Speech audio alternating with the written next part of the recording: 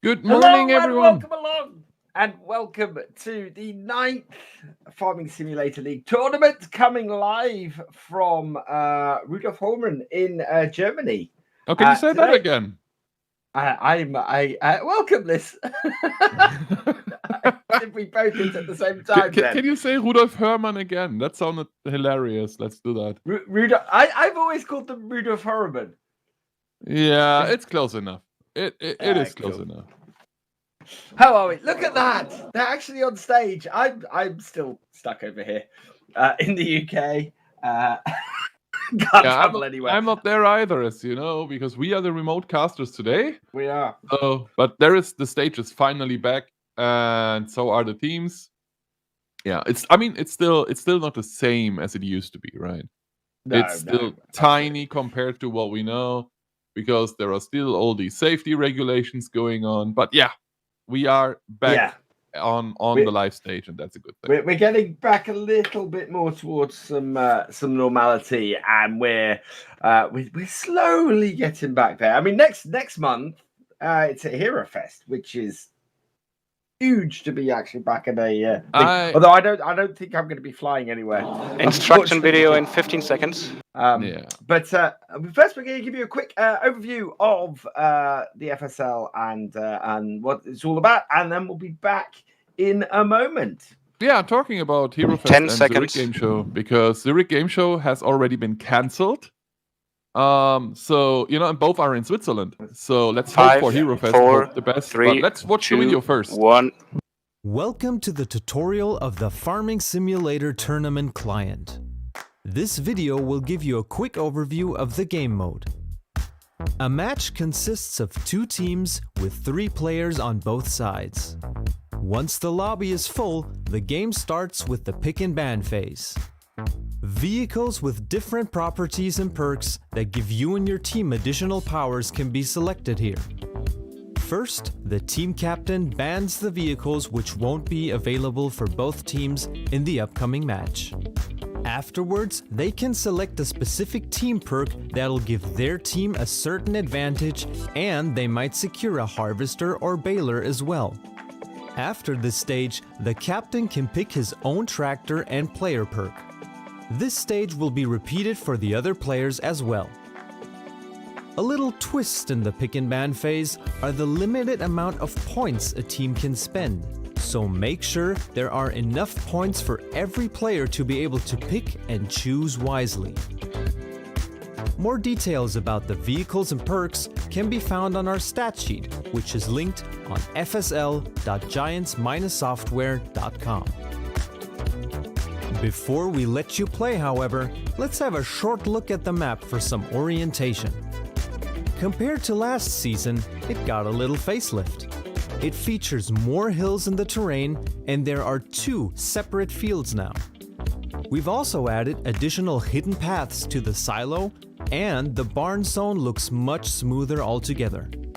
To reach the barn, you will still have the 3 dynamic bridges linked to those of the other team. But take care, they are tricky. As a safe way, you can always use the static ditch crossing instead. As soon as the game starts, every player sits in his or her selected vehicle and is looking for the randomly spawning harvesters and balers on their respective pods. Make sure to claim them before the opposing team does so. If a team is able to secure all harvesters or balers, the game ends in a rush, unless you secured one of them during the pick and ban phase earlier. Once you have your garage together, you have 15 minutes to win the game. So, how do you win? The goal of the game is to score more points than your opponent. You get these points for delivering bales at the barn. To increase the value of the bale, you can sell the grain you harvested on the field at the silo. This increases your multiplier and decreases your opponent's. But be aware, there are special events happening during these 15 minutes of game time as well. At minute 12, 8, and 4, special drops will appear somewhere randomly on the map. 30 seconds. Each of these 16 random drops has a different impact to either of the teams. So make sure you pick the one which fits your current tactic or goal the most and be prepared to adapt. Excited? Then gather 2 friends and form your team on our website fsl.giants-software.com. Train hard and compete in one of our 5, tournaments. 4, 3, Enjoy 2, and happy farming. 1. And there we Enjoy go. and happy farming. Happy farming. Those are the basics of the FSL. If this is your first time here, as we do get quite a few people each tournament coming in going, wow, this is a thing. There you go. That is all about it right there. Yeah, and just to get back to where I was before the video started, talking Yes. about Hero Fest, you started it. I still have high hopes that it's happening. What I was about to say is that there are 2 different events in Switzerland every year, and they are only 1 month apart, right? It's Hero Fest and Zurich Game Show, and Zurich Game Show has been cancelled.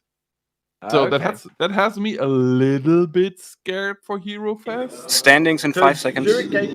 Zurich Game Show is 2, before 1. or after Hero It's Fest? After. That's my point. But let's look at the standings. There is quite an interesting part here is that you will see that Corteva Agri-Science is again not in the top 8.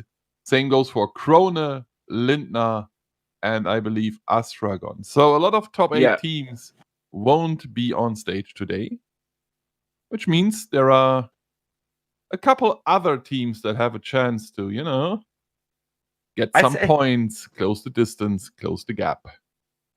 There's enough distance, or just not quite enough distance between Valtra and Corteva. If Valtra win today, they're going second. They can go second, yep. They can go second. That would be an upset. Horriman might even do it. They might be able to do it. Well, it's not that easy. And here we go. There is the bracket for today. We start with Kovana Gaming, one of our wildcard teams, against are they? Against Valtra, and then LSA Esports, which definitely is a wildcard team, against Bettner. They are back on stage. And then we have Herman versus John Deere and Trelleborg versus Mind Sanity. And these will be interesting games down there because a lot of big names fighting each other. It will be glorious. It is quite an interesting setup today. It's good to see Valtra back here in the finals. They weren't here last time. They failed to qualify for the tournament final last time, and it's the first time we've seen John Deere in about 4 or 5 tournaments. So John Deere has been struggling a lot. They have over the last tournaments, but yeah, they are back. That's good news. However, we need to see if they are back, or if they are, just back, because they played, let me think, they played the Ackerflöhe yesterday, which, is not the biggest challenge, let's face it. No, it was over a 1,000 point game, I think I saw, which is just, that never really speaks very highly of the team you're going against. Unless it's in these tournament finals and it's, who was it who used that tactic? And the tactics we've seen the last couple of tournaments. But yeah, in general, if you're going over 1,000 points against a team, they're not a very strong team you're going against normally. Yeah, probably not. And there's Valtra, and we finally see the jerseys again. It's a good thing because it is. I like them. And we haven't seen them too often this year because of, never being on stage, basically. No. And of course, this is the first time, in fact, is this the first time we've seen Valtra's shirts? Because I believe it is, because they haven't been on stage last time. No. And, I believe other than, I suppose, the team photo. We'd have seen them in the team photos, but it actually live. Yeah, I think we haven't seen them before. This would be the first time. They look good, though. I like them a lot. But yeah, these faces are not new. We have seen them a lot over the last 2 seasons. But now they are here, and they should have an opponent, though. Now, with our where are their opponents? This is the interesting thing. Well, they must be on the stage. Where is Kovana Gaming? Has anyone seen Kovana Gaming? I don't believe it'd actually be starting the match without them. So they must be on stage. We just didn't see them. Everyone's like, well, wait. Is that 3 versus no one right now? No, it is not. And it is without the money to, though. Yeah. I am looking. I'm looking back because the stream runs about a minute behind, and I am just double checking what we saw. And yeah, at no point did we see them actually sitting at the desk, ready to start. So they are picking and banning. They have to be somewhere. That's what you're They saying. have to be right? somewhere. I don't think you can remote play in. So yeah, they must be there. Both telehandlers banned by Koana. That's an interesting choice. Yeah, I'm not sure about that. I mean, these guys obviously have an idea of what they are doing, but Valtra never, have never seemed to be too strong when it comes to using telehandlers, have they? No, because I don't remember them using really, telehandlers too often. It's not really a Valtra tactic to use telehandlers normally. Exactly. Transport company, we've seen that a lot in the last tournaments, and I expect it to go out 8 out of 8 in this tournament as well. Most likely because it is the new common tactic.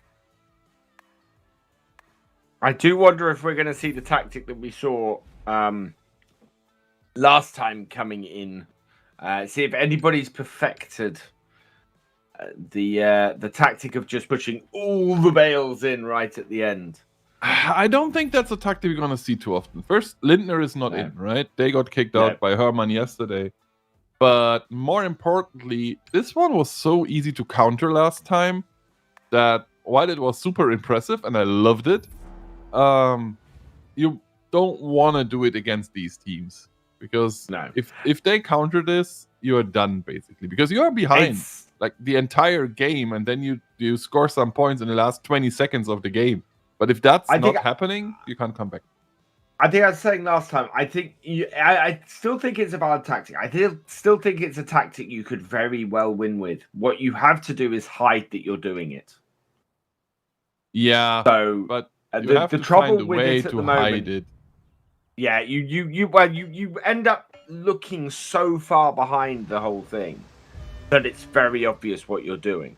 Exactly. Whereas, if you are not scoring for like 14 minutes, everyone is like, "Yeah, I know what you are doing there." So you have to actually act like you're trying to score points and you're trying to get somewhere. Yeah, you have to act like you want to win it. And then hit it. Yeah, and I don't think it's one that you can necessarily use every single time. No. I think it's one that you pull out the bag to scare the hell out of a team every so often. Exactly. I think it worked once, but it won't work twice. Not gonna lie. I think this is a tactic that was awesome, but it is a tactic that is just not meant to be used more often. Yeah. It would have worked so well if it had been a tactic in the final against Trelleborg, because Trelleborg just would not have had any time to counter it and work out how to counter it. But they didn't, so we have to deal with what we have. Unfortunately. And we've got first bale coming in now for Valtra. And that one is a fast one. Oh wow, a 134. That was a good one. That's Valtra coming right out of the gate and going, we're here to play. We weren't here last time. I mean, we're back. We haven't seen a lot of big first bales over the last 2 to 3 tournaments. I'm tempted to say. Yeah. Right? I mean, most of them were like, I don't know, 120, 126, 127. So going above 130 again brings me back to the fact that, and I stated it a lot in the German streams, Valtra is probably the fastest team. when it comes to playing that game. Yeah. They are super fast. They are playing super fast, and Kovana not as fast as you can see. This is not ending well. This is not a lot of points. It's amazing. This is still the 13-minute mark. It is. That's but only look at 84 that. points. Yeah. So that was not too impressive. No. That's immediately a 50-point deficit. And you don't want to, and I've said that a lot, you don't want to go below 20 points difference. Yeah. Because 20 points is one bale, right? But if you had 21 points, it's already more than a bale, so it's already getting bad. But 50 points, that's 3 bales. Can you imagine being 3 bales behind against Valtra? That's just not a good sign. Before you've even, got into the 12th minute, being 50 points behind is not a good thing against them. And here we go. The first drop is Bridges Raised and direct delivery. None of which I think is particularly useful. I still like direct delivery. I know a lot of people don't like it, but I am still a fan. I still think it's strong. I'm the only one though. So I don't disagree. I think under certain circumstances, it is a really strong one to get, and I like you. I'm surprised more teams don't go for it. It's more in this case. It's not really worth either team diverting to go and get it. Yeah, probably not. And I would still love to be at one of these tournaments and actually talk to the guys and ask them, why am I the only one thinking this is good? What am I missing? But you are right. It is, at this stage in the game, it would save them a huge amount of time by not having to go and do this. Oh, yeah. As I said, they don't agree, so I'm probably wrong. Anyway, we see Valtra already using the multiplayer to their advantage. Unloading for the first time, and Buff is on his way to do the same. Which is, again, just slower than Valtra, but at this point it doesn't matter because Valtra is not doing anything with that. And that is something I complained about a lot in the past. If you get this multiplier up, do something with it. Because otherwise, and in fact, Koana Academy, Koana Gaming, are actually banking on Valtra not doing anything about it. Because they've just left that multiplier bit there 3 times so that they can get their harvesters in, and they are not worried that Valtra is going to do anything. And this is almost doing the bluff the other way. So, but then going to Valtra, hey, we're going to do the massive drop of bales at the end. We're not going to score anything with our grain at this point. Yeah, I don't think that's happening, and I don't think they're going for that tactic. I do think that this is a great bluff to keep Valtra on the back foot, though. I don't think Valtra is too concerned, to be honest with you. They are a top tier team. Kovana barely made it into the top 16 so far. So Valtra is probably quite confident in being the better team here. So it is on Kovana to show something, and I think we are wrong. They might be able to play remotely because there's no one sitting on that other side. There is no one on the just absolutely wow. That is a very, very calm looking Koana team. They're super relaxed. They're like Drax. They are so relaxed and so unmoving you cannot see them. Well, interesting. But then again, we don't know what's going on there. It might be for security reasons, because we have this 3G rule in Germany right now, where you have to be, and it's hard to explain in English, but basically you have to be you have to have a recent COVID test. You have to be, and I can't pronounce that word in English, but I still try, vaccinated. Vaccinated, yeah. Or you have to be able to prove that you had COVID and you are fine now. So in German, it's geimpft, genesen, or getestet, which means vaccinated, not ill anymore, or do you have a recent test? So it's kind of hard to get, but that is just what the rule is. So maybe, and I'm absolutely pure speculating here, maybe it's because of that the team, decided to play from somewhere else. Yeah. But yeah, technology, you can totally do that in 2021. It's absolutely perfect. Absolutely. That's why I'm still sitting here.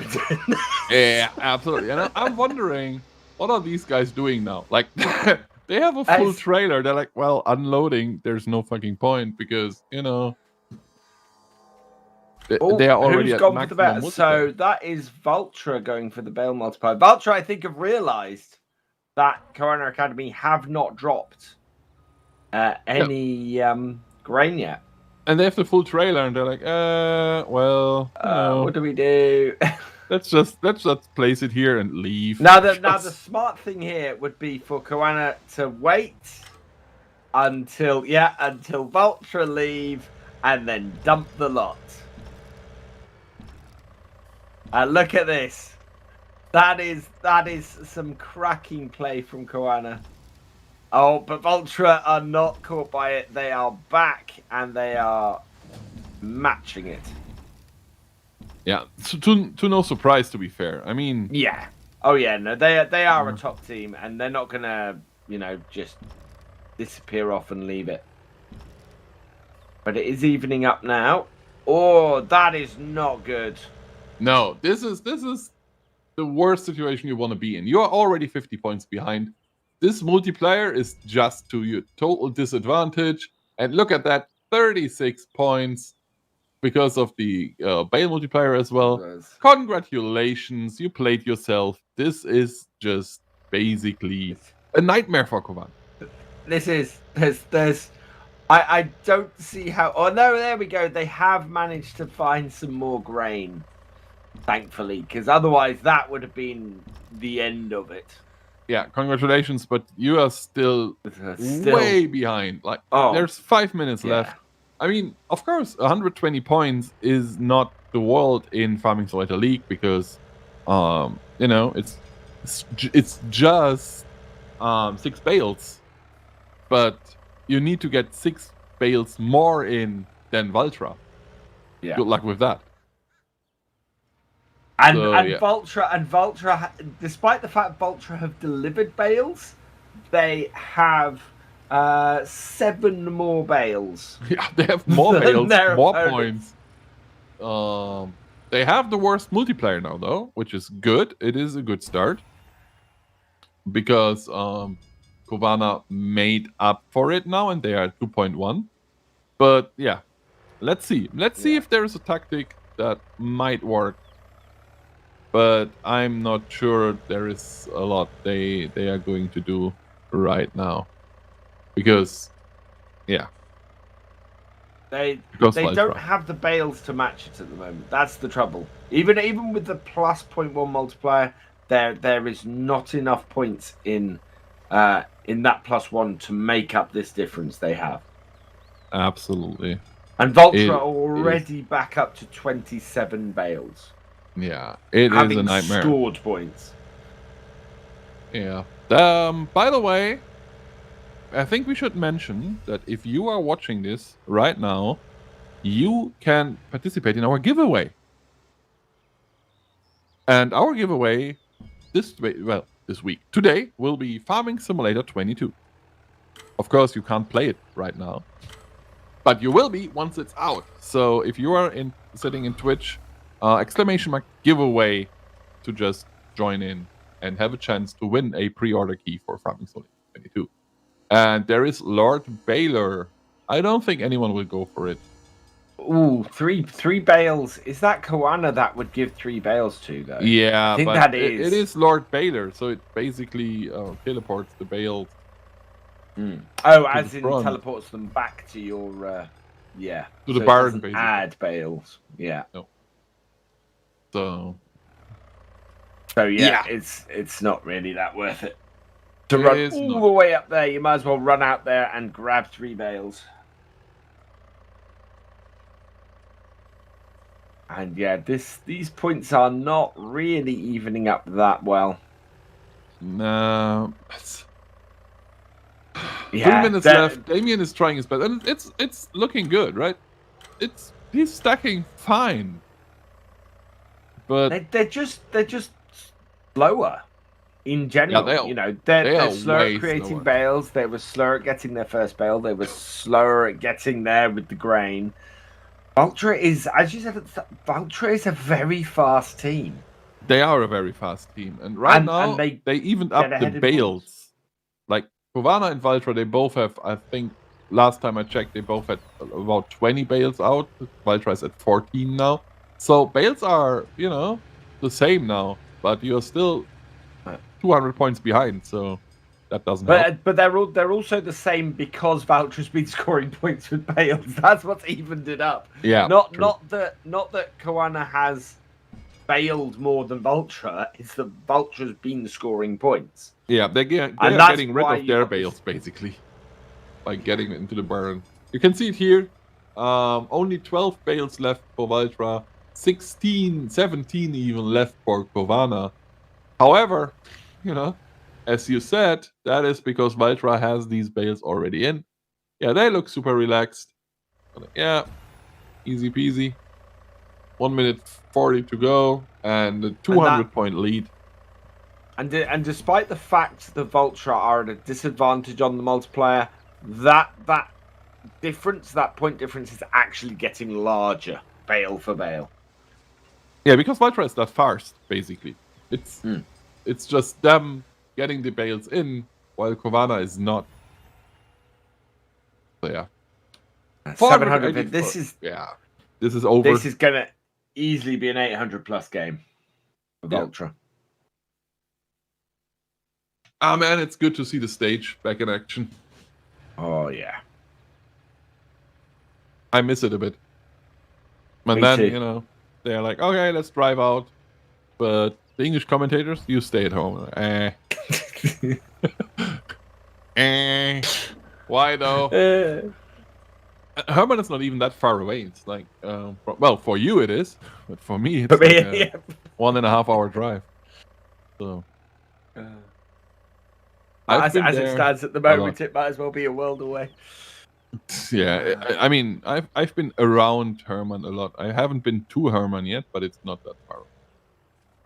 27 seconds left, and it's going to be a 900 game, I think, for Vultra. Is it? It is. It definitely is. The only miracle that Kovana could pull to win this right now is, I don't know, unbuild the stage and just, crash the game and hope that we have to do a remake. But that would probably not happen. 959.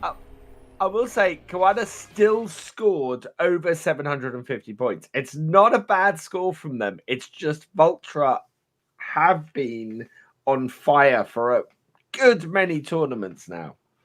And there is the Manitou team. They're out. Mr. Products and Mr. Huma. You might have seen them on the German stream yesterday. Yeah, 764. Not too bad, but not enough if you play on that stage against Valtra. No, 959 and 42 bales delivered. That is a huge number of bales. It absolutely is. And I mean, there are a couple of problems here with Kovana, right? First of all, they didn't care about drops, which is a mistake in my opinion. And a couple of points that Valtra made were basically because of them getting the bale drop, the bale multiplayer, and getting bales in for like 30-something points. And then there was, a couple of things just went wrong for Kovana here. Not enough bales, not taking care of the drops, and not doing anything to disrupt Valtra. I mean, if you are the slower team, you need to find a way to stop the faster team from being fast, basically. I mean, we said this for for 2 seasons now. The way you win the FSL is you disrupt the other team. You can disrupt what the other team are doing, you will win every single time. Exactly. And that is something that a lot of teams still don't realize. There are a couple of teams, especially teams that are not on the top of the standings, they're just playing their game. They are basically playing as if they would be without opponents. right? They're just doing their thing, not taking care of any, not caring about what the opponent is doing. But if you don't care, then you can't beat these guys, for example.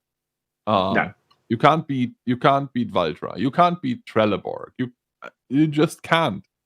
The only teams you can basically beat if you don't care about what your opponent is doing are the teams that are not caring about what their opponent is doing either, and are worse than you, right? You have to play against a team that just plays their own thing without thinking about the opponent and is worse than you are. And these two things not happening in the top 8. No. And these two guys, not us. Not us. No, not we are at home, comfortable, unable to travel at the moment. Well, I'm unable to travel at the moment. And yeah, so this is the German casters on stream. And yeah, there is still there is a desync command in the channel if anybody brings that up, because we did get it an awful lot in the early days. Is that still a thing though? Actually, less so since the command appeared. So here we go, round 2 of this first match.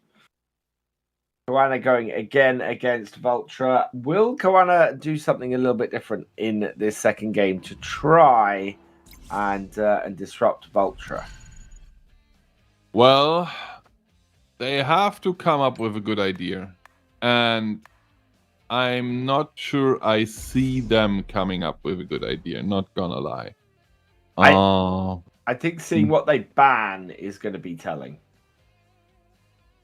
Let's see what if they try and disrupt. You know what I'm wondering about? If Kovana is not here, I wonder if Batner is here, because they are both the Czech teams, right? Kovana used to be VK last season. They are now Kovana. They are a Czech team, so I wonder if Batner is here. We're gonna know. I don't know if everything goes like I expect it to go in about 25 minutes, because I don't see Kovana beating Valtra unless they have a good idea. Because right now, I'm not sure. Let's see what they pick. Let's see if they have something. Maybe they can surprise us. Maybe they can come up with something that we don't expect, but I totally see them going transport company again.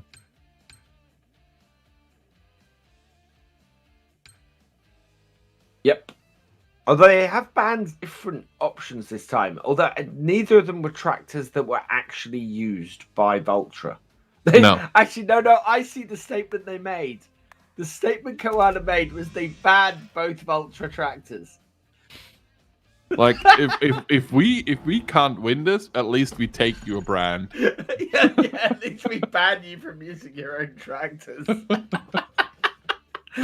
Oh, I like that. That's pretty awesome, actually. It actually is, and you see a little adjustment, and I like it. The telehandler is coming out for Kovana, so this time, I mean, they banned both telehandlers last time. This time, as you said, they banned both Valtras. But they also pick a telehandler, so maybe they do try something else, which, would be nice. There is, of course, one Valtra left, and both teams have. And both teams are actually picking it up. It's like, we ban all your stuff except for that one. We like that one. We pick it ourselves.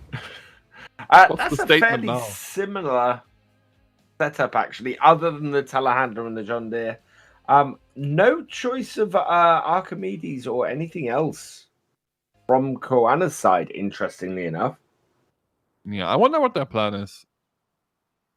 I mean, they can't just do what they did before. They have to come up with a different tactic. So far, it doesn't look different enough to me, but we don't know, right? It just started. We're gonna see. Also, we're going to find out if they have a good start or not, because that is important as well. They are going to get... Oh, that was close. That was good. So that, again, it's those little moments of disruption, and that was a little moment of disruption. It was a little moment of disruption. It slows down Valtra a bit because he drove over there, not getting anything, basically wasting time. However, Valtra did get the John Deere, and they also do have the ideal because they paid with points for it. So they are still fine, I guess. And I wonder if we see a 130 plus point first bale again. He's on his way, though. I think that's going to be 125-ish is where I'm going with this one. It depends. Under if they 14 do the minutes. drive-by bailing, if that one works, I'm with you. Probably a little bit lower even, but it has to work, and it worked. Oh, wow! 132. That was higher than I expected. Same. I was more looking into the realm of 122, but no, he managed to be fast, and it worked well. And Kovana tries to be a little bit faster than last time, at least. That's good. Let's see what they get. Is he doing the drive-by as well? No, he's not. He's not, but he's still above 13 minutes. I think this is going to be a 115? A 104. Wow, those numbers drop faster than I expected. Well, they do drop faster than they used to. That for sure. Because I'm quite sure it wasn't that drastic before. Oh yeah, it's nice. And the question is, are they able to do anything now? Why is it so fast, though? No, I mean, thinking about it, why is it so fast? Did they change something? I am left wondering if first bale has changed. You know, I'm left wondering a lot today. First, I was like, "Where's the second team?" I haven't seen it. I haven't seen any patch notes saying it has. So either I think I may just be misremembering things. But I thought if you were above 13 minutes, you were going to have a 120 bale. Yeah, same. That's at least how I remember it. I might be wrong though, but Koana Academy is dropping grain on the ground unless there is nothing under that harvester. I'm pretty sure I've just seen Koana Academy, Koana Gaming, sorry, dropping grain on the ground. Maybe they are going with the Lindner tactic now. Maybe they try. Yeah. Maybe they do. That's exactly what they're doing. The question is, can you surprise Valtra with it? I mean, they already know what's coming. You know what I mean? Well, so I would guess at this point, Valtra don't know what's coming. I would guess by the time that it gets to the end of this, they're absolutely gonna see this. Yeah, I mean, it is a good choice to have a first bale. Like, even if you go with it, run with the tactic, and yeah, they're going with speed up, both teams, of course. It's basically what you said before. Let them believe as long as possible that you are not using that tactic. Yeah. However, the problem with that is, even if Valtra believes for the next 8 to 9 minutes that they are not using that tactic, and they are only realizing, oh yeah, they are using that tactic like with a minute left on the clock, they are still able to counter it. Like, you know, you don't need to know because nothing is happening. It doesn't matter. Like, if in the next 5-6 minutes they don't know, yeah, well, Kumana's not scoring any points. They kind of need to. The reason why Trelleborg were able to counter it so well last time was they got themselves absolutely lined up, kept the bales and everything, and made sure that they were in a position to do that. And they also, Trelleborg, knowing it was going to happen, they didn't bother with grain beyond getting that 3 times. So the way I think that you can be disruptive and you can hide what you're doing and you can keep the other team in a position where they don't know what's going on is by delivering grain. If you deliver grain, the other team still has to concentrate on delivering grain.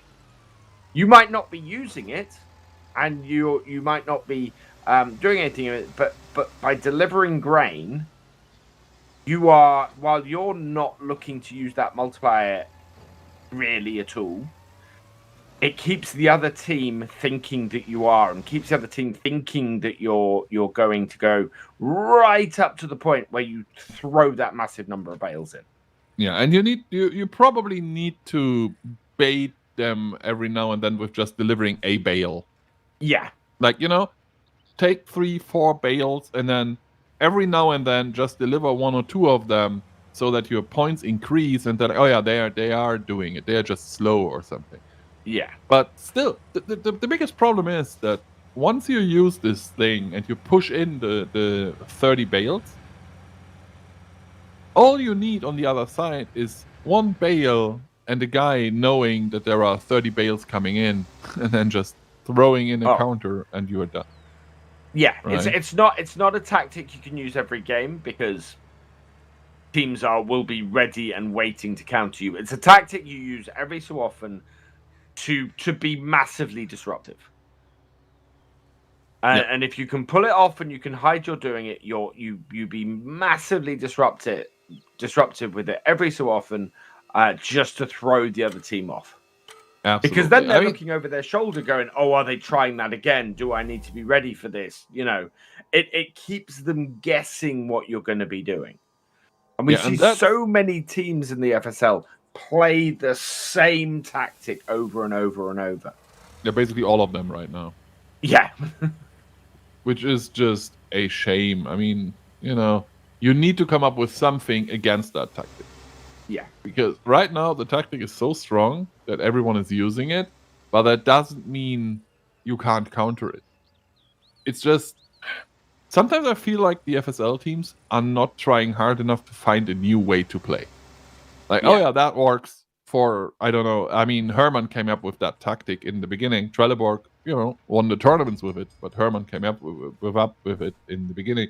And everyone is like, oh yeah, that works, let's do it. Like, and what you need is someone sitting there going, what can you do against it? And that was what was so refreshing about Lintner doing this last time. Absolutely. Was the fact that it really came out of nowhere. I mean, we had no idea what they were doing. No, I mean, we started guessing, like... Yeah. At one point. And it was just so devastating. And there we go, they do it. And I'm quite sure at this point Valtra knows. Yeah. There's been no grain delivery. Valtra absolutely knows that this is the tactic being used. Dude, this is too close. If you drop it there, they are going in. Okay, works. It wasn't... Oof. How has he managed that? That was close. Very good move. Again, pick a bale, put it in. Yeah. Get some points. Unload the first 2 in there. Just put some points on the boards to make Valtra think you're doing other stuff. And also to make sure that they can't counter combo, right? Because right now Valtra is at 3 out of 10 for a combo. Oh god, yeah. So, and they must have comboed. Are they? No, they haven't comboed yet. What he's doing? He's lining up the other row. Right, because in the end you are pushing from 2 sides. Oh, he has put a bale in. That was good. That's exactly what I'm talking about. You get some points in. So Valtra is now going, they do score points, however, only 10. Because as you said, they are not doing anything with the grain multiplier. This, in my opinion, is a mistake if you want a surprise. Yeah. But still, you are getting a couple of points in. So Valtra at least has the idea that you are getting points and not just sitting there playing Starfish and not moving. Yeah. Because if they guess what you are doing, you are doomed. The tactic is just not good if it's not a surprise. And how are you even going to get this as a surprise? so hard. Right. They do have a lot of bales, though. Look at this. It is one of those things where if it's not a surprise, it doesn't work. Exactly. It has to be a surprise.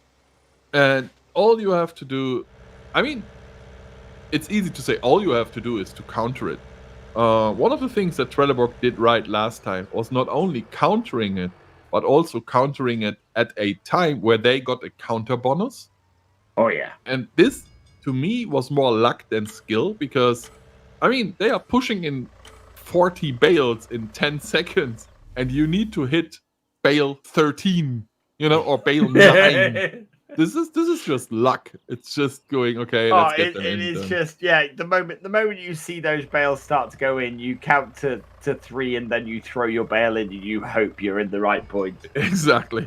And even if not, you are countering the big combo points, and that is more important than getting your own counter points.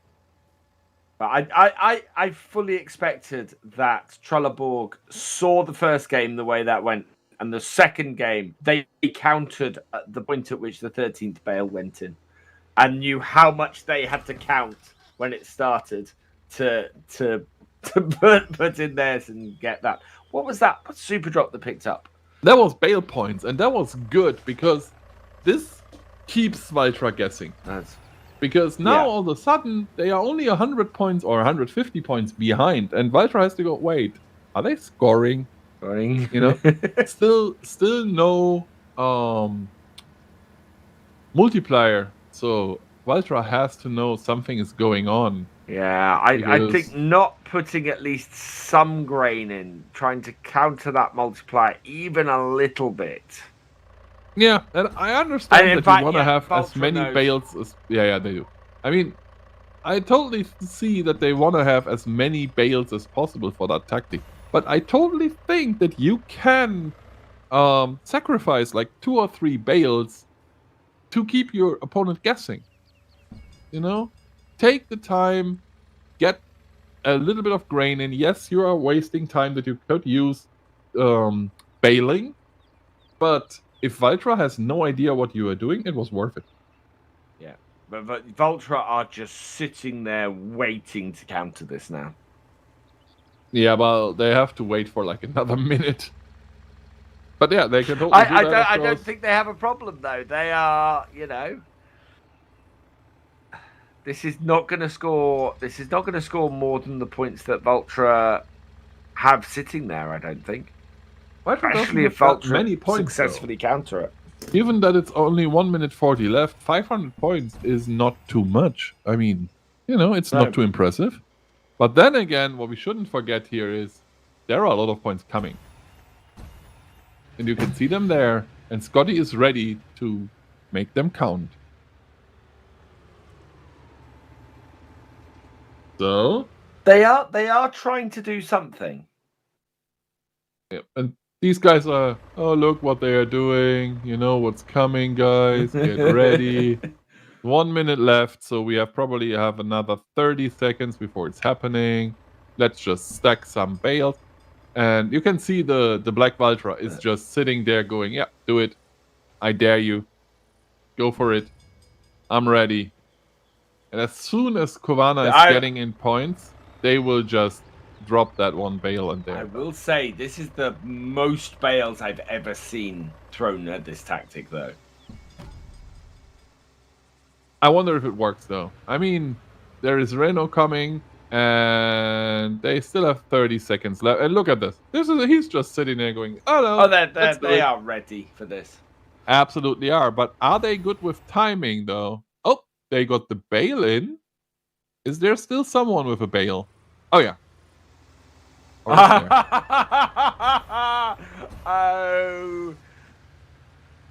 Are you really trying to... This is a standoff. There's 7 seconds left. You need to push.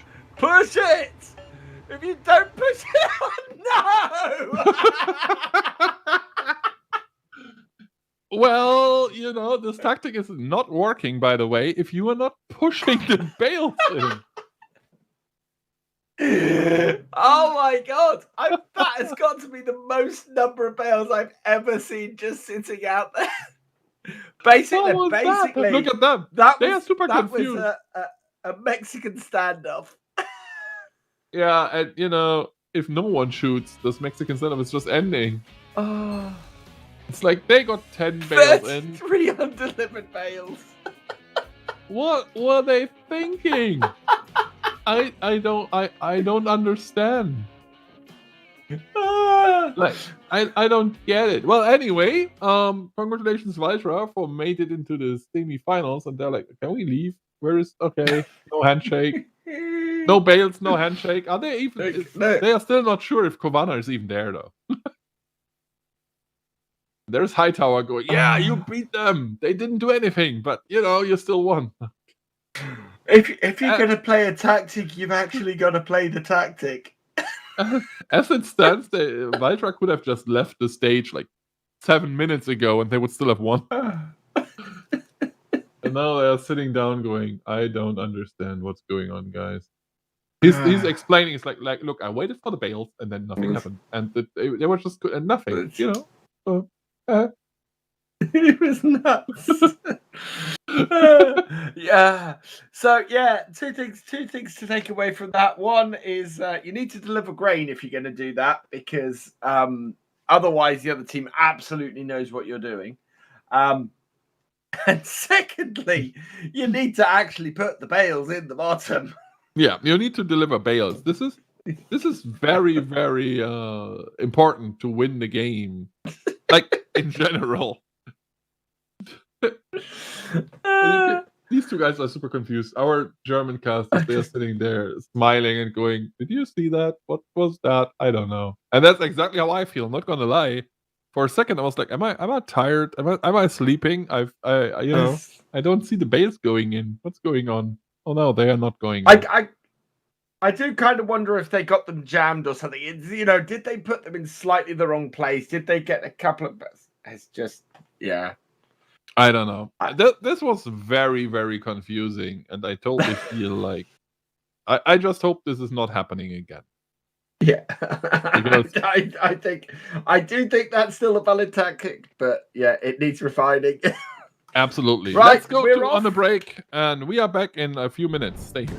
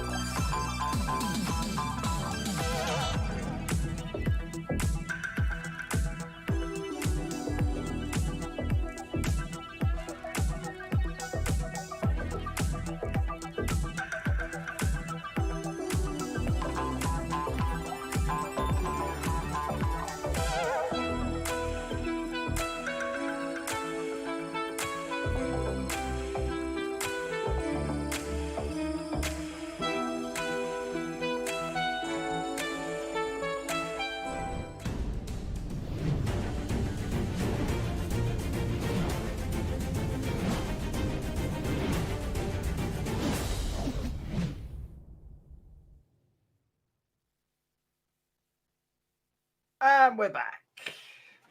Well, that was an unexpected game. The chat, I taste like paint. Thank you for that. Yeah, he noticed that it looks like Koana Gaming forgot to add the second tractor when they were pushing the bales in. Yeah. And you need the power. You can't push these bales with just one tractor. Yeah, so they put the telehandler on the end, and basically the telehandler went nowhere, and that's why the bales didn't go in. Which is just, I still find that so funny.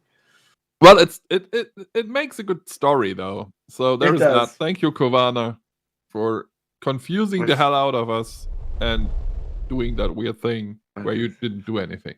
Yeah, some replays. You see, man, this is just, that's why they were so slow in the first game. Yeah, I mean, they still got it, but it just takes too long, and you can't be slow against Bytra. Here's this bridge going up. That one looks better. So, yeah, a couple of things just went wrong for Kovana in the first game.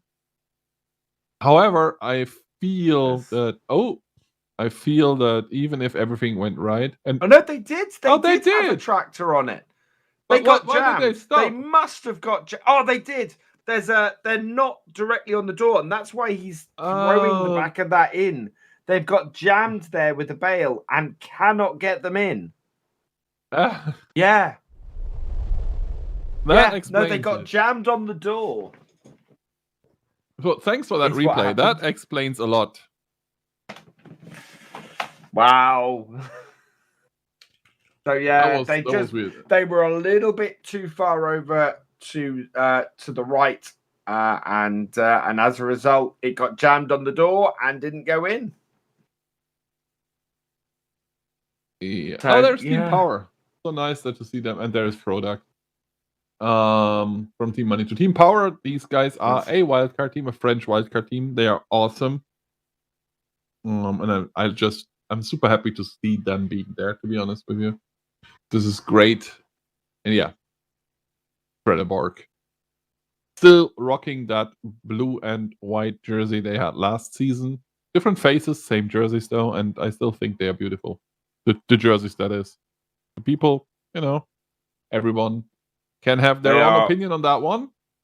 They are a nice design, those shirts. Yeah, but these shirts are just awesome. I just like them a lot.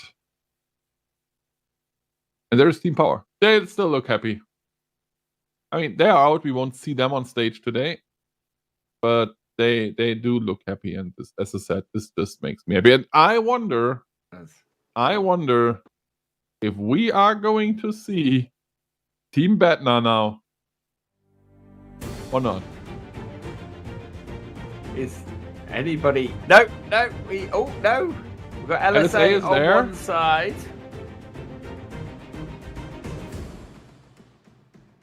And as the camera is not switching, I'm quite sure that the Czech teams couldn't make it.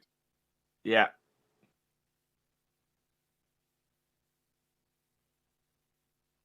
Oh. Yeah, well, that's sad.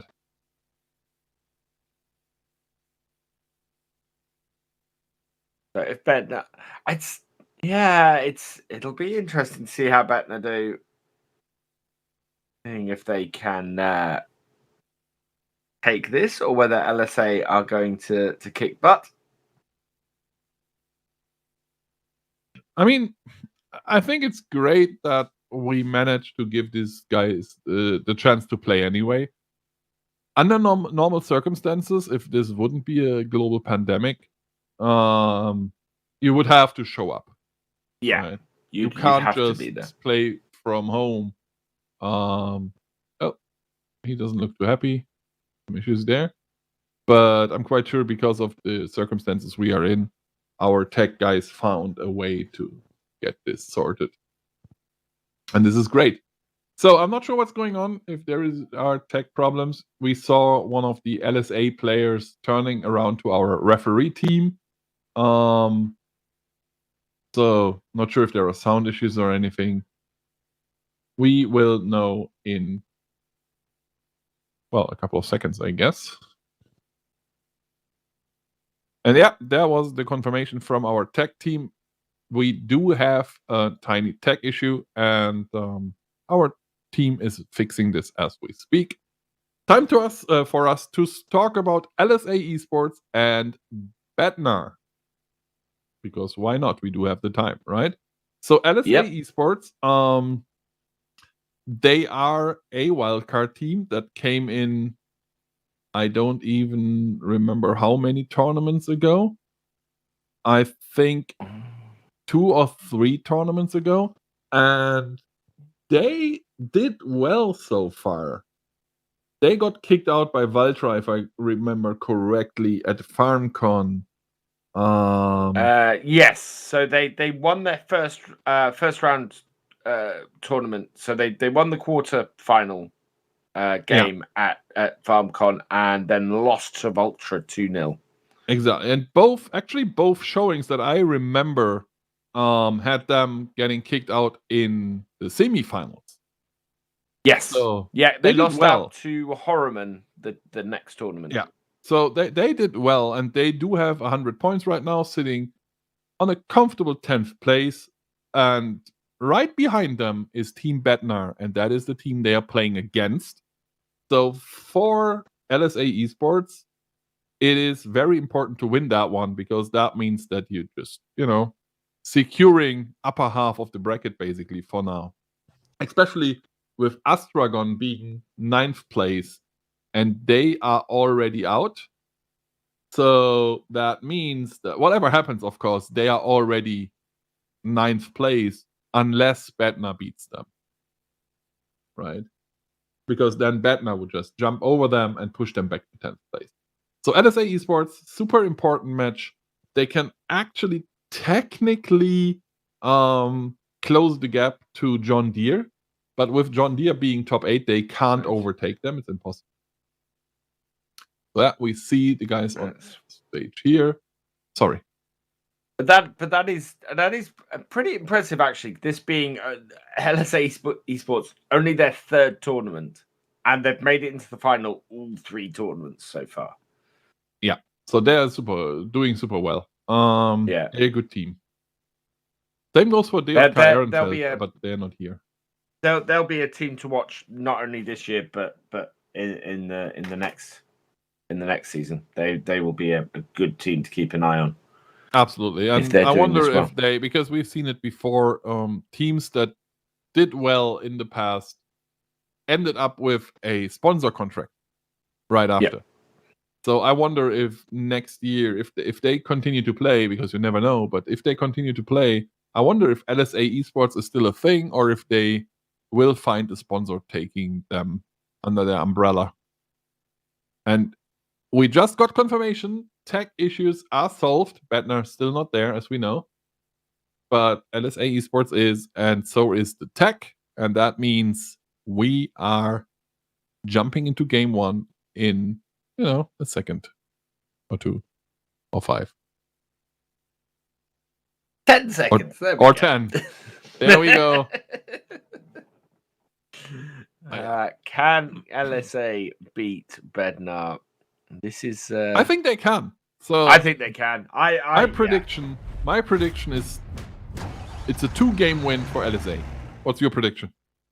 I would go with that as well. I think Bednar have not shown a huge amount of strength this year. So yes, Bednar is not too strong, and LSA Esports is doing very well. And we shouldn't forget that they kicked out Corteva yesterday. Oh yeah. In which case, yeah. So it wasn't Corteva going out to Trelleborg again. It was going out to another lower ranked team. So exactly. That's And this will bring an interesting dynamic. You already mentioned it. Valtra, by winning the game, they are already 2nd seed, so they are already overtaking Corteva. Herman can technically do it as well. They have to reach finals, which could be hard with Trelleborg being in their bracket. But technically, if they go to the finals, even if they don't win finals, if they make it into the finals, they will take over Corteva as well and end up 3rd. At least. They might even end up 2nd if they win it all and beat Valtra. or Valtra doesn't make it to the finals. So and that's also pretty much going to solidify the top 4. Yeah, absolutely. But there is another team very close behind, and that is Mindsanity. Mindsanity. Oh yeah, who are with also Krone today, not even being there, because Krone, if I'm not mistaken, has not been there. No, they were not on that tournament. Mindsanity is sitting on 5th, same points as Krone. However, because Mindsanity's top 8 Krone is not there, they will take over and be the sole 5th place team. They're only 40 points behind Herman, though. So Mindsanity beating Herman today. Well, they have to beat Trelleborg first. And they got me. So Mindsanity. Yeah. They have to beat Trelleborg and then beat Herman. If they do that, they will end up in 4th place. So there's a lot of possibilities in the top 6 of this bracket. I don't think Mindsanity can beat Trelleborg and Herman, but we will see. We will see. First of all, we have to see if LSA Esports is able to beat Bednar, because for them that would be awesome. They are already locked in for World Championships. So is Bednar. So that's the good news. Both teams are locked in because top 16 teams make it to Worlds. And with 100 points for LSA Esports and only one tournament to go after this one, and 90 points for Bednar and only one tournament to go after this one, this is basically done, right? Now, both teams here have very similar setups. It's going to be interesting to see how disruptive everything is. And it looks like Bednar have beaten LSA Esports to that Baylor, which is a nice little bit of disruption for them. But LSA do have the case Baylor instead. I'm not sure either team reserved. Neither team reserved a Baylor by the looks of things. No, they're both like, we don't need it. Well, let's see if you do. The John Deere Harvester for Team LSA, so they have the John Deere and the Fendt. That's a good combination. I guess they are happy. On the other side, it's the Fendt, and I think it's the case. Or was it? Did they pick the case? We'll see. Yeah, we'll find out. I think it's the case. Yes, it's the case. So, Chaussee. Let's see what this guy can do. And I still have... well, if it works, it works. Whatever. 130 points. Well done. We take that one any day. And LSA is slower. And now, let's see how big that drop is. Because that is like 10 seconds slower. 11, 12, 13. I mean... That was 15 seconds slower, and that's almost a 20-point difference. Is that really how it was? I wonder. I'm so confused because I just checked the patch notes I've seen. I don't see any change. No. Anyway. But that does seem to be a much quicker drop. Absolutely. So maybe it's just something we have not on our screen right now. Maybe I just forgot about it or something. So we do have somebody, you in the chat, who's asking, how do you win this? How do you play this? But very quickly, you need to harvest crop in order to generate grain and straw. You bale the straw into bales, as the name suggests, and deliver them to your hayloft. Where you will score points for them. You score 10 points in the bottom of the hayloft, and you score 10 points multiplied by the multiplier you can see at the top of the screen in the small yellow box if you put them onto the conveyor belt. Those are currently 2 times multiplier for both teams, so that would be 20 points at the moment. You can alter that multiplier by delivering grain. The grain will push your multiplier up and your opponent's down, and if your multiplier reaches 3 times and your opponent's reaches 1 times, that will stop the belt on your opponent's conveyor. And that is the very basics. If you want to You can find out more about the FSL by visiting the website, which I have just put into the chat for you to check out.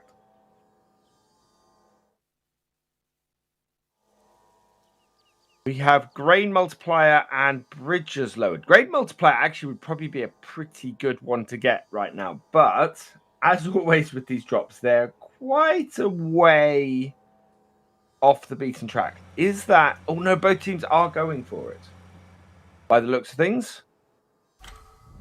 And Grain Multiplier has been grabbed by LSA. And looks like Sorry. Bednar are holding off to grab it. But they the will last grab moment. it, But they have grabbed it now, yeah. Yeah, they will totally grab it. I mean, with the current meta of delivering grain so early in the game, grain multiplier is something you can't just leave there. It's completely impossible. But no, that is one of those drops that you cannot ignore.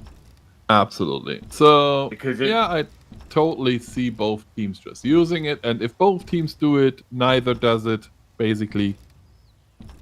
So I don't expect a lot happening here. I expect it to be the same multiplayer in the end. As long as both teams, the only thing that would change it is being out slightly longer. Did either team get no? Yeah, there we are. Exactly how we expected it to go.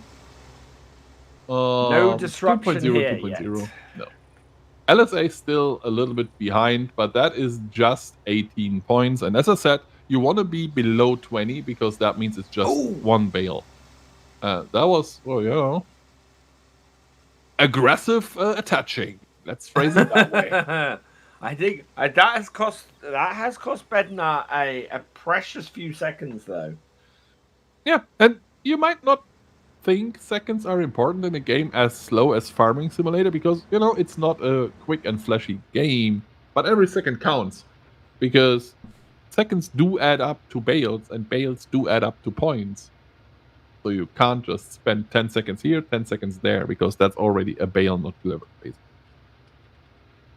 I see someone asking, is this a custom-made map for this or is it one I can play on? It's both. I was going to say yes. Yeah, exactly. It is the FSL tournament client. You can get that one on fsl.giants-software.com if you own Farming Simulator 19, that is. It is free to download and to use. PC only. And it's specially made for the Farming Simulator League and for everyone who wants to try and play. The Ghost Tractors are the opposing team. Only we, as in spectator mode, can see that. The opposing teams can't see the positions of each other. There are quite a few differences in what we see and what the teams see. First of all, as you said, the Ghost Tractors, it's something our tech team in the back can activate to show you guys what the other team is doing. Same thing, if you check out, at the moment, for example, if you check out the minimap, you see above that, you see your grain, bales, and combo. But you are only seeing your own grain and your own bales, combo points, possible combo points for both teams. In spectator mode, however, as you see now, you can see both because, we are awesome. We know what's going on. Same for the drop point where it will drop. We can see it, they can't. Once it's dropped, they can see it, of course. LSA want that bale drop. They get that bale drop, that evens up their deficit from first bale. Yeah. So that actually is a pretty important drop for LSA, that one. But then again, if both take it, no one take it. So exactly. So they want to take it late. I'm not disagreeing. Yeah, I'm not disagreeing. I'm just saying you need to take it, and you need to make sure Bednar can't take it, and there's no way you can stop them from just picking it. So. Yeah. Either way, it's a pretty important drop for LSA to get. Absolutely is, yeah. Because if Bednar takes it and you don't, well, that makes things worse. But I expect LSA. And there we go. That was... Bridges raised. Bridges raised for LSA. Was that on purpose, I ask? Because I don't know. I'm not sure was it about that it was about to run out of time? Because I think that might have been about to run out of time. Maybe, and they just picked something better than nothing. I mean, nothing, and there's the ghost mode again. Nothing happened because Bednar did not pick up anything. However, it was pointless, to be honest with you. Because, yeah, you raised the bridges. Awesome. Bednar is not able to use them for a while. They are using transport company anyway. You know, they are not driving back and forth. They are out there on the field with the Anderson right now, and they don't care about bridges because they're not using them. And let's say are very, very late getting this out. Yeah, And they are very late. to- However, they closed they did not only close the gap, but they are in the lead right now. That is a beautiful exchange of that piece of equipment by Bednar. They left it there to pick up a bale so that it was doing something while they switched tractors on it. That was awesome. Was absolutely beautiful. And brings us back to you don't want to waste seconds. You know, No. every second you do nothing, it's a second wasted. So very well done by Bednar. Very clever. I'm kind of looking at this and thinking that I've been a little bit harsh on Bednar here. They're actually playing a really good game. Well, they used to be a very good team. They're not playing a good season right now. They made it to the quarterfinals 3 times this season. Have never made semifinals. So they never reached a better position than top 8. But if you think about the team being JCB Czech last season, they used to be one of the tournament favorites. Well, basically the favorites to win Worlds, right? They didn't, but they were up there with Trelleborg and everyone.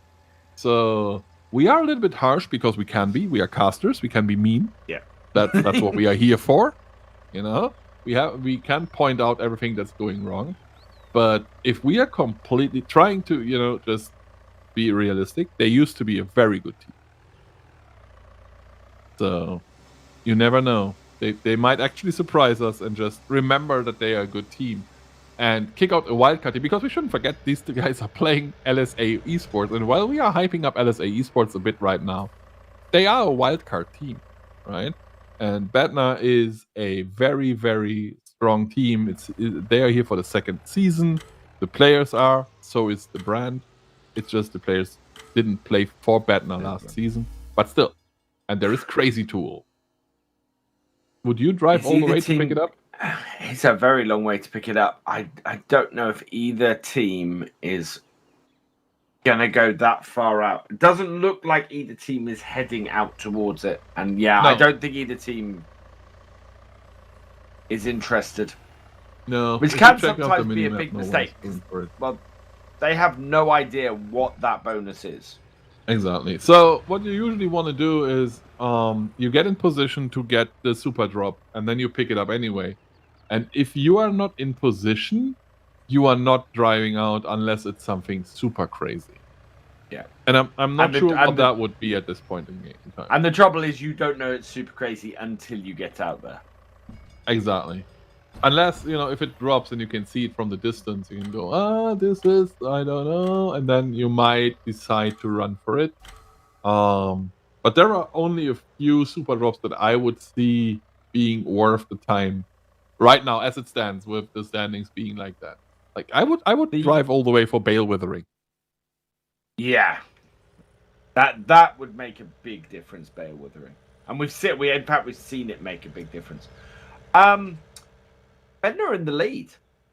Yeah, well, that will change because look at the goals. That's about 12-point difference. It is the first Bale difference, by the way, again. And you can see here 4 Bales more going in for LSA Esports. You can only see the ghost, but still. And no Bales coming in for Bednar. They don't have any Bales ready anymore. So LSA taking back the lead. But yeah, these 12 points, the first Bale, they might haunt them in the end. You never know, because Melly is coming with a Anderson full of points, ready to score. And if you lose that game by 12 points, you know exactly where you went wrong. The 4 Bales that LSA just used to go into the lead are sitting on this on that current transport. In fact, more than that are sitting on this current transport. Yeah, but then again, Bednar has only 4 bales more right now. Yeah, 17 to 13. So Bednar have the bales to win this. Yeah, they do have the bales to win this. For LSA, what they need to do for the next 1 minute 20 seconds is just continue to score. They can't stop. They need to score. And I think they dropped bales. Because there are bales under the conveyor belt, and I'm quite sure no one put them there. So that can't happen. You can't just drop bales. I mean, you can, but yeah, not very helpful. Let's phrase it that way.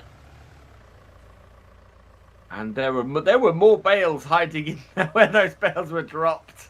Yeah, wow, LSA really, really bringing the bales in now.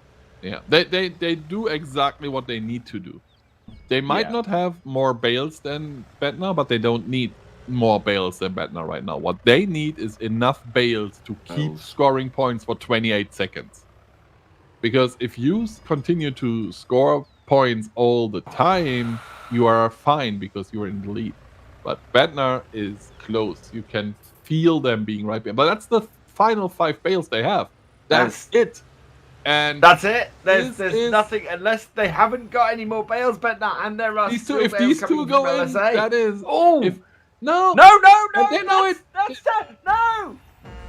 No, 2 that's points.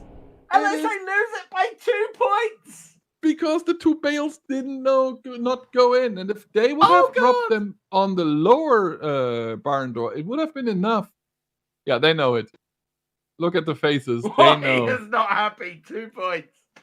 Yeah, and they are like 2 points, and there was a bale lying out there that dropped. If they get that one in. 1 bale and 2 points.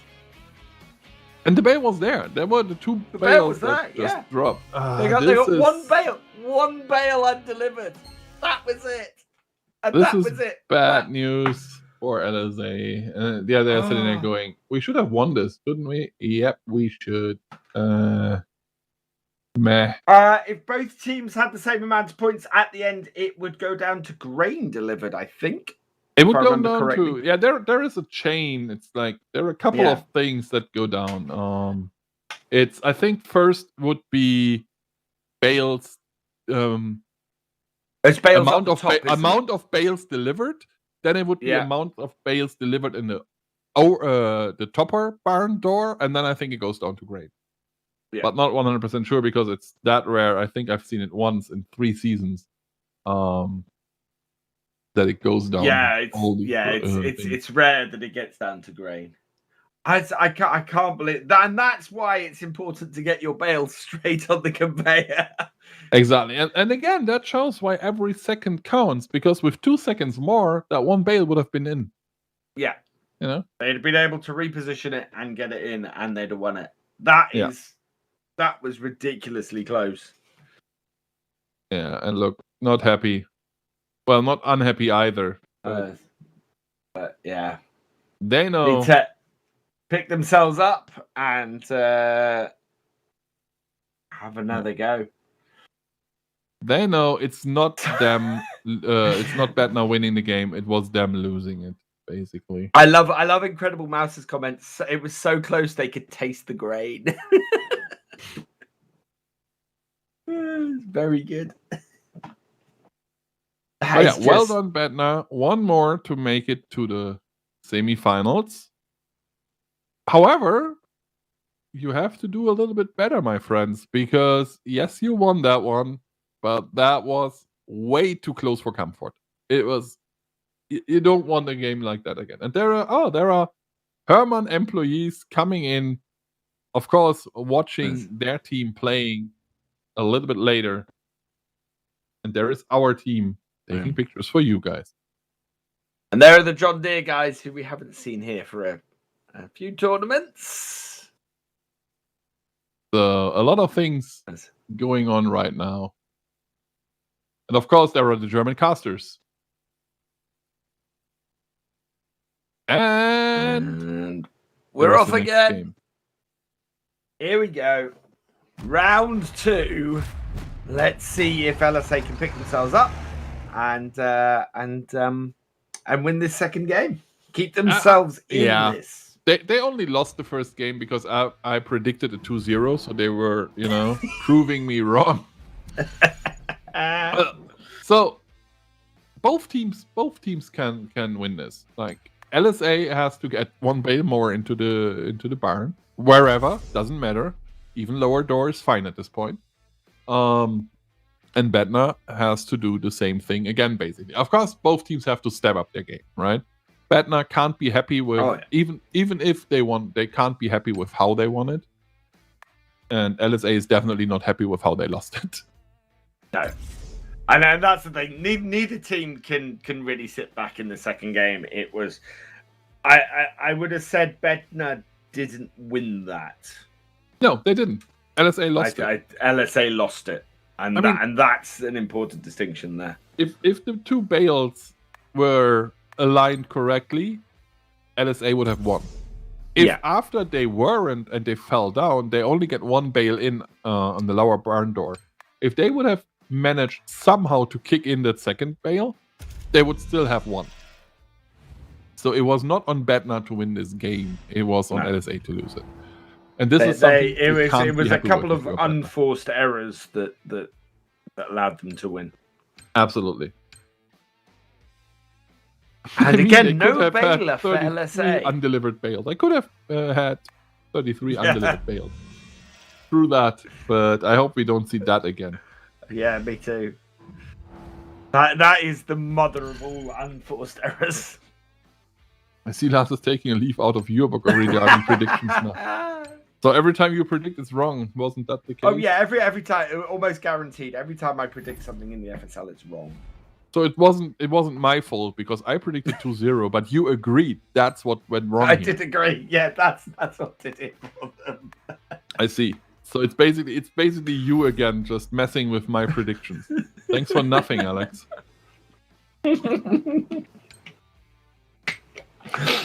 We have neither team has reserved a bailer here. I realize that they are saving points for use elsewhere, and trying to get Archimedes and Under Pressure and big tractors and stuff. But yeah, it's odd to see teams not reserving bailers. But then again, we do have 4 of them on the pots, so it's very true. They can pick one of these. For example, what do we have? That was the new one. There's the Fent, Baylor, the class, and the Coon. The Coon, I think. Yeah. LSA just blocking their own teammates. Are like, well, you can't just go through this door. It's like, dude, are we still in the same team? And there we go. They got the Fent, which is a big thing to get. And they also get the Coon. Oh, this is bad news for Bednar. Oh. This is very bad news for Bednar. And Bednar really needs to get a... Hang on, LSA are going for a third bailer. That could actually be a rush, dude. Bailer streak. Where's the fourth bailer? That's a bailer streak. Is there another bailer? Where is the last bailer? They could just finish this game right now, and we haven't seen a rush for like 10 tournaments at least. But they're not going for it. And there's the bailer. It's open. LSA could end this now. But they don't know. They have no idea. So, yeah. Okay, man. Good for us. But that could have been a rush. And this again brings me to, guys, you need to have an eye on what's going on out there. Not this. No focus on disrupting the other team here. No, but that is a gift. Yeah, that was basically just a game win lying there, ready to be taken by LSA, and they didn't. And they don't even know it yet. They will probably know after the game, because people will tell them. But for now, they don't know that they basically gifted, not the win, but gifted staying in the game to Bednar. We could have been at game 3 right now. We are not, but No. still, LSA had a very good start. Very good That's first bail. 19 points, so it's still only a single bail difference. Yeah. Good for Bednar. I mean, both first bails are not too impressive, but LSA did not get first bail faster last time, so that is already a better start. That's exactly what they wanted, a better start than last game, and then just continue to be stronger. Yeah, smile, but next time pick the bailer. Thanks. Yeah. Because if you pick the bailer faster, we all can go home. Well, I am at home, so I don't care. Yeah, I'm not going anywhere. But yeah. Oh god. Oh man. Last, there is a rumor VF has hair underneath that hat. Can you confirm? Actually, I have no idea. He's always wearing that hat. Actually, right now I have too much hair underneath my hat. A year, Next 2 couple of years weeks ago. I'll get it all chopped off. So here's a secret for you guys. 2 years ago, we went to do a tournament, and we had this super nice hotel with a swimming pool, and we all went for a swim in the pool, and Alex did not wear anything except for the hat, so I have no idea.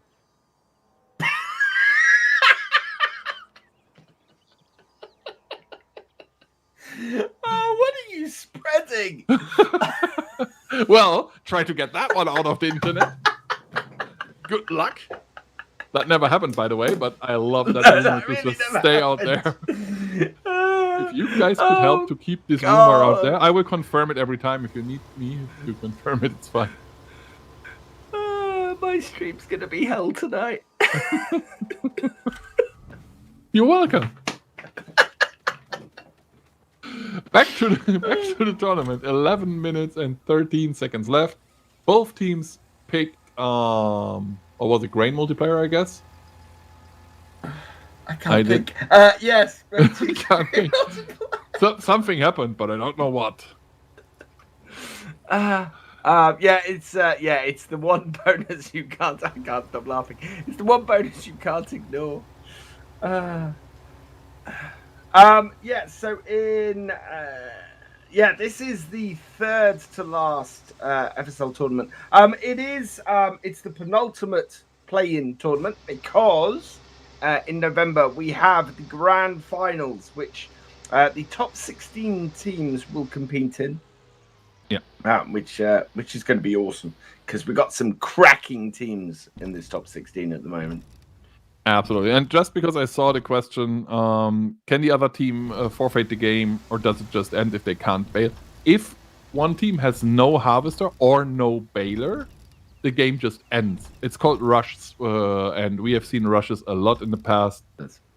But because you can spend points to get a harvester and or a bailer in the beginning of the game, we don't see them anymore. It's super rare because they just have a harvester ready for them. But yeah. Technically, the game could win. It's rare that we even come as close to having a rush as we have in this game. No. Well, we did one time where they just left the Krona Baler. I think that was 2 tournaments ago. When I think you brought... just the Krona Baler was left, but they didn't have a tractor to pull it. That was the most boring game I ever commentated in my life. Yeah. I think you broke chat. Yeah, well, happens. Shows running to grab the Vultra. And yeah, we're back to two times multiplayer each, so fairly even game at this point. Neither team having any advantage. Yeah, but that was expected actually.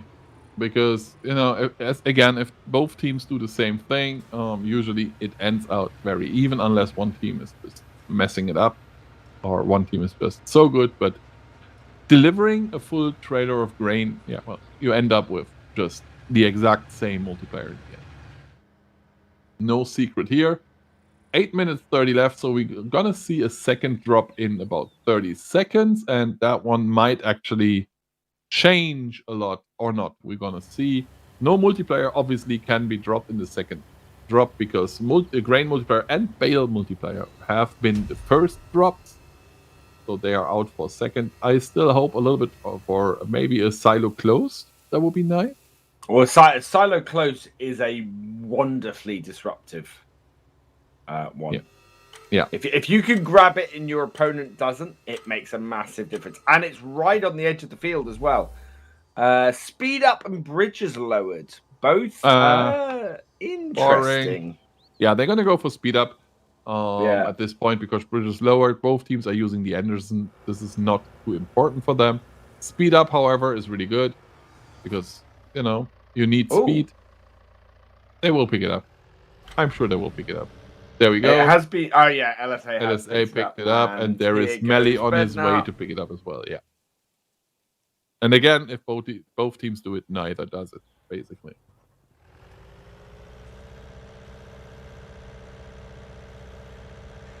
I presume the giveaway stay is a Giants copy. It is a Giants copy, of course.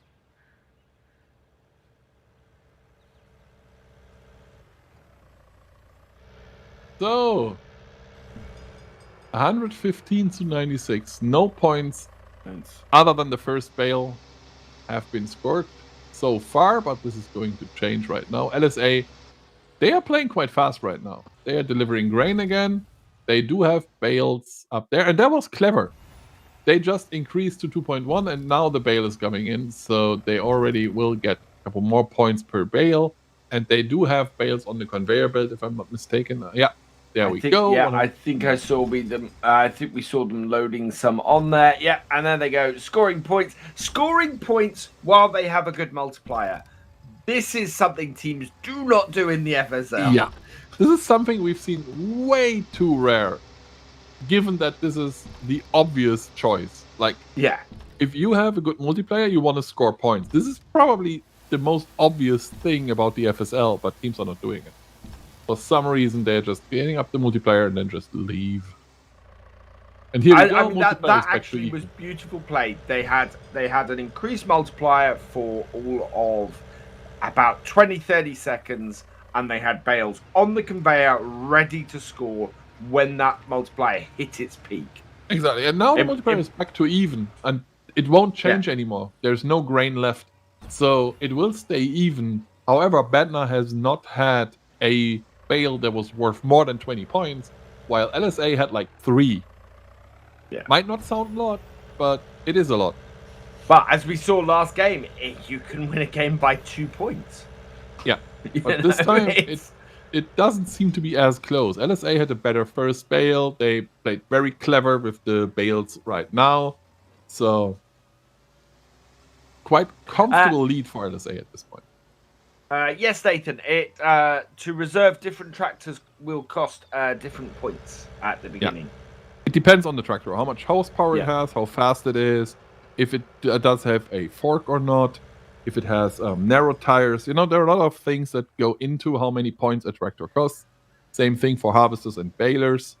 So you need to ensure that you have enough points for everything you want. That's why we. So, for example, the case Maxim, that's 2 points. That big Vultra that they have, those cost 4 points to select. The little John Deere, that costs 2 points to select. There are 3 things in here that cost 0 points to select. That's the little 3 at 1300, which teams used to use all the time, and now they've stopped. Yeah, because they keep the points. Yeah, true. I've never seen anybody select the little Manitou forklift. No, me neither. I love people just going with the Fiat, and then because it was so slow, it was actually faster to drive this thing backwards. Yeah. So people would pick it and then drive backwards all the time. Crazy Tool, again, can be a really powerful pickup at the end if you're there ready to pick it up. Yeah, and no one is. That is a very good question, Rob. I have no idea without going through an awful lot of stats. FSL 2019, that has to be the class game at Gamescom. That was 1,000-something points. I try to remember, but I don't. They played again. I honestly don't remember, but I'm Oh, quite hang sure on. there was Gamescom I 19. think they're. I think he's asking about this season as opposed to. Oh yeah, well that would be FSL 21 though, Yeah. and that was that has definitely been last tournament. Probably the Lindner game because that was an insane amount of points. Or the Trelleborg team game when they beat Lindner. So yeah, say crazy points last time. Oh yeah, no, the Trelleborg Lindner game was well over 600 points difference. Oh no, well over 500 points difference. That's the biggest one I can think of, where Trelleborg just turned Lindner's new tactic on its head and beat the hell out of them. But then again, now it is probably the game we just saw. Yeah. You know, from Valtra against Kovana, because Valtra scored 1,000 points and Kovana scored what, like 290 or something. Oh yeah, no, yeah, that's yeah. Well, it was so 294 versus 1,002. Yeah, up to this tournament, it was the Lindner thing, but with Kovana not scoring at all, it's definitely that one. Yeah, that is a 700 point difference.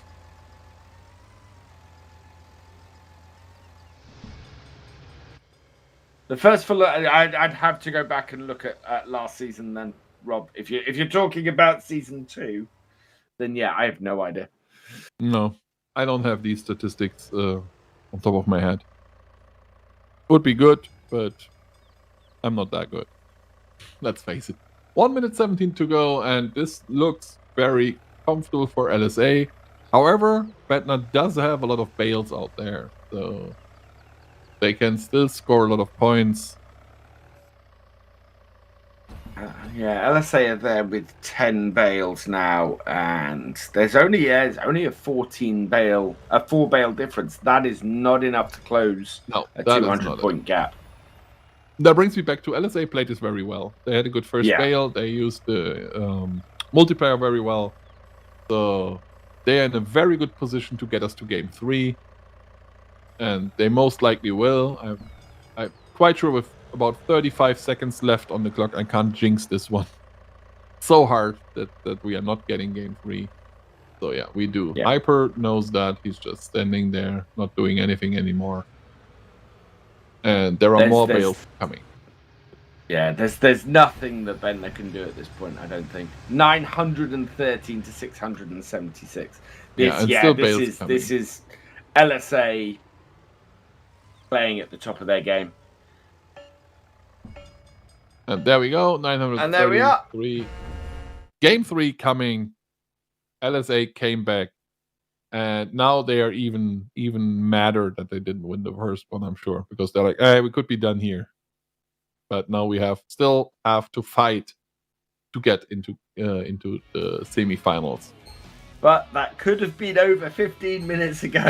Exactly. That last bailer. And the thing is, of course, getting the 3 bailers was one of the reasons why LSA was able to win this so comfortable. Oh yeah. So that means with the next game coming, if they have not an as good start, it might get closer again. So for LSA, they were disrupting Bednar out of the gate. And again, as I've said many times before, you win games in the FSL by disrupting your opponents. And they did that out of the gate by getting all 3 bailers. Or 3 of the 4 bailers. Exactly. That speed up does not affect the conveyor speeds. No, it does not affect the speed of the conveyor belt. No. Only the speed of the equipment. Here we go. My Insanity standing up. They're like, I don't want to see this anymore. No, there you go. Just heading over. Someone. This is painful. And yeah. Now they are. The Herman guys are playing games on their phone. No, he's scrolling through Facebook or something. My Insanity getting ready. And LSA is still ready to win this. Here we go. It's interesting to see. Once LSA found their feet again in that second game and weren't making the unforced errors and things, well over 900, which is kind of the points that we've come to expect from them. I'm kind of feeling that the first game was a little bit of a hiccup for them. Absolutely. I mean, not used to being on stage like this. Yeah, I don't know how much points they had yesterday, or how many points they had yesterday when they when they defeated Corteva. But to beat Corteva, you need to be good. So I expect them to be able. I expect them to be able to score a lot of points.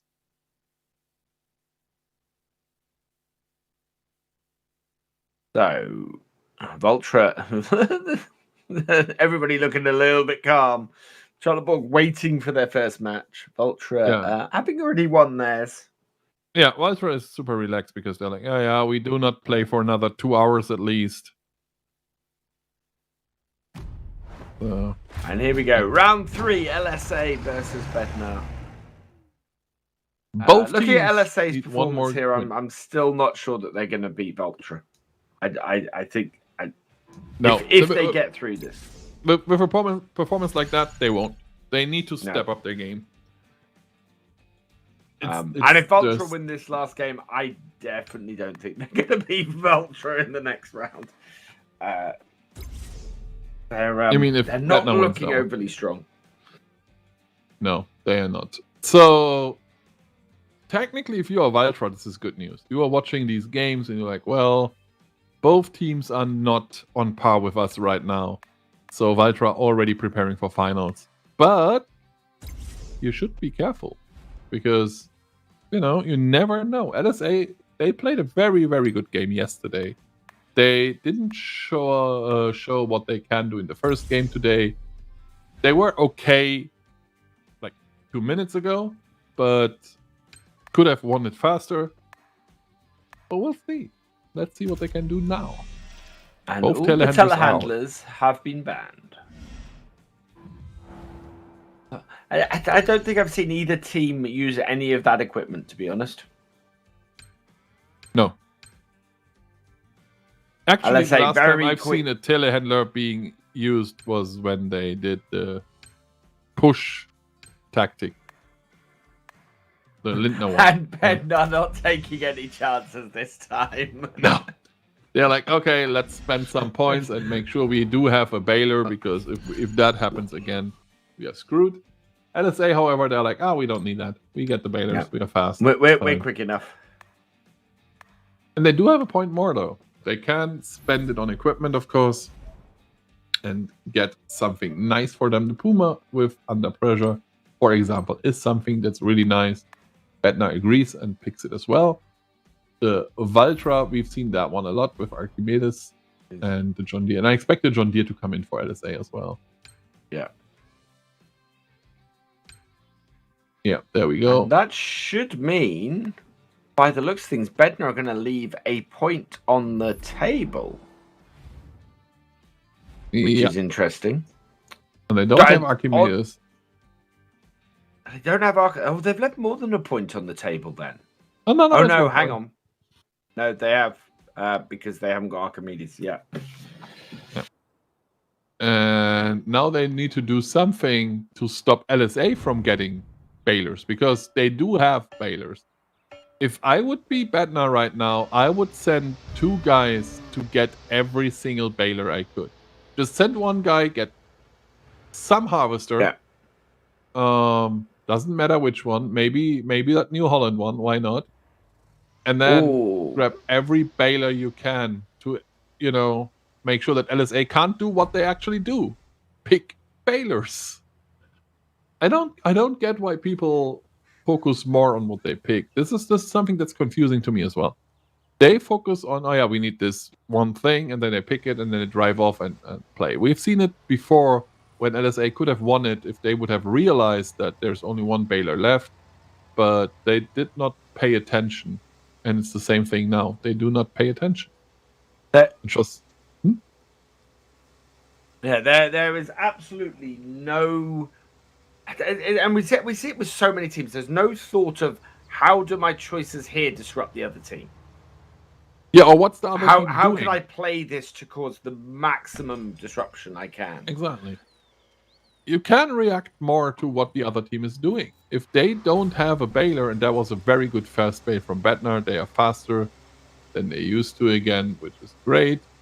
LSA trying to get the first bail in as well, and that did not work. And this is bad news for LSA. Okay. Oh, well, and they've got a tractor on the side now, trying to correct it. But they can, and they did get first bail in at least decent amount of time, almost. Come on, Lennox. This is there we go. Not good. That is some seriously wasted time. Absolutely is. But then again, you needed to get this bail in, right? Because otherwise you were in big trouble. So, and it's still only one bail's difference. Yeah, not great for LSA. Absolutely not great. They have to come up with something now. They need to make up for the at least 20 seconds they lost. But yeah, back to what I was about to say. They are just not checking what the other team is doing. Like, I don't understand that. There are so many ways where you can do things. Of course, you can't reach the other team. You can't just drive over and push their tractors into the river or something. But there are a lot of ways to react to what is happening. We've seen it with the bailer before. Again, Bednar, knowing that they do have a bailer and LSA does not. To me, they didn't have the start they should have. Still doing fine though. You know, always ways to do it a little bit better. Both teams are unloading, and I totally expect them to drop the grain around the 11-minute mark into the silo, and then we see a 2.0 multiplier again because nothing is happening. Silo closed. I'm not sure if you really want it at that point in time. I don't think it's a good 12-minute drop. If the other team picked silo closed, I would immediately go direct delivery. Yeah. Because direct delivery, I think, is more of a is better for you than trying to close their silo, because it makes them waste time then trying to counter you doing the direct delivery. But then again, both works, right? If my silo is closed, if I pick that and close your silo as well, that works as well. Yeah. The highest score for first bail I've seen was 138 done by JK of Predator. I'm not sure if I saw 139, but I definitely did not see 140 because I'm still waiting for it. Yeah. Anyway, 140 is... Both teams decided against picking any drop. So both teams are unloading again. And we are about to see the exact same game we've seen before. Basically. Again, I don't understand why neither team picked up a drop. I mean, either of those drops, they weren't massively far off the main field, and they would have disrupted the other team. Either one of those. Yeah, absolutely. I don't get it either. So what we see now is both teams will unload, and then it's 2.0, 2.0 again. It's... I don't know. Maybe I'm weird, but you know, I would totally make more use of what's out there. The trouble is the game both teams are playing here at the moment is you have to expect the other team to make a mistake to win. Otherwise, it's just too close to call. And there's nothing in here at the moment that says to me either of these teams are in a position where they're going to where they can guarantee themselves the win. No. This could be another close game. I think we are in for another close game. I hope, because I like close games. Maybe it's just me wishing for a close game. No, I fully agree with you, because they are playing each other tactic for tactic, matching each other completely. Neither team trying to disrupt the other, and that does lead to close games and unpredictable games because it only takes one really small mistake, as we saw in the first game, for a team to win. So yeah, is that small mistake what happened with LSA at the start, which caused them to be 15 points behind? Maybe.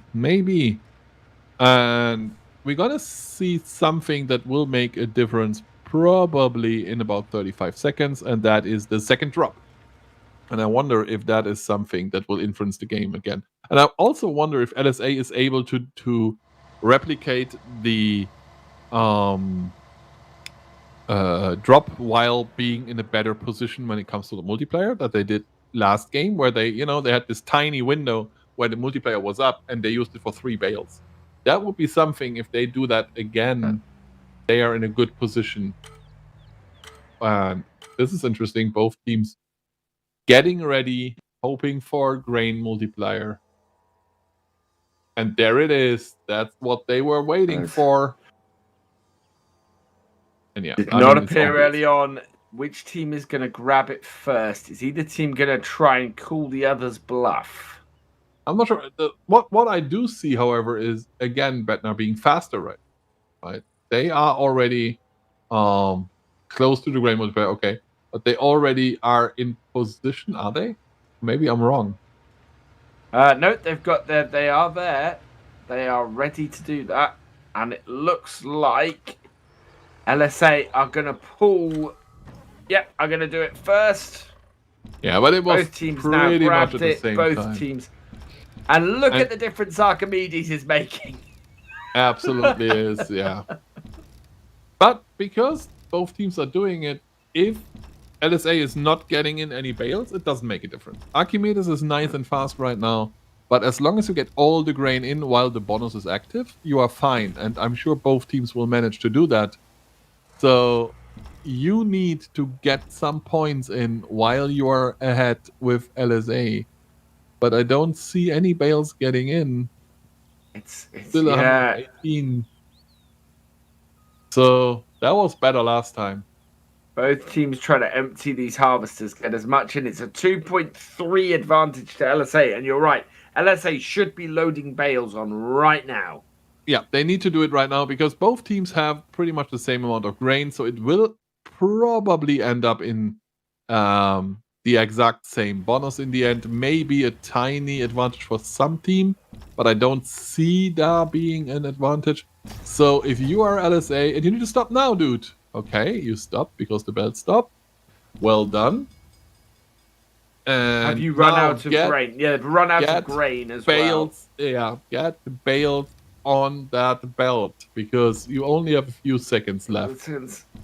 It might end up being a nice bonus though. Yeah, it does. Oh, it's 1 point. Ah, LSA slightly ahead, but advantage LSA, and they did get a bail in. One bet. But it wasn't at the height. They definitely... Anton should have been there the moment they started dropping that grain, loading bales onto that conveyor. Absolutely. There were times where they had the 3.0 multiplier. Yeah. And they did not get any bales. And there's the Herman team ready to show. I mean, they have a lot of pressure because, everyone you see at this stage right now is either part of a team or works for Herman. Yeah. So they need to show up because it's their home tournament. Anyway, they still have like 5 minutes left and the break, of course, before they have to go on stage and show what they can do. For now, it's LSA versus Betnar. It's a 9-point game right now. So this is close. But that also means advantage LSA because they do get 2 points more per bale, which is good. If you want to win this is exactly which they kind of need at the moment because they have a 4 bale deficit overall. Yeah. So this is actually a little bit closer.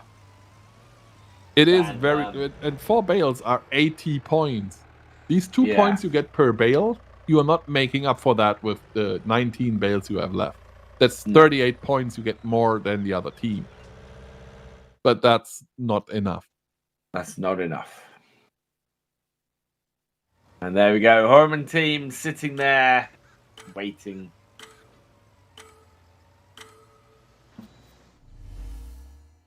And there is And multiplayer it's a switch. multiplier switch. Yeah, which absolutely is useless at this point.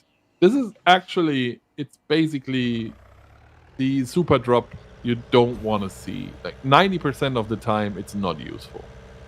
Yeah, if you were like a 2.5 to 1.5, it's worth grabbing.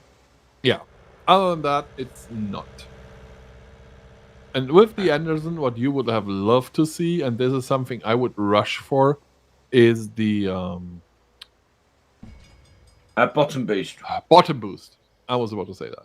Where you just Yeah, drop in bottom- all bot- the we've bales down seen- there, and then you get a lot of points in. Done. Well, we've seen teams absolutely slaughter other teams because they managed to pick up the bottom boost and had a full Anderson trailer.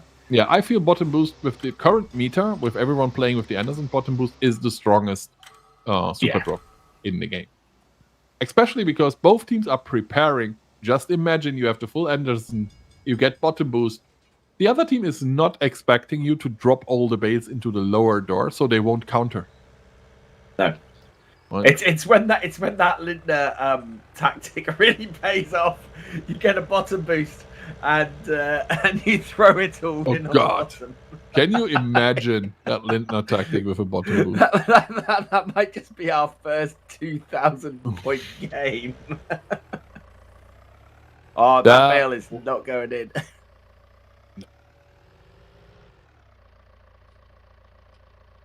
So, Yeah.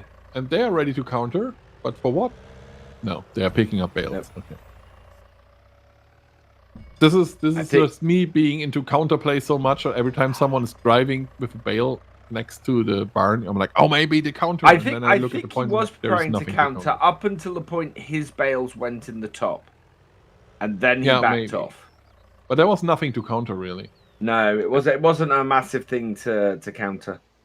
And now both teams are trying to get in as many bales as possible. There's 1 minute 40 left, and it is a very close game. LSA pulling ahead a little bit, and now Bednar's bales are coming in the second, and then they are closing the gap again. For now, LSA looks good, but 1 minute 30 is more than enough to get these 40 points in for Bednar. But you can't make any mistakes. That was beautiful. I totally wait for them to just get stuck with the Anderson right now. Yeah, especially when they put the arm out like that, you kind of go, why would you go over the bridge like that? There's plenty of time to get the whole thing to fold out as you're getting out there. It's 1 minute left. It's a 70-point game, and look at all these points that are there ready for Hyper to be picked up.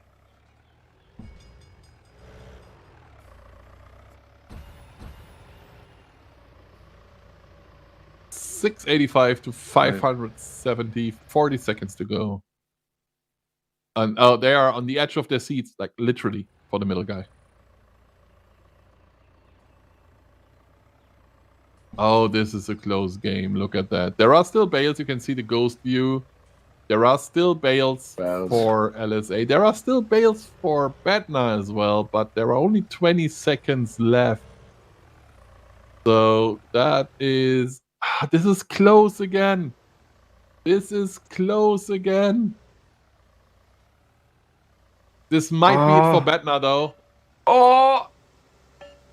No, Bednar needs to You get need to that get it bale in. They did not get that one in. It would have been a 1-point victory. Oh! But Bednar failed. I can't. Yeah, these guys can't believe And they their luck. know it. LSA know it. But to be fair, they lost this first game in the same way, so it's just Oh, fair God, that they won the third one that way. But that's what we were saying the whole way along. For somebody to win this third game because they were playing tactic for tactic, somebody had to make a mistake, and it was Bednar who made the mistake. And it's super sad if you think about it for Bednar, because that one, and they could not get it in. They got stuck, and I'm sure we're gonna see that in a replay. Yeah. Oh, After the boy. break, I absolutely expect that's going to be in the replay because that is just This is so sad. 9 points. That is crazy. 9 points and a Bale sitting there in the corner of your barn because Hyper was not able to get it in for 4 seconds. He had 4 seconds to do it All he and needed is wasn't actually able to. to back out and back forward. Would have taken a couple of seconds and they'd have had it. Yeah. But he was desperately trying to push it in rather than backing off, and the panic fully set in. That was a weird game. So that's 2 really close games. I stick by what I said before though. If from that game, I don't think the LSA are strong enough to beat Vultra at the moment. They are, which means they're going to now. But but I don't think they are strong enough. It would be a massive upset for LSA to beat Vultra, to be honest. Absolutely. It really would. And we do have our first semi-final. LSA versus Vultra. You said it. But now we are on a quick break, and then we are coming back with the lower bracket, and that's where the fun starts. We will see in a moment. Don't go anywhere.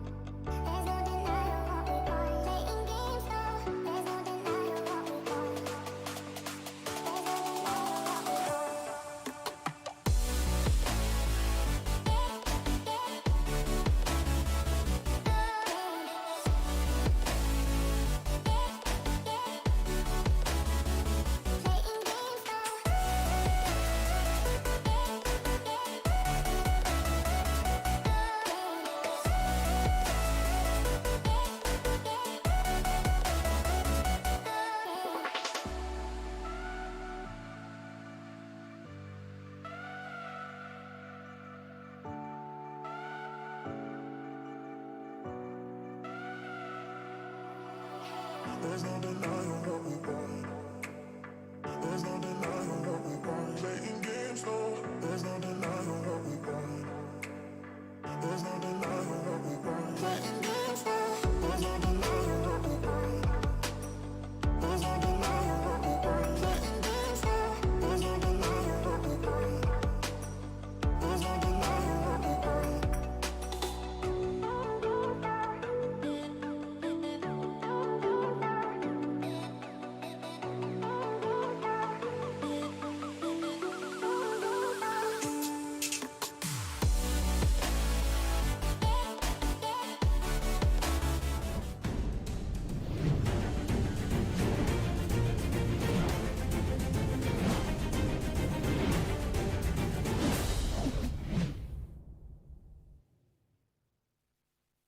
And we're back.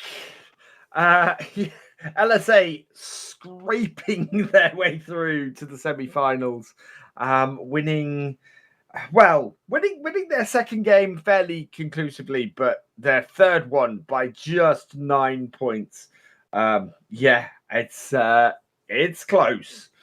And next up, we've got Herman versus John Deere. This is interesting. This is John Deere coming back to the FSL finals after an absence for a little while.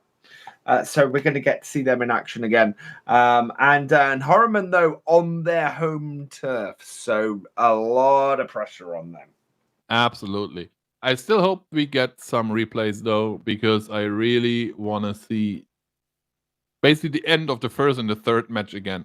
Because they were so weird. Like, LSA could have won the first one if they could have, if they brought in one more bail, they should have won the second one in a second, but they didn't care about the bailer, and then they should have lost the third one. But Bednar was not able to get the bail. Like all 3 games were weird. All 3 games were a lot of missed opportunity, I think, which is the amazing thing about it. Oh, and there's Bam Bam with his wife, Team Astragon, sitting there watching, not playing today. And there we go. We got some replays, and that is Jose. Or it's still confusing to me how he wants his name to be pronounced, because some say he wants Jose. That's what he told me. Some people say it's Jose or Josie. Doesn't matter. He got stuck. That's what I'm saying here. Talking about stuck, that was weird. Some bad communication there on behalf of Bednar, I think. No, that's LSA, I think. Oh, that's LSA. I knew it was 1-2, and I plumbed for 1 and got it wrong.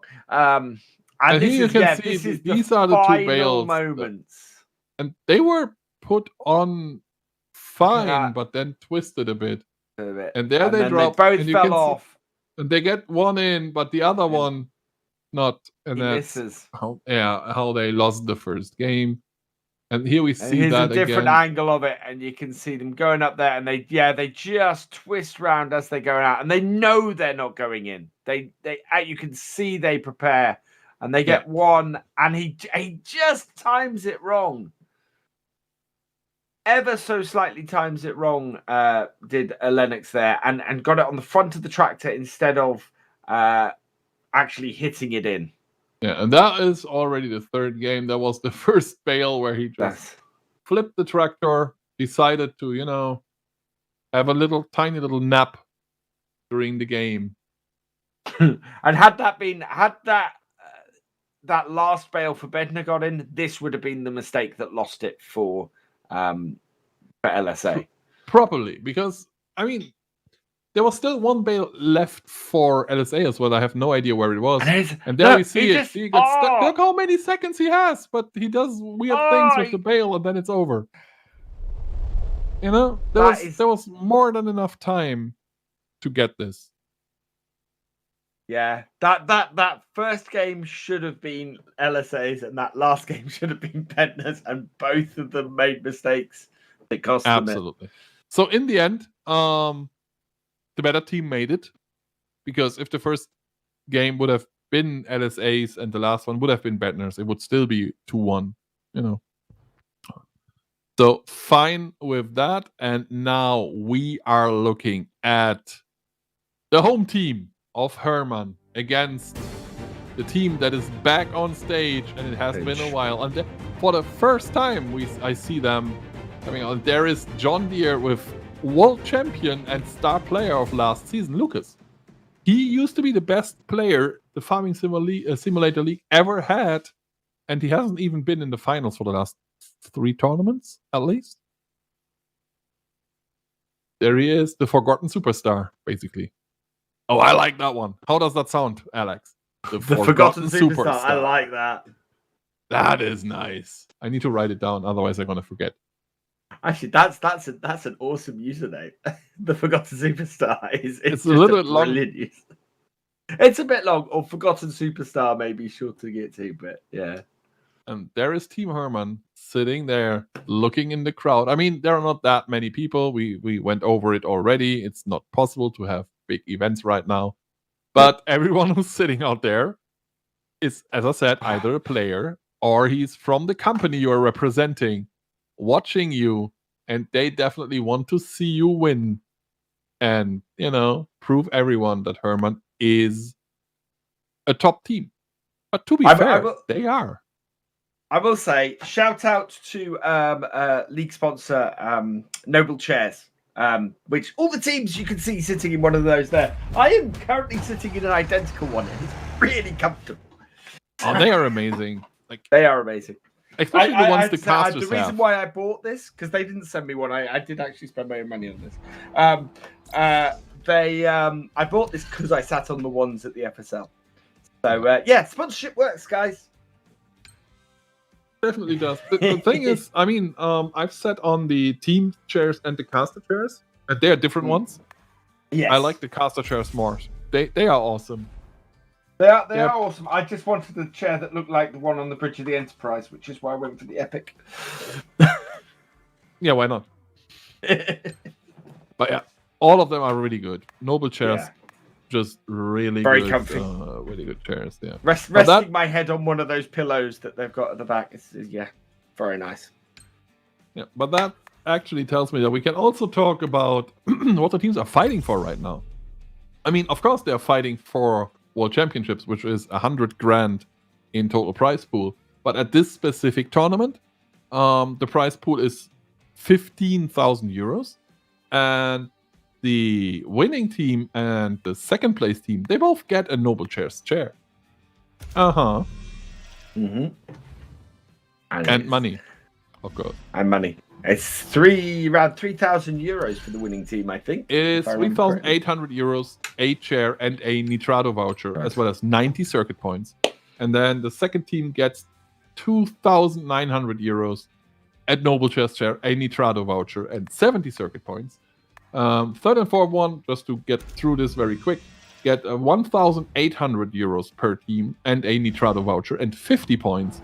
And then fifth to eighth, so everyone you see today at least gets 1,200 euros per team, so that's 400 per player, and 30 circuit points.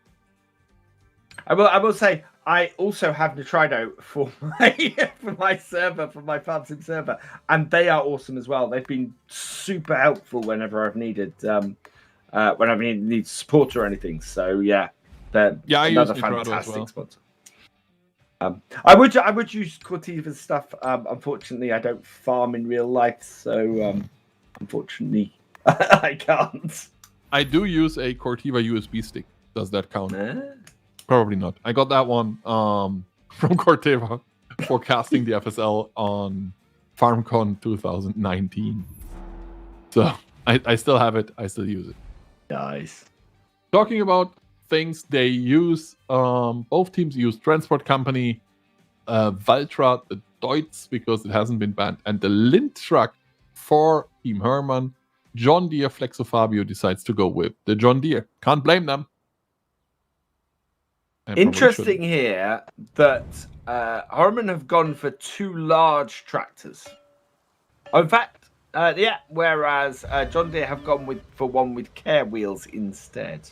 Yeah, and I think Hermann had the better start. They were rushing out super fast to the right, and they are not grabbing the ideal. Did they just hit the tree?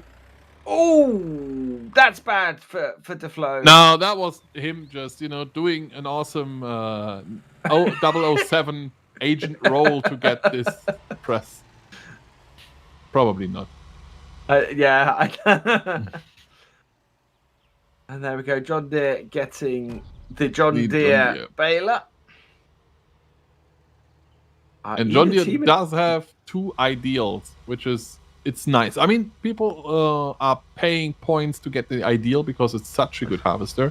And getting a second one, never a bad thing. Always helps. Hermann, however, got I think it's the case again. Yep. And both teams are not John Deere trying to get that first bale, but it looks like Hermann's going to get it first. Yeah. Nitos. Does he? No, he is actually doing it slow. It's like 120 points something. 118, yeah. That's close enough to 120 so that I can just stay here and go like, well, I was right. And because the drop is so fast, I expect this to be around 100 points or something now. Yeah. Depends on how fast he is, even worse. Oh, that's not in it. Oh, God. Oh, and he's sitting there going, wow. That just happened. You can see the moment when he realizes that's not going in. Oh, God. And no, he's not getting it in either. That's 92 points. And you're like, that wasn't good. He knows it. He knows disappointed. And it's kind of sad to see because John Deere used to be such a strong team, right? last season they were pretty much second seed for the entire season. They have always been on the verge to winning something. They won a tournament or two. This season, they are just not there. And they got fantastic players. They have Lucas, which, as we said, used to be the best player the FSL ever had. They have Flexo Fabio, which is a fantastic stacker who made a lot of interesting moves. And Zippy has always been a strong player. But the team is just not clicking this season. It's just not working. And they were doing well earlier in the season, but something's happened in the back half of the season that's just meant that they've lost their edge. Yeah, and they're not getting it back. And I was hoping that maybe, because I saw them being back top 8, I was like, maybe they are back. But the start doesn't give me too much hope. Because Herman is really good right now. They had a bad start, well, bad, but they haven't had a great start to the season. But they got better every single tournament, and they have been awesome for the last 3 tournaments. So yeah, they've got themselves nicely up the standings the last few. You know, they are sitting very nicely there at fourth with over 300 points. It's not a small amount of points they've got. No, and because of the way basically the entire tournament played out, if My Insanity is not able to beat Trelleborg, they will have a comfy lead for 4th place, especially if they win that one. But even if they don't, with only one tournament to go before the World Championships are there, let's talk about this very quick because it's interesting. So, I'm not sure what the tournament system for the World Championships will be yet because, we have to look into what we can and can't do right now. So for the second, let's pretend it's the same system we used last season, which would mean that the top 4 teams are the group heads of a group stage played at World Championship. So being top 4 is super important for you because you get your own group. And Herman, they are 40 points above My Insanity and Krone, and 60 points above Lindner. Krone and Lindner, out. Can't get any points in here. My Insanity, they are there. They will get 30 points, so no difference here. If Herman wins that one, they will keep this 40 points difference for the last tournament. So for Herman, it's super important to get as far as possible in this tournament to make sure they are top 4 guaranteed. Because right now, Trelleborg they're number 1. They can just stop playing right now, and they will be number 1. Yeah. But 2nd, 3rd, and 4th, things might change. Corteva is guaranteed top 4 though. Unless My Insanity somehow wins 2 tournaments. Yeah. There's well, do you know what? No, My Insanity are only 100 points behind Corteva, and Corteva aren't going anywhere this tournament. Look, they have to win this tournament. Then they have 90 points, so they have 10 difference to Corteva, right? However, if they win this, Valtra and Herman are not taking over because they can't win. Oh yeah, but what I'm thinking is not so much if Valtra and Herman do well this tournament and next, and the way Corteva have been going, Corteva have been not getting through to finals the last few. So say Corteva don't get through to the next final, that allows My Insanity, Herman, and Valtra the possibility of going above them and knocking Corteva out of the top 4. It technically works. If Valtra Herman is the finals today, then they both take over, and Corteva is 4th. And then, if they don't score any points and My Insanity wins the next tournament, then Corteva is out. But that is a lot of if and a lot of that is a lot of maybe. Yeah. So Corteva, pretty comfortable top 4. And if they make top 8 next tournament, whatever happens, they are top 4. Yeah. Right? They need basically 10 points to be safe. But it's if you get through to how many points is it if you get through to the semi-finals? 50. 50. So My Insanity, if they get through to the semi-finals, this one and next one, and Corteva don't make the finals, they can draw with them. Yeah, but Corteva has 2-1 tournaments, has so they will wins. still be in Yeah. the lead. Because So, if you have the Mind same Sanity points, at the it's one very tournament. least has to make one final. They have to at least make one final, Yeah.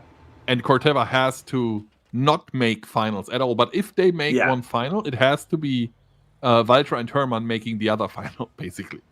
Yeah.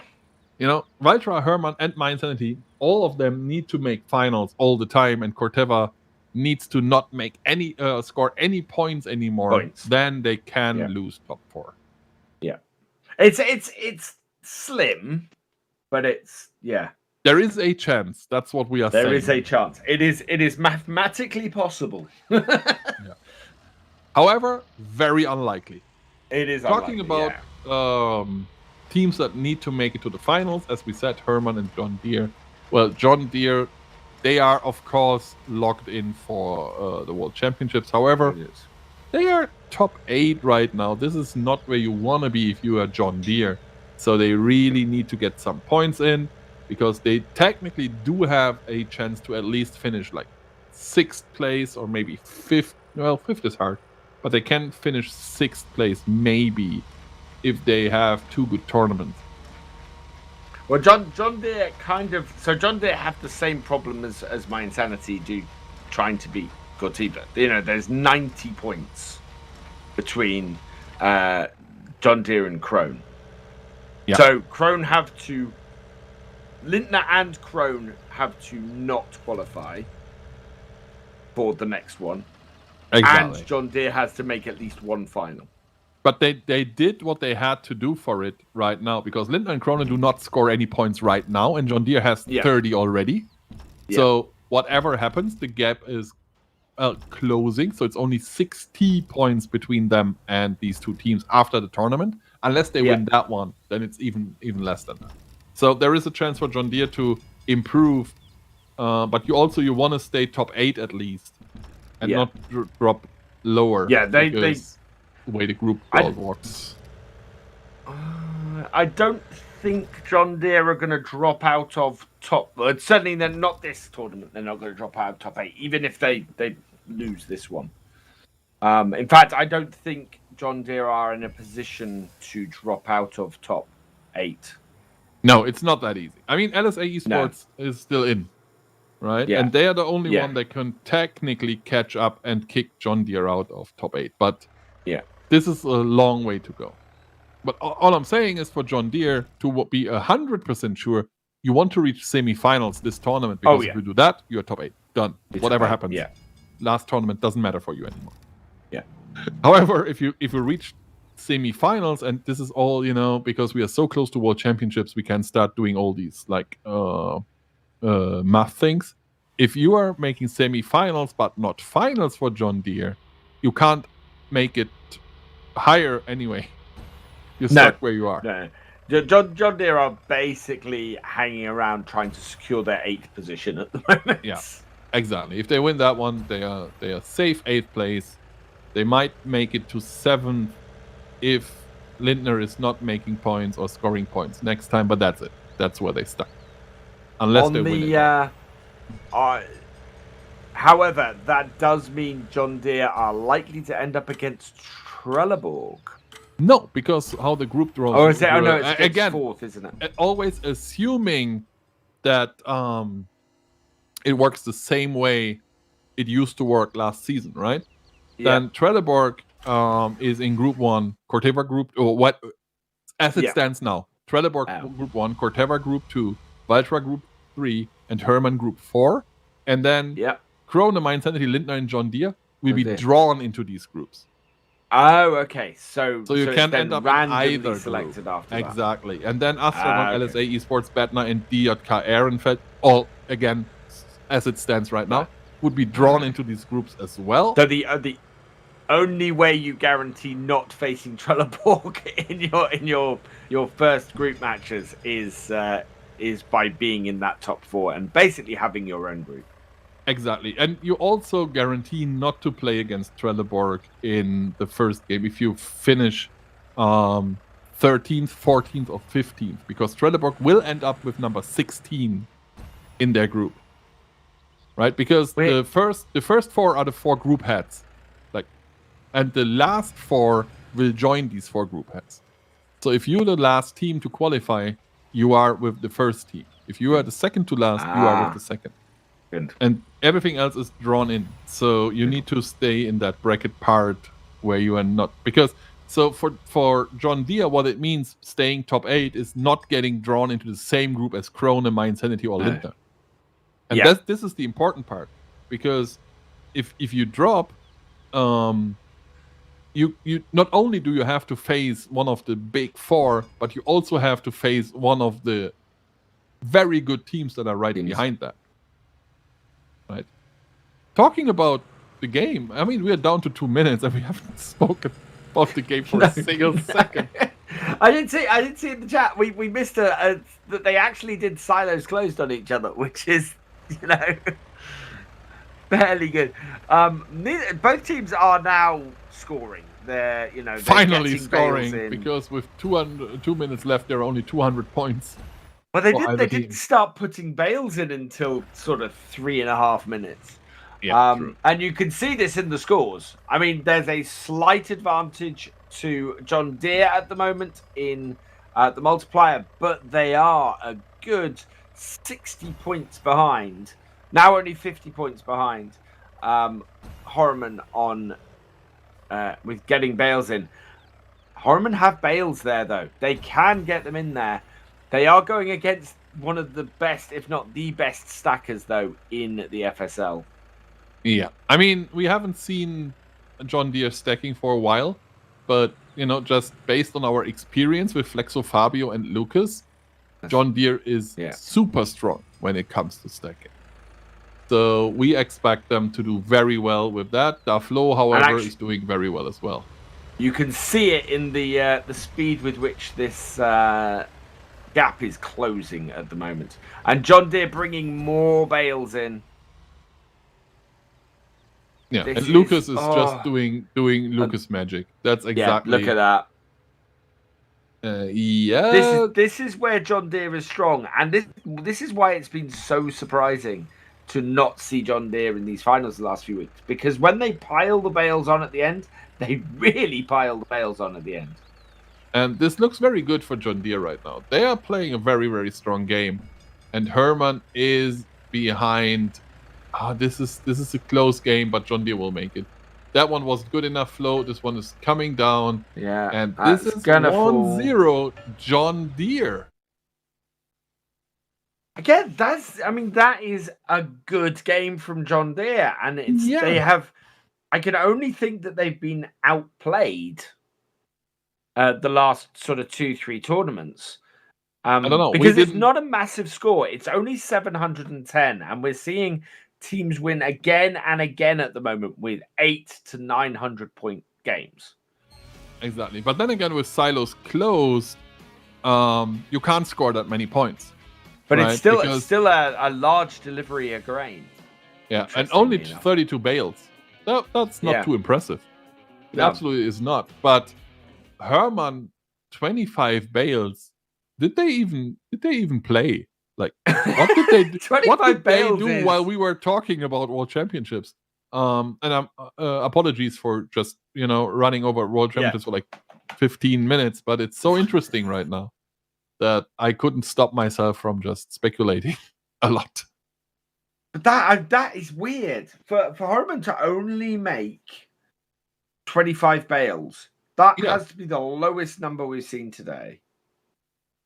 And how did that happen? It's actually not the Herman we know. I mean, they've never won a tournament, but they made finals a lot, and they are super strong. But that, I don't know. That wasn't good enough. Because silos closed does not affect the number of bales you make. No. So I don't know what went wrong. We're definitely going to pay more attention to the second game and then see what's going on. But yeah, it's good for John Deere to be back. Congratulations to John Deere. That was a game that basically, how do I phrase this nicely? That's what we would have expected from you guys like 3 tournaments ago. Winning games and fighting for it. Still, both teams not not showing too much. For Trelleborg, if I would be Trelleborg sitting down there watching these two teams, I wouldn't be too concerned after this game. I would sit there going, yeah, whatever. Doesn't matter. Come at us. It's the same kind of position that the Vulture are in, where Vulture looked at the second game and went, neither of these two teams is that strong. No. However, this is not over yet. We are on to the second game of this match. It's possible Harman may turn around and pull this back. Absolutely, and they still have the best pictures in Farming Simulator League. They do. Absolutely, they do. They took that and they ran with it. So let's see if they can come back. I mean, again, they are playing at home. They need to prove to their company, that they are salary well spent. Well, yeah, that was. I think they might still get their salary if they don't win Farming Simulator. Well, they made the finals, in fairness. Twice. Yeah, as I said, they are a good team, and I expect them to come back right now. And look at that! Oh, Herman that is not bans often the this ideal happens. and bans the Fend Baylor. That is interesting. We rarely get bans of combines and balers. It is possible, as you can see. I don't know why more teams don't do it. Yeah, because it costs points. Well, it does cost points, but I mean, this comes back to the whole massive disruption thing. Exactly, and that's Herman. I mean, we have to give them credit. The tactic everyone is playing right now is the tactic they invented. Yeah. They try new things. And at this point, they are like, okay, we know what to do to disrupt John Deere. We ban the two things they want. We go for the case and the John Deere baler because that works for us. And John Deere is like, what are we going to do? Let's take the case. And we don't take a baler at all. John Deere have no baler. That's, again, as you're saying, you playing a disruption game, you go and run for every baler you can grab now as Horriman. Absolutely. If they do that, that's really interesting. You send only 8 one points person left, to though. go and get the harvester you want, and you go and grab every baler you can get your hands on. Yeah, and you only have 8 points left, so you have to go with exactly. There he is. There we go. The Fiat is back. We're gonna see the drive backwards Fiat. I love it. I'm so happy that it's back. Horriman are trying. They've lost the first game. They are trying something different. This is what I love to see in the FSL. It doesn't matter if they do not win this. They have looked at what happened the first game and they've gone, right, we're going to try something else. Yeah, absolutely. High amount of respect for that decision. And as we all know, they used the Fiat before, so they are used to use it. Yeah, that is a really interesting set of choices from Horriman. Absolutely. And I really wonder what's going on now. And the thing is, just by John Deere seeing those choices disrupts everything. Because John Deere are now going, what are they doing? Yeah, what is their plan? They have to think about what the hell is the plan Herman has. And interestingly enough, John Deere is driving to the left of the field, rushing down to the John Deere press, and Herman, yeah, we see it. It's driving backwards because it's faster. Herman is grabbing things on the right side of the field. They do get the New Holland harvester. This is good news, and they probably never touch the Fiat again. Yeah, that'll be it now for the Fiat. At least for the foreseeable future. And let's see what the teams do. Zippy, of course, is right behind getting the first bale again. And we can see that is probably Nitos again. Yeah, it is. Yeah. Or N805. I still stick with Nitos. I think that's I think Nitos is probably about right. I'm not sure. And I still never get the chance to ask. But anyway, he is going for a nice first bale. If that works... Oh, that will be it, yeah. That should be a good Oh, he's backing in. but yeah, he's not doing the drive-by thing. Still, it's 131. 131 points is still You should be happy with that, especially because John Deere is late to the party. Let's see if they manage to get it in this time. They do. 121. 10-point difference. That's fine. This is actually perfect. 10 points or less is what you really want, because that is one bale in the lower barn. Right? So 10 points is nice. Well, not perfect. Perfect would be to be above the other team. But if you have less points than the other team in first bale, you want it to be 10 or less in an ideal world. So let's see what Herman can do. I totally respect them for playing something different, but they need to win. Otherwise, well, if they win, it's like Lindner.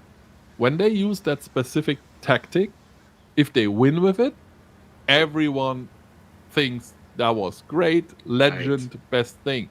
If you mess it up, like we've seen with Kovana earlier, everyone is like, "What the hell are these guys doing? This is the worst." So, but the thing is, I would love to have seen Lindner last time come out. They absolutely trounced their opponents the first time they did it, with no chance to change. No chance to adapt to it. They shouldn't have then immediately tried to use it against Trelleborg. No, they should just played their normal game. Just played their normal game, because Trelleborg would have been expecting them to use their new tactic, and it would have just absolutely thrown Trelleborg for a loop to go and do not what they were expecting.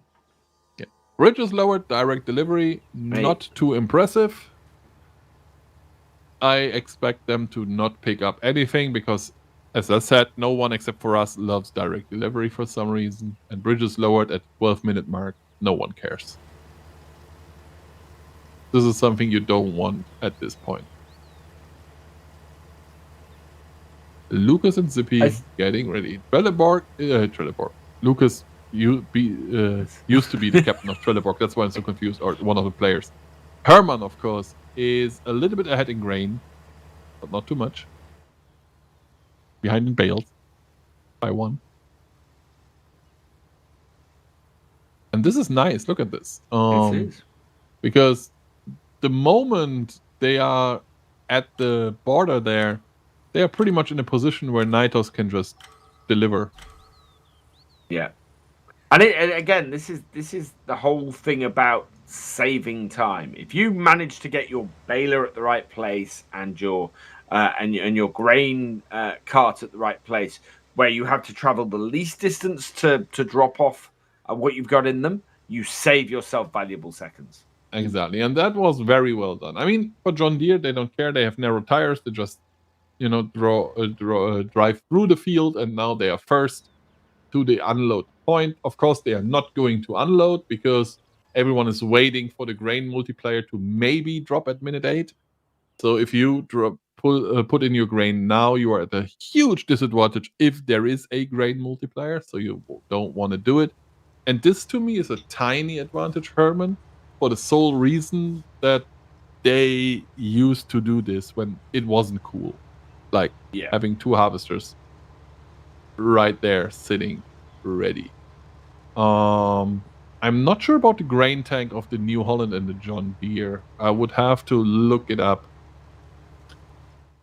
Not sure which one has the bigger grain tank, because that will make a tiny difference as well. Let me have a look at that. So the grain tank on the John Deere is 14,100, and on the New Holland it's 14,500. So yeah, well, that's not enough. That's probably not enough to get a better multiplier out, because it's only 400. But it might. Who knows? We will see. Interestingly enough, the John Deere has the largest tank next to the Ideal. So the Ideal has a considerably larger tank. But yeah, it's the largest one. Or it's the second largest grain tank in the FSL on that New Holland. On that New Holland. So because you said the John Deere has it, but it's the New Holland. It's New Holland, sorry, yeah. Yeah. Anyway, that means that if the grain multiplier is coming, these 400 extra grain that you can have, given that everything is just full to the max, can be useful. Still having fun. To answer Nova Risk's question, what is direct delivery? Direct delivery is when you don't have to go to the sell point, as this combine is at the moment. It just goes the moment you harvest it in the field, it goes straight into the sell point, and you don't have to do any traveling. It's a really powerful power up if used, at the right time and in the right way. It can be really disruptive. Most teams don't tend to go for it, surprisingly, though. So, what is the drop? They are in position. And there is silo crossed, and there is the grain. Oh, this is the perfect combination. That's what I love the most. Because this is a game of chicken now. Yeah. Who is picking what? And for John Deere, they're like, no. Even if you go with silos closed, because they apparently they expect to Herman to go with silo closed, and they will do the same. You can, there we go. John Deere, silo closed, very well played.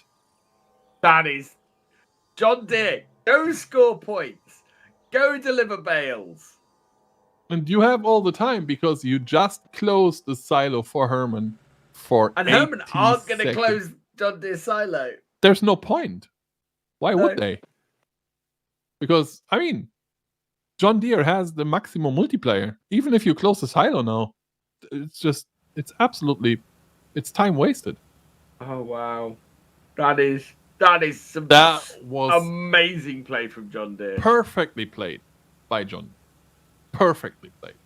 And with that, it doesn't look too great for Herman anymore. It depends on how many points John Deere can score right now, because it's nice to have this big multiplier, but it doesn't really matter. John Deere's...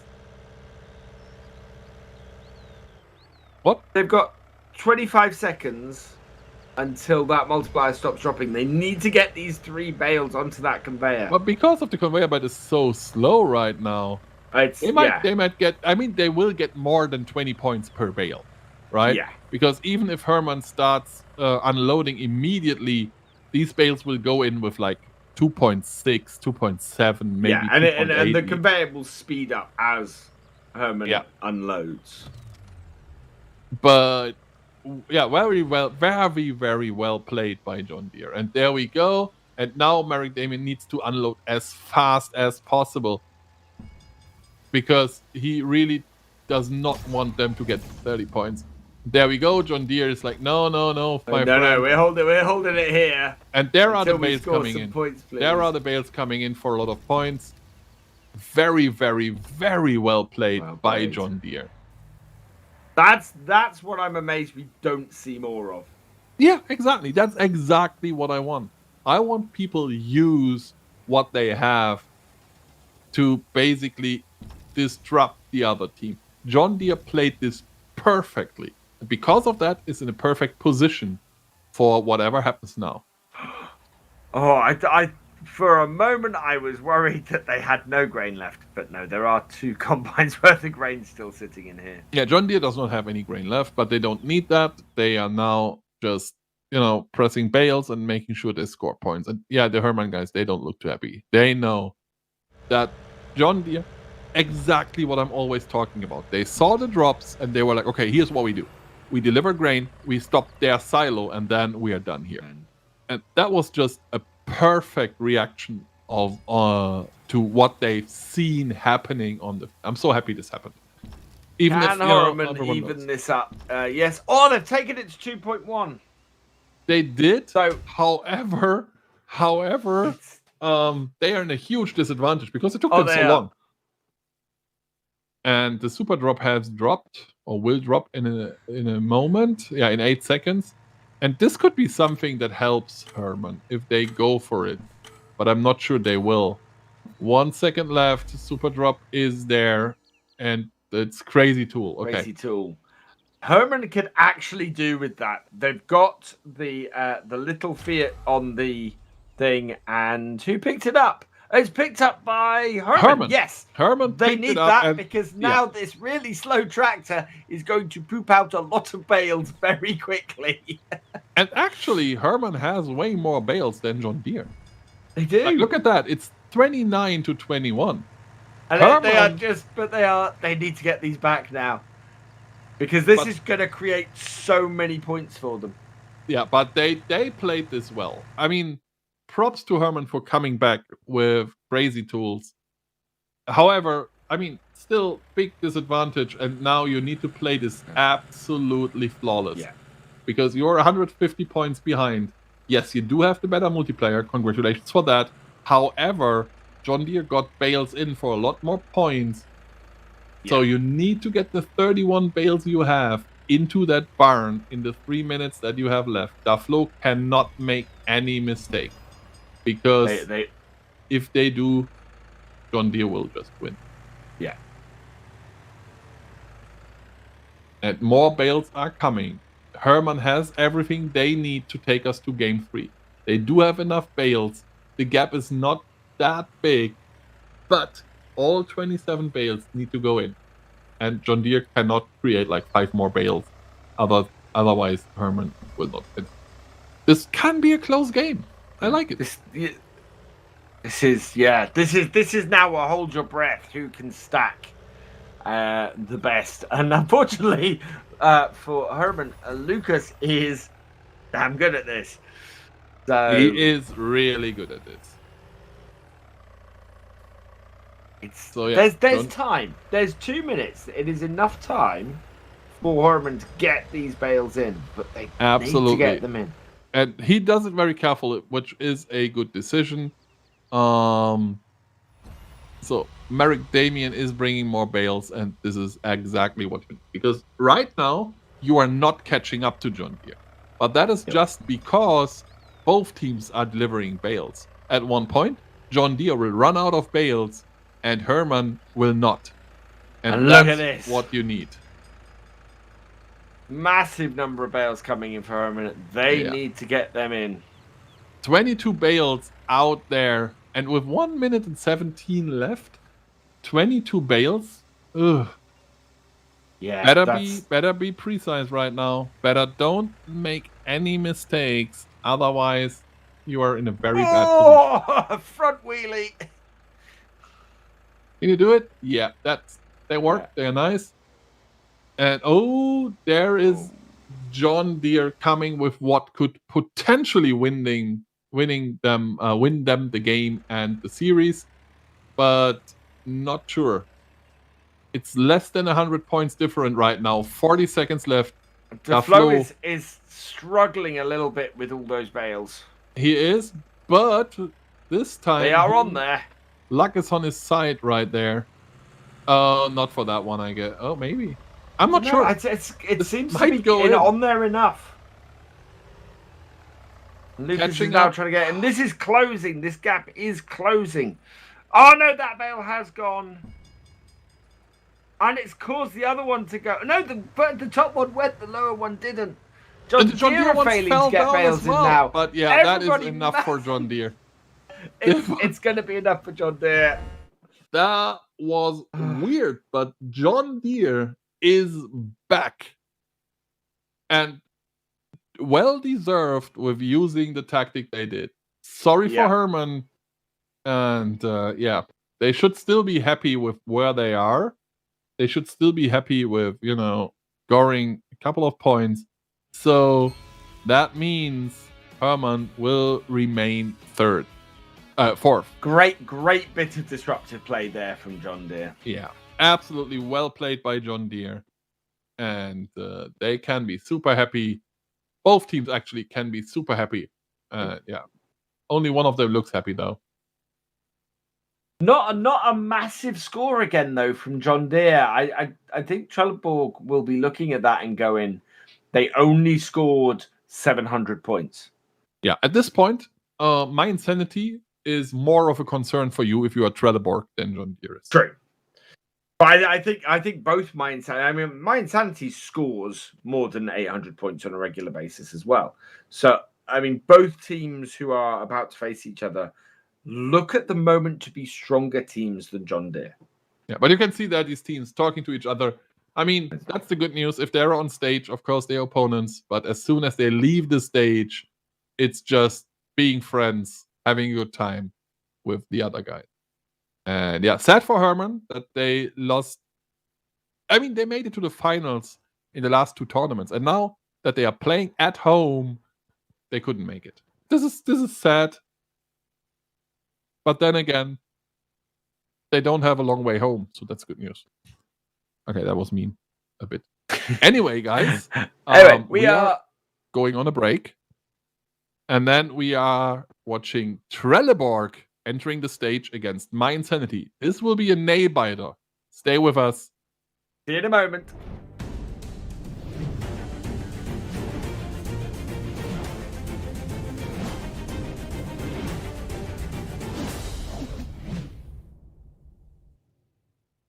Baby, I'm not running around looking for nobody else. I've got one thing on my mind. I already hear the bells. Baby, I'm not running around looking for nobody else. I've got one thing on my mind. I already hear the bells. Baby, I'm not running around. Baby, I'm not running around. Baby, I'm not running around. Baby, I'm not running around. Baby, I'm not. Baby, I'm not.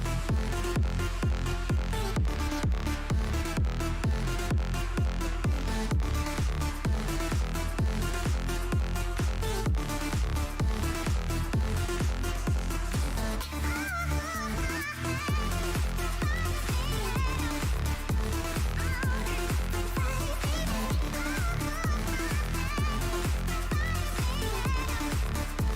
baby, baby. Everything about you calling out to me, I got to hold. Yeah. Everything about you calling out to me, I got to hold. Yeah. Baby, I'm not running around looking for nobody else. I've got one thing on my mind. I already hear the baby. I'm not running around looking for nobody else. I've got one thing on my mind. I already hear the bells. I'm a victim of love calling out to heaven above for yeah. Baby, I'm not running around looking for nobody else. I've got one thing on my mind. I already hear the bells. I'm a victim of love calling out to heaven above for yeah. Baby, I'm not running around. Baby, I'm not running around. Baby, I'm not running around. Baby, I'm not running around. Baby.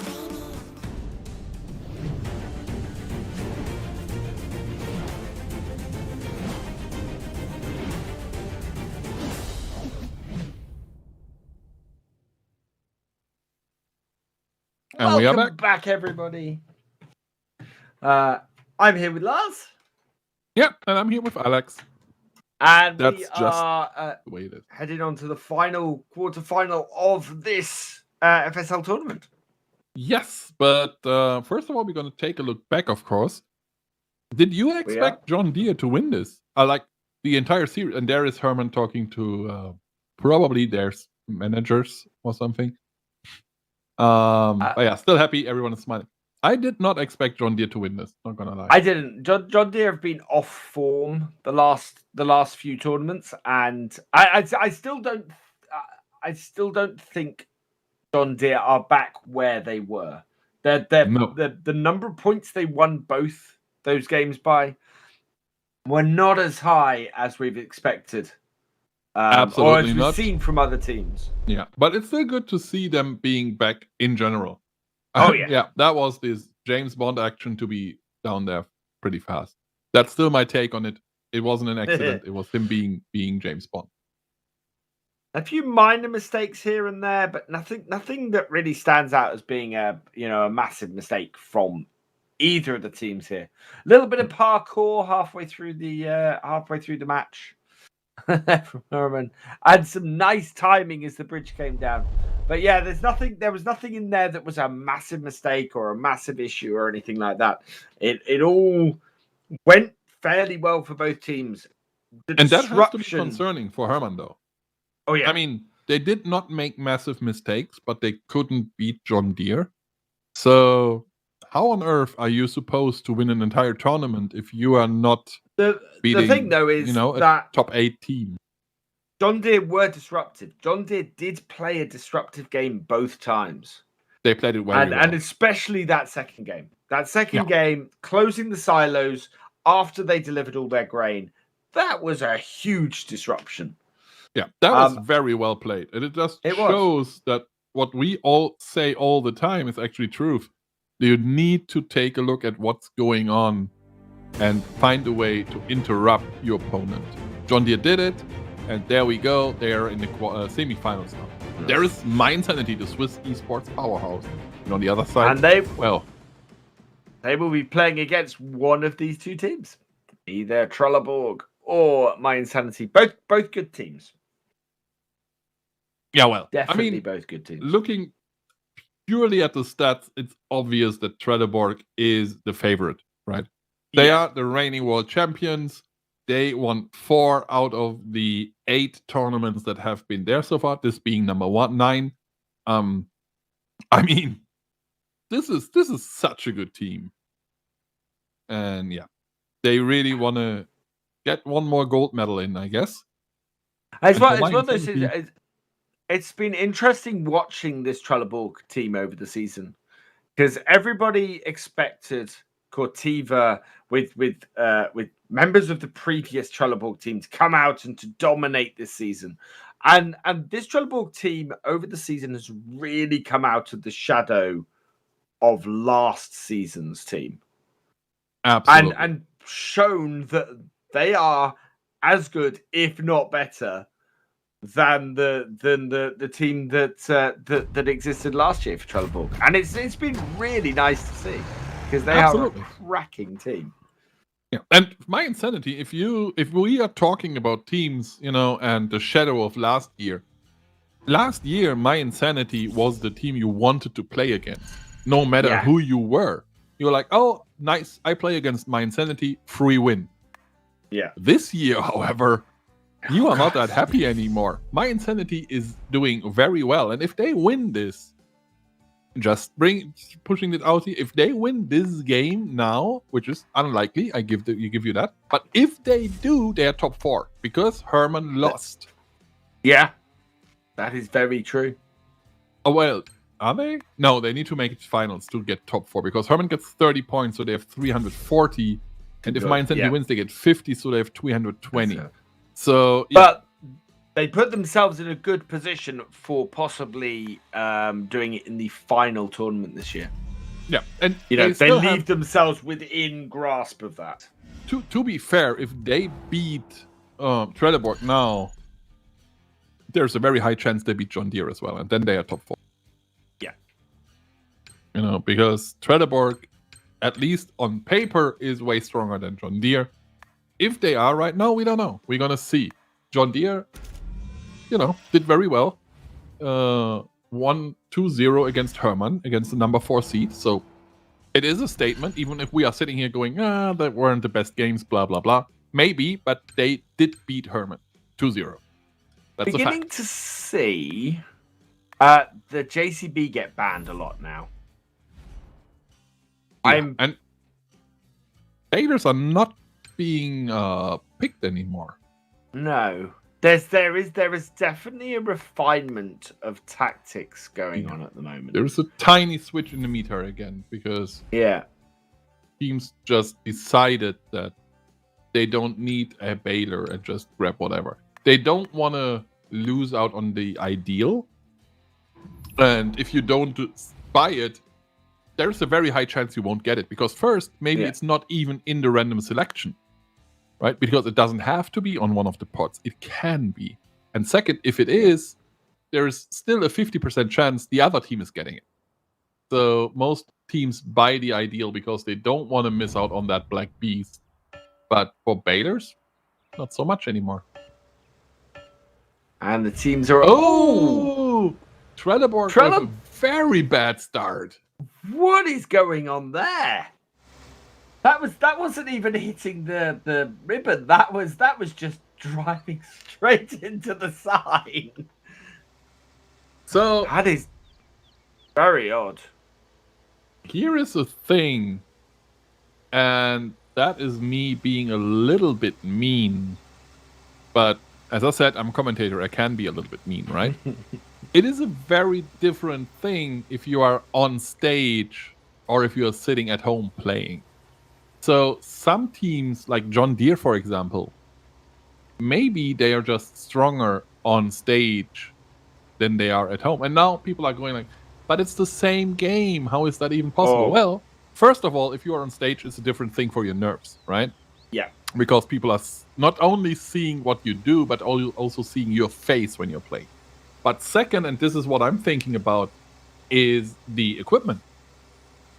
We don't know how people play at home, and quite frankly, there is not much we can do to check, right? How would we? Yeah. They can use whatever keyboard they want. They can use whatever mouse they want. They can technically use a gamepad. We couldn't stop them from using. Why would we? But you know what I mean. Yeah. On stage, you have to use the Logitech hardware we provided, and this does make a difference. I know a lot of teams actually bought the exact same hardware because they felt that they needed in order to be competitive. Jan has had a problem. He's dropped a bale off to the side and has just left it. Mindsanity are not scoring. No, they're First like, bale. oh, we don't need first bale. First bale is for beginners. We are experts. No, it's so many things can go wrong if you try to score first bale.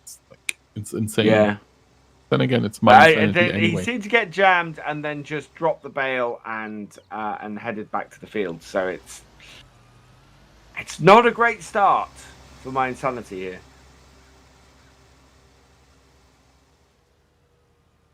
And coming round,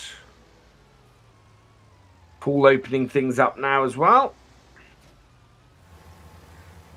And Trelleborg is just doing what they always do. They do Trelleborg thing. They play their game. They had a good start, 120 points, not the most impressive first bale in the history of first bales, but it's still fine, especially if the opponent has a total score of 0. You know, that is the worst that can happen to you right now. But this is 5 bales different. Yeah, actually, that is technically less. Technically 6 bales, but because you do have that one bale that's not in, it's a 5 bale different, right? And you will get some points out of it for first bale as well, whenever you do it. Bale drop and bale multiplier. Nice free bale. Or... Yeah, bale multiplier is no point. You are not delivering bales that early in the game. No. Right? This is something you want to have at the 8-minute mark. It's not something you want to have now. And Trelleborg actually does have a substitute player. Because I have never commentated on someone called Lucky Lucker. I'm guessing that is the player with the very large beard. Well, actually, if you check out the Trelleborg team, you will realize that they do play with 3 new players. Like they have actually, that's a good point. Paul and Lucky Lucker. I have not seen any of those players before. No. They are using their whole substitute roster right now. Wow. But I suppose they are so far ahead of everybody. Well, as I said, they don't need to play. They are still number 1 seed for World Championships. Whatever happens, no one can catch them now. No, even without the 30 points they already have because they are in the finals, they don't need them anymore. But them using substitute players, that means that there is a high chance for my insanity to do something insane and, win. But if you want to win this, even against substitutes, it's still Trelleborg, you really need to get a first bale in. Like at one point, you can't make unforced errors like that first bale. That is just gonna cost you. And then leave it. That's the best part. It's like, oh, I didn't get it. Well, anyway, and just turn around and go like, what was I about to do? Oh yeah, I was about to go out and do something else, and then they just do it. Super weird. They did. Trelleborg also managed to get both the managed to get 2 ideals, which I was about to say is ideal for them, but is pretty much perfect for them. Yeah, absolutely.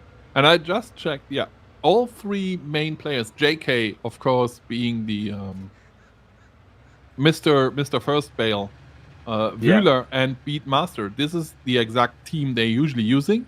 All 3 are not there. They have their entire substitute roster. Wow. Not a chicken. It's a roster. No, yeah. Their entire substitute roster playing. This is insane. That is just that is just a little bit insane. How it reminds me on professional football. I don't know how my insanity comes back from a 5 Bale deficit right now. Yeah, we'll see. I mean, at one point they do have a first Bale, and I think it always scores at least, I don't know, 40 points or something. Yeah. So it's not an entire 5 Bale difference. It's more like 4. But if you ask me, that's bad enough. Yeah. I don't care if it's 4 or 5 Bales against Trelleborg. It's like it's anything more 5 than a Bales Bale behind against Trelleborg means it's 7 too many. Yeah. Basically. you need to be ahead of them, not behind. Yeah, you can't. I mean, we don't know how good these guys are, right? And I actually like, as I said, that gives me professional football vibes. It's like, oh, we already qualified. You know what? Let's just have our substitute play and do something else. I like that a lot. Let's experiment a bit and see how these guys do. And they're through to the finals. You know, it's not like that they've put the substitute team in and the substitute team has failed. No, they're through to the finals. Yes.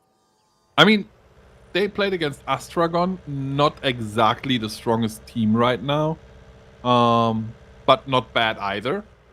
So being in the finals for them is already good. The question is, what can they do, though? And if you think about it, that's even worse for Hermann now, because maybe they could have been able to beat the substitute roster. But now it's on John Deere. But first of all, it's on my insanity to do something. Second drop out there, of course, it's Grain Multiplier. Both teams will use it. Still no first Bale. Like, is my insanity even scoring at all, or is that a 0-point game? Don't go there. Maybe they're switching it up and they're actually doing what I suggested. Drawing Trelleborg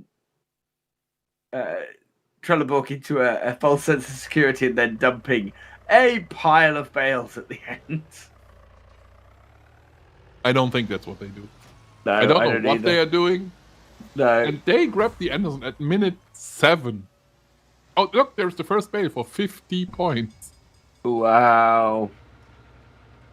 It's something. And now they're they're now scoring. That's what that is. They just didn't worry about that first bale until they started scoring bales in general. No, and I mean they have 3 bales in right now, and John Deere does have I think 3 as well. But even if Trelleborg would have just the first bale, they would still be 30 points ahead. That's how sad it is to not have first bale, guys. So if you play that game, and don't forget, everyone can, make sure you get a first bale. And by the way, if you want to play Farming 322, ! Giveaway, because we can win it. Well, I don't, I own it, but you guys can win it.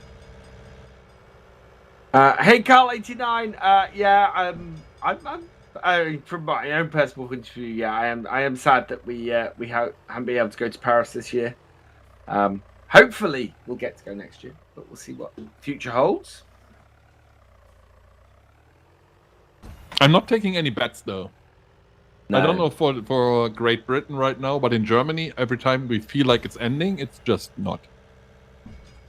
I will refrain from commenting on our current ability to handle this thing. Is it that bad? Huh? I didn't pay attention. Oh God. Yes. So yeah. I mean, I'm still fingers crossed. I hope that we have a lot of offline tournaments and offline events in general next year, because so when we stopped having offline events back in not 20, I wasn't too sad that there's no Gamescom. I was a bit sad because I love Gamescom, but it is a lot of work, and I'm getting old. So I was like, oh, actually, I missed out on a Gamescom. It's the first one since 2008. I'm not too mad about this. Now, a year later, I'm like, can I have Gamescom, please? That's been 2 years now. Do you know what? I've been trying to get to Gamescom for 3 years. And every single time something gets in the way. Yeah. The event is a nightmare. Like, Gamescom is a proper nightmare because it's full, it's loud, it's huge, it's 5 days, it's exhausting, but it also is the best. What can I say? I love it. But it's like I tried to go because my last FarmCon was 2018, so I've tried to go to FarmCon for 3 years. Yeah, well, I tried to go to FarmCon for 2 years, and I'm working at Giants. Yeah, that's very true. But I've wanted to get back to FarmCon and haven't been able to since 2018. So yeah. Man, I would love to have another FarmCon. Anyway, 260 to 170, 3 minutes 40 left. There's a bale more for my insanity. That's not enough. That's not going to cut, especially with Trelleborg now running away ahead. Yeah. So for my insanity, in order to win this, they need to come up with something that I couldn't even tell you what that would be. I mean, there's still hope that Trelleborg makes some unforced errors because, as was said, substitute players, blah, blah, blah.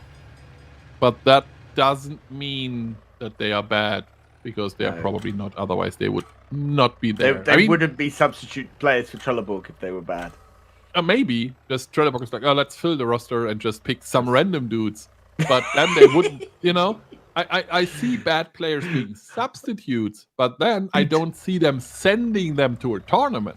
I need to go and check Trelleborg's Discord and go, hey, who wants to play for us this weekend? We are not there. 3 random guys, please. No, I mean, I know that some some teams have their coaches as substitute players and everything. Yeah. So some teams actually have players that are not too great in playing their games in case something happens. Like if you drive with 3 people and then, God forbid, like one gets sick and you need to bring in your substitute, you have someone who's not too great with the game, but it will work. But if you have 3 substitutes, you wouldn't send them all. No. Unless they are good. You wouldn't just send 3 people playing the tournament for you, especially not if you're Trelleborg. Trelleborg, wait. That was weird. They just sort of hovered those bales on the conveyor then. Yeah, maybe he just didn't like, the time. He was like, nah, 2 minutes, that's a bad time to drop a bale. I'll wait. I don't know. I have no idea. The point score has closed to 50 points at the moment. Yeah, and it will close even more because, as you can see, my insanity is dropping a lot of bales. But Lucky Lucker, which reminds me on a hero of my childhood called Lucky Luke, and I think most people know that one, is dropping bales. And this is an interesting game. Just imagine my insanity would have had a good first bale. Like, imagine there would be a 10-point gap instead of a 70-point gap. Like, if Trelleborg wins this with less than 70 points difference, the first bale made the difference. Basically. Trelleborg don't have bales, though. Well, there are still 4, though. And that is not too bad. But it's a 20-point lead at the moment. Oh no, it's gone down to just 10. Yeah, and again, there are bales coming. There are bales coming in. Man, that first bale is what made the difference here. Look at this. Because this is just... This is so sad.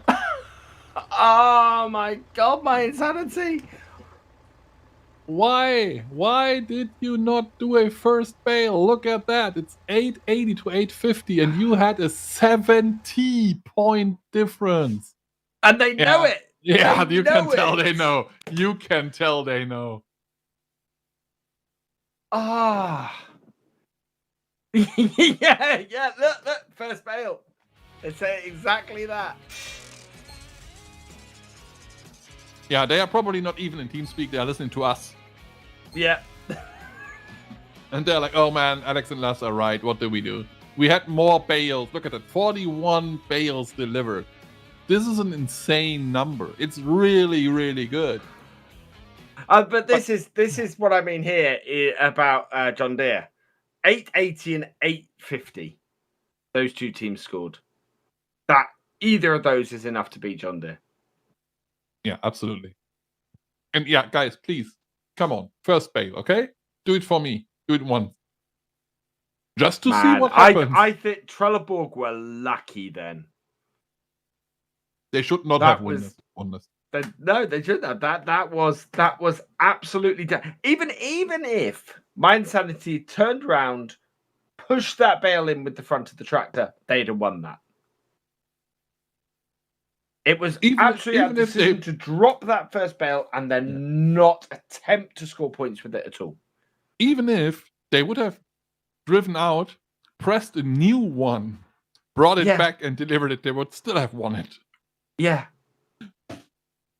That's the only way to lose was to not deliver for like 10 minutes, and that's what they did. Yeah. They that is a little bit nuts. Maybe they don't know they are playing against substitutes. Maybe they were like, yeah, whatever, it's Trelleborg anyway. Oh man, I have my mean day today. Evil caster from hell. Oh man. I find myself. Wow. There are like instances like this where I just find myself going, "What are you playing at?" I taste like pain is like me today.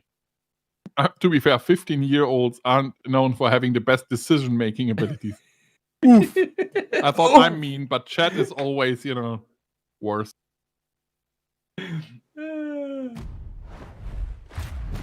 That really does deserve an oof. that is a big oof right there. Okay, game 2. All my Insanity has to do is score first bail, and everything else just the way they did it before, and they are fine. For Trelleborg, they have to improve, because I don't think my Insanity is, especially after this game, my Insanity will turn on and go like, okay, we need first bail. Trelleborg are not known for using the fast track. I don't quite understand why. Well, to be fair, the main roster of Trelleborg is not known. Well, that is true. Track. And we don't know how good these teams know each other, right? I have no idea if they practiced against the substitute squad. Maybe they know something.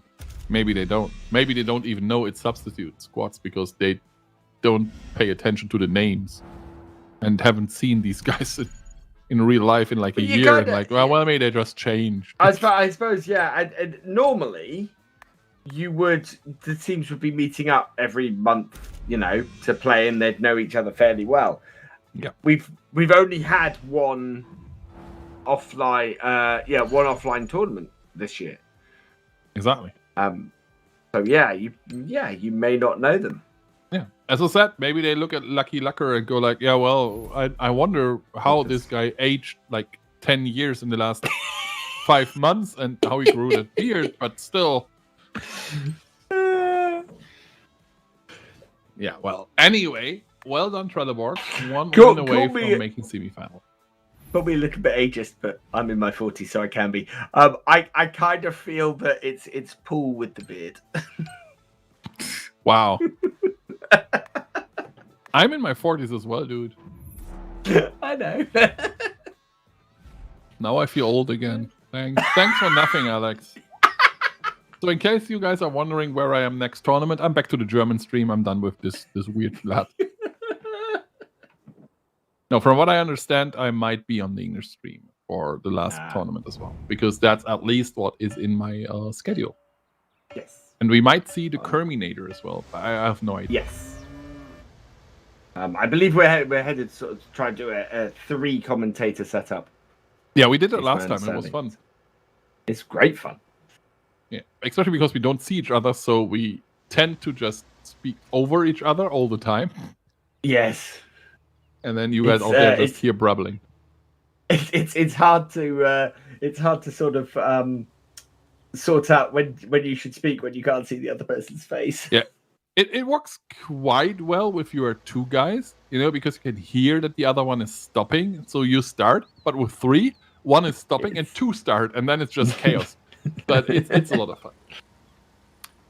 Trelleborg, off to a very good start, grabbed the second ideal, and my Insanity got the case again, and now I wonder if they try to get a first bail in. Let's find out. Trelleborg Paul is on his way. That will be a nice first bail, I guess. Yeah. Well above 13 minutes. I don't think he's doing the drive-by. No, he's not. But still, good points.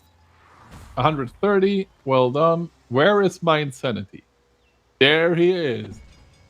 Even if you don't make it, don't leave it there, okay? There we go. Well That's done. better. 9-point difference. That's what I'm talking about. That's exactly what the doctor ordered. Proper sigh of relief. Although Jan cannot get straight back out. Doesn't matter. At first bail.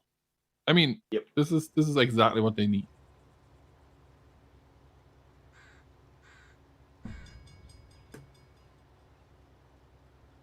I can't help but think that whole first bail setup has been a little bit adjusted. It has. There is. I just don't see it in the patch notes anywhere. So maybe it was a adjustment that has been made more or less recently.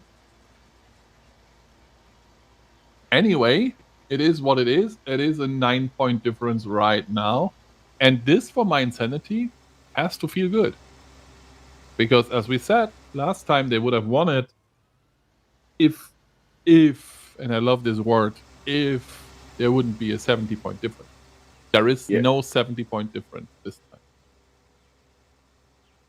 A far more closely matched game. And you can see actually both teams following very similar routes for everything. Yeah. I mean, both teams do have the same setup, right? Usually, if you see teams driving very weirdly compared to the others, that's because they have herbicide. Because with herbicide, you can just drive, however you want. But with herbicide not being meta right now, everyone has to drive around these patches. And well, that's just how it looks. There is direct delivery again. Can you see it? Yeah. You know what we are not going to see picked up. But to be fair, I would pick up speed up as well. Speed up picked for Trelleborg. My Insanity, you need to pick something. Ignoring it? Or are they going to pick it up? I don't know. Is there anyone able to pick it up? Let's have a quick look at the mini-map. 20 seconds left. Oh. Yeah, they got it. Yeah, there we are. Go. So everything is fine. And now we have seen that before. They probably won't unload. But wait for the 8-minute drop to... Oh no! Trelleborg is just unloading. They're like, yeah, whatever. We don't care about the 8-minute drop. This is a mistake. Disruption. But it's disruption. As long as they score points off this is good gameplay. Well, if they score, then it is good gameplay. For now, it is a mistake. My Insanity is matching it, but if I would be my Insanity, I would not drop it all. Yeah. It's how much do you fear them scoring points while they've got this? And I'm not convinced that they're going to go and score points while they've got this. And so both teams now have used up their grain. If grain multiplier comes up, there's not that much advantage to it now. And this is, again, not reacting to the map setup, right? Yeah. I mean, you don't know how many bales the other team has ready, but you are safe to assume that at minute 10, they don't have like 10 bales ready to score lying around somewhere.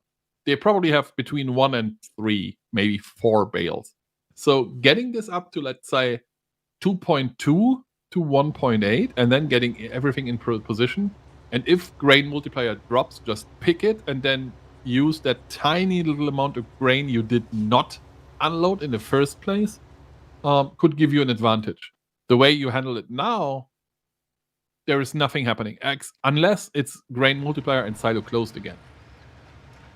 Then we might see something happening. But other than that, no advantage for anyone. And no advantage is just something you should not like as a team. You should always aim to have a advantage.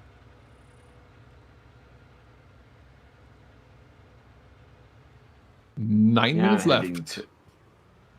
Look up to that. And right now, Still, Trelleborg has way more bales.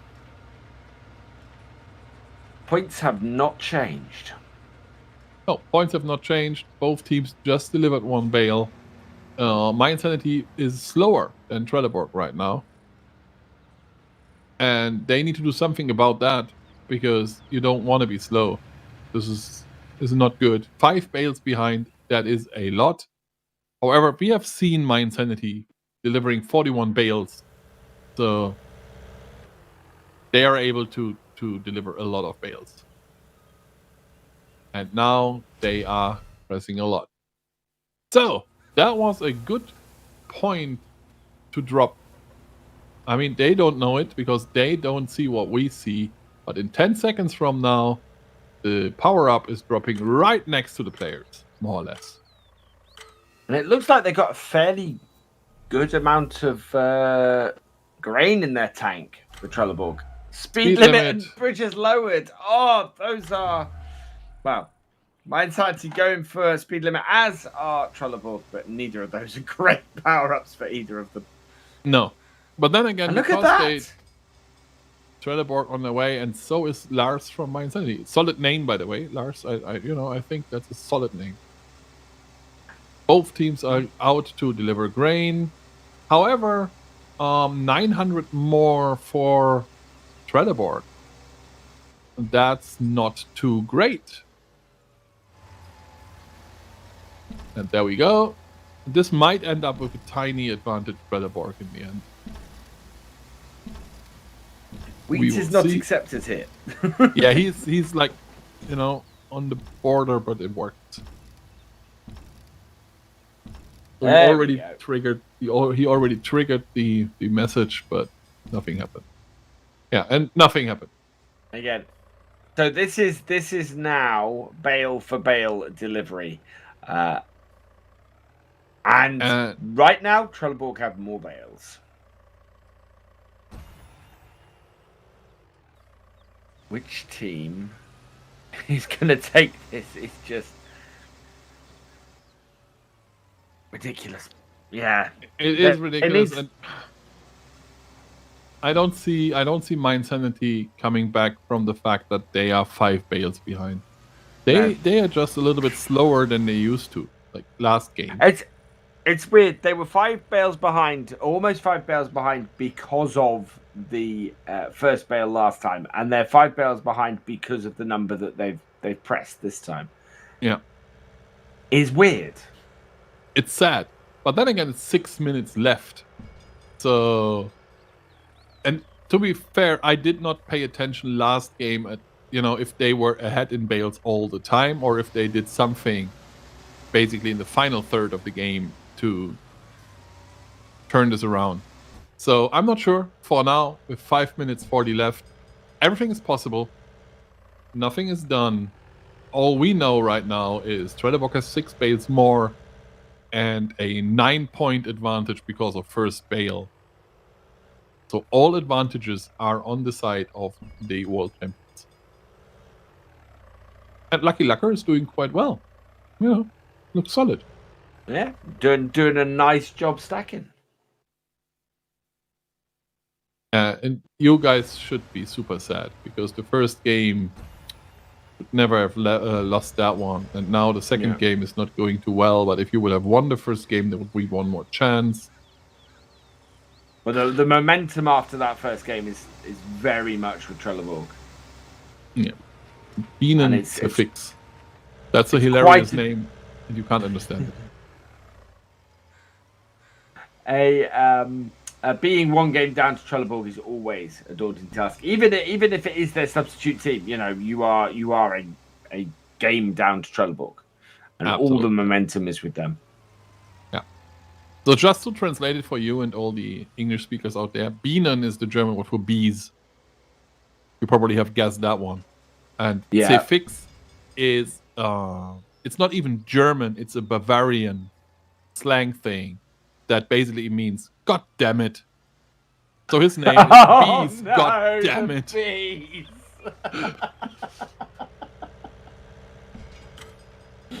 That's brilliant. That's why I said it's a brilliant name, Not but the if you're not Bees. German, you probably don't understand. Okay, now I get it. Crazy tool that could help my insanity to come back, but I don't think they are running for it.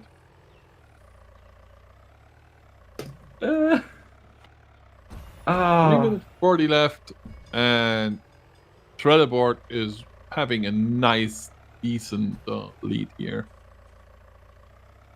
God, that's such a nerdy name. I love that. Thank you for translating for that. That is brilliant. It absolutely is. In this weird way. Especially because he put the Bavarian. He didn't even put the German goddammit, but the Bavarian. Say fix. Which is something that you would not hear anywhere else than in Bavaria. Yeah. It's awesome. It's nice and stealthy. That is brilliant. So if you are John Deere right now, because all the time we spoke about Trelleborg and my insanity watching John Deere versus Herman and going, not too bad. Let's turn it around right now. If you are John Deere right now watching these two teams, and you have seen that the first match should have been a My Insanity win, but it wasn't because of My Insanity basically losing the game. And the second, that one is not looking too great from both teams either. How would you feel all of a sudden? I think John Deere, they should feel okay to take it, to play against these. I'm still my trouble is that I'm still not seeing a low scoring game here. I mean, it's 6-10 now with 2 minutes to go, but that is still an 800-point game when if Trelleborg can get all these in. And John Deere have not scored above a 750. True. So if I'm John Deere looking at this, I'm looking at what do I have to do to disrupt Trelleborg's game here to bring their points down rather than bring my own points up. And that's where I think John Deere could win this and could win the next round and go into the final. You see, this is over a minute to go, and we're still at an 18-point. We're still with 730-point game with this many bales still kicking around. True, but I feel that John Deere is capable of having an 800-point game. So, I mean, I just feel both teams are not looking as hot as they used to. No. Right. Of course, neither does John Deere. We spoke about it a lot. They had not good tournaments the last 3-4 tournaments. They were all bad. They didn't make top 8. But this is just not looking as solid as you would expect it from Trelleborg playing. Of course, yeah, that will be an 800-point game. Most likely even more than that. It can be a 900-point game if Can they? 8:30, 57. No, they Oh, can't. my insanity are making some horrible mistakes right now. Yeah, but they know it's over. Like, it's 10 Yeah. seconds, and it's 870, 890. Yeah, it's it Could be 900 there's point? Nah, there's one bailout No. there, but I don't know where it is.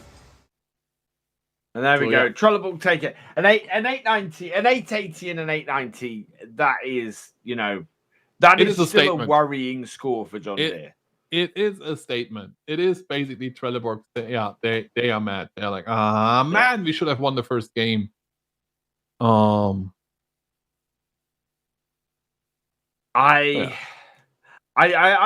would be worried if I was John Deere. I'd be trying to work out how do we pull that score down and put our own score up. Because there's a good 150 points between the points that we've seen John Deere score today and the points that we've seen Trelleborg score today. True. So John Deere definitely needs to step up. They do. I think the team that is actually sitting here looking this and going, we could win this is Vultra. I think Vultra are playing superbly today. And I have not seen another team yet that is up to the standard of game we saw from Vultra in their match. I absolutely agree. Valtra is playing very, very well. They should see their chance to win. And they are second seed guaranteed already because they get 50 points. So Points. Yeah. What they want to do is they want to make sure they stay there because Trelleborg, they can't get them. And here is what we see. That's what we see now. Valtra versus LSA Esports, and then John Deere versus Trelleborg. For Valtra, this is probably their tournament to lose. They are looking hot right now.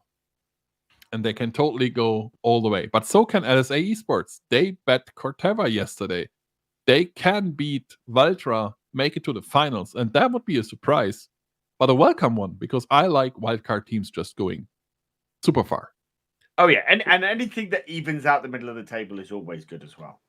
Exactly. And everything that makes us happy, why not? So, if I would be you, I would go nowhere, because these semifinals are big. Stay with us. We are back in a minute.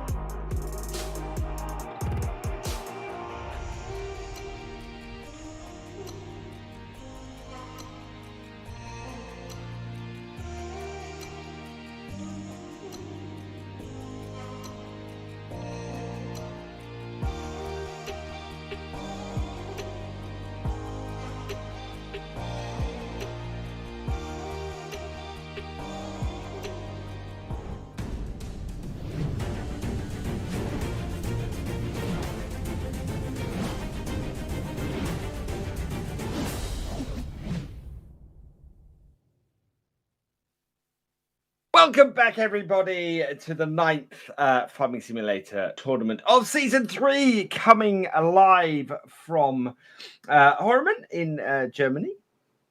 Yes. Rudolf Horman in Germany, in fact. I forgot the first name. I'm here with Liz. Hey, Liz. Hey, yeah, well, I'm still here, and I'm still tired. No, everything is fine. These guys are not, though. Oh, they look happy. They are still fine. My Insanity, with their substitute player sitting there, smiling as well. So they are doing okay. I like that we see substitutes. I mean, we've seen 3 substitutes playing for Trelleborg, but now that the teams are back on stage, we do actually see that these teams are more than 3 players. They usually have at least one substitute with them. As again, in case something happens, we've seen it before in tournaments that I think someone broke his leg once, and then they needed to substitute to play. So it's always good to have a substitute player ready somewhere. And boy, somebody this is, ready. An interesting tournament, if you ask me. Every time I think I know what's going on, it's not. And there's Paul running into the Farming Simulator League sign at the side there for some reason. This is first bail for the and this is first where... game, and you can see he flips. You can see that My Insanity just flipped the bail out at the far side, and then he just leaves it there. Well, to be fair, it's almost impossible for him to get it back in because it's just a track. And then, oh god, that happened as well. I did not catch that one because he does not have a fork. So pushing that one with that tractor would probably take like a minute. So but it would still score first bail. Even wasting the time on that would still be more worth it than leaving it. That's probably, yeah. So yeah, it was just unfortunate for My Insanity, and I mean we know they knew, right? We have seen them after the first game. You can tell that they were like, "Oh man, we should have scored first bail. We really should have." Second game, just went horribly wrong at the end of that second one for My Insanity, but they kind of already lost it by that point, to be honest. Yeah, it was still a good match though. Well done, My Insanity. And with that, they managed to, I think they are now, I need to think about that. Well, they're definitely not 4th, but I think they closed the gap a lot. We're going to see it at the end of the tournament anyway. So, whatever. For now... They've made themselves 5th. They will stand above Crone as a result, but yeah, I think you're right. I don't think they're not going to get 4th from here. No, they can't. This is impossible. But for now, it is impossible. There's still a tournament coming. But for now, it's LSA Esports versus Valtra, and you said it. For Valtra, they are looking super hard. This might be a tournament that they can actually win, and that would bring them to 3 tournament wins and sitting in the neck of Trelleborg. But first, they have to beat LSA Esports. And these guys, while they did look kinda shaky today, they had a good showing this tournament. And they really want to get to their first finals and get one of these nice Noble Chair seats. Probably they don't care about the money; they want the seat. That's they what want I'm the seat because the seat's nice and comfy. Absolutely. And I still like that, the blue Noble Chairs with the blue pillows are on the left side, and the red Noble Chairs with the red pillows. Look at that. Tiny little details, friends. It is. Red side has red chairs. Well, black chairs with red applications. And blue side has black chairs with blue application. Cool, huh? The one I'm sitting on is green. Yeah, and the caster ones are black. Yes. And that is the Logitech setup I was talking about. Some people might not feel as comfy playing on that one as they feel in their home when they use different keyboards or different mouse. For example, while I love Logitech, that should be the 930. No, the 910, I think. 930 would be a headset. I was going to say that's not the 910 because I have the 910 sitting in front of me and it doesn't look like that. You are right. Anyway, it is a Logitech keyboard, and I myself use a lot of Logitech hardware, so I love them. But for example, I don't use a Logitech mouse. So if I play the game on the desk, because I love to have 12 thumb buttons, and there used to be a Logitech mouse that had that, the G600, but it's not out there anymore, I think. And the first one I've ever seen having that was the Razer Naga, and ever since I use that one. Because I need the 12 thumb buttons. What does it have on it? 12 thumb buttons. Yep, that would be the Logitech G602, which currently resides on my desk. Exactly, but because the first whoever had a 12 button mouse, like 12 thumb button mouse, was Razer with the Naga back in 2004. Yep. Like, that's, and that one is still working. What can I say? Crazy thing about it is I don't use all my thumb buttons. I don't come anywhere near using I play a lot of MMORPGs. That's what I bought it for, and that's where I use it. And it's still the World of Warcraft edition that I use. The Molten. I think the keyboard is the G213. Looking at things, maybe that looks the closest from what I can see. The mouse they use with that mouse mat, that's a charger as well. Yeah, this is the coolest thing ever. Yeah, ever. Because one of the reasons why I never use a wireless mouse is because I'm afraid of that thing just dying in the middle of a fast-paced game. But with that thing, because it's charging all the time while you use it, you're fine. This is great.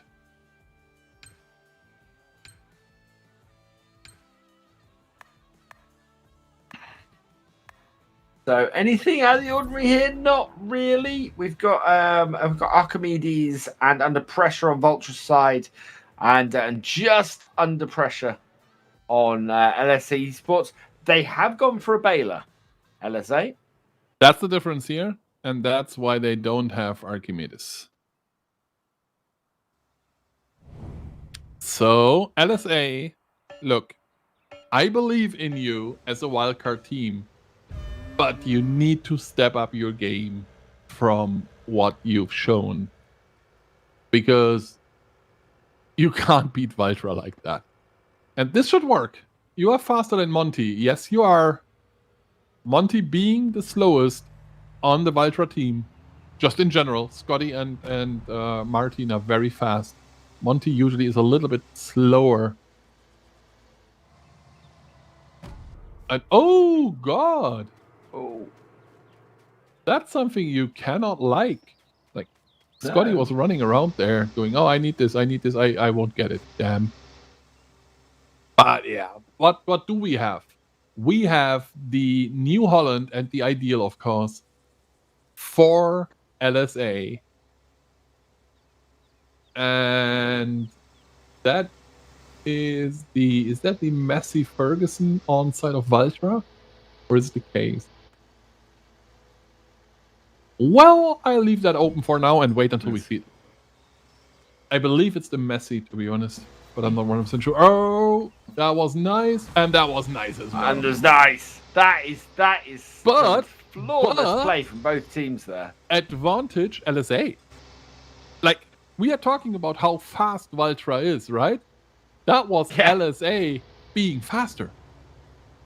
That's insane. By a small margin, though. But still. It's still that one bale that Valtra needs more than LSA right now.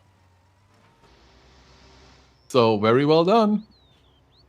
Or an ever so slight increase in the multiplier. Yeah, and I was right, it is the Massey Ferguson being on the field for Valtra.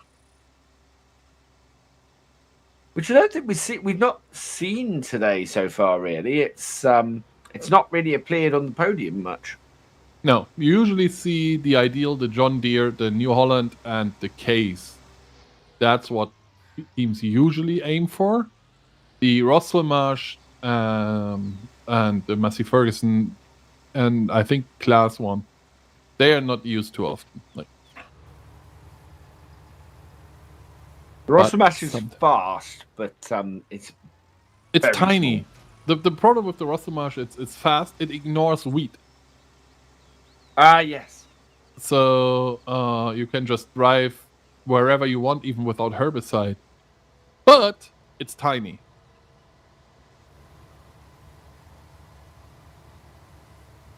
And I like this view where you can see both teams. That's really nice. Scotty and Martin just driving side by side. And same thing is happening. Speed limit and direct delivery. Yeah, I know no one takes direct delivery. Why does nobody take direct delivery? I don't get know. People just don't think it's strong. They are all wrong. That's what I'm saying. It's us knowing what's good and they don't. Yeah. Because I am absolutely brilliant when I'm playing FSL. Exactly. It's us being the experts. And these guys probably have never tried it. I mean, they practice what? Like 5 times a week? They've probably never tried it. No. They've never thought to go for that and see what effect it has. But it does come along on the whole thing of doing something different might disrupt the whole thing.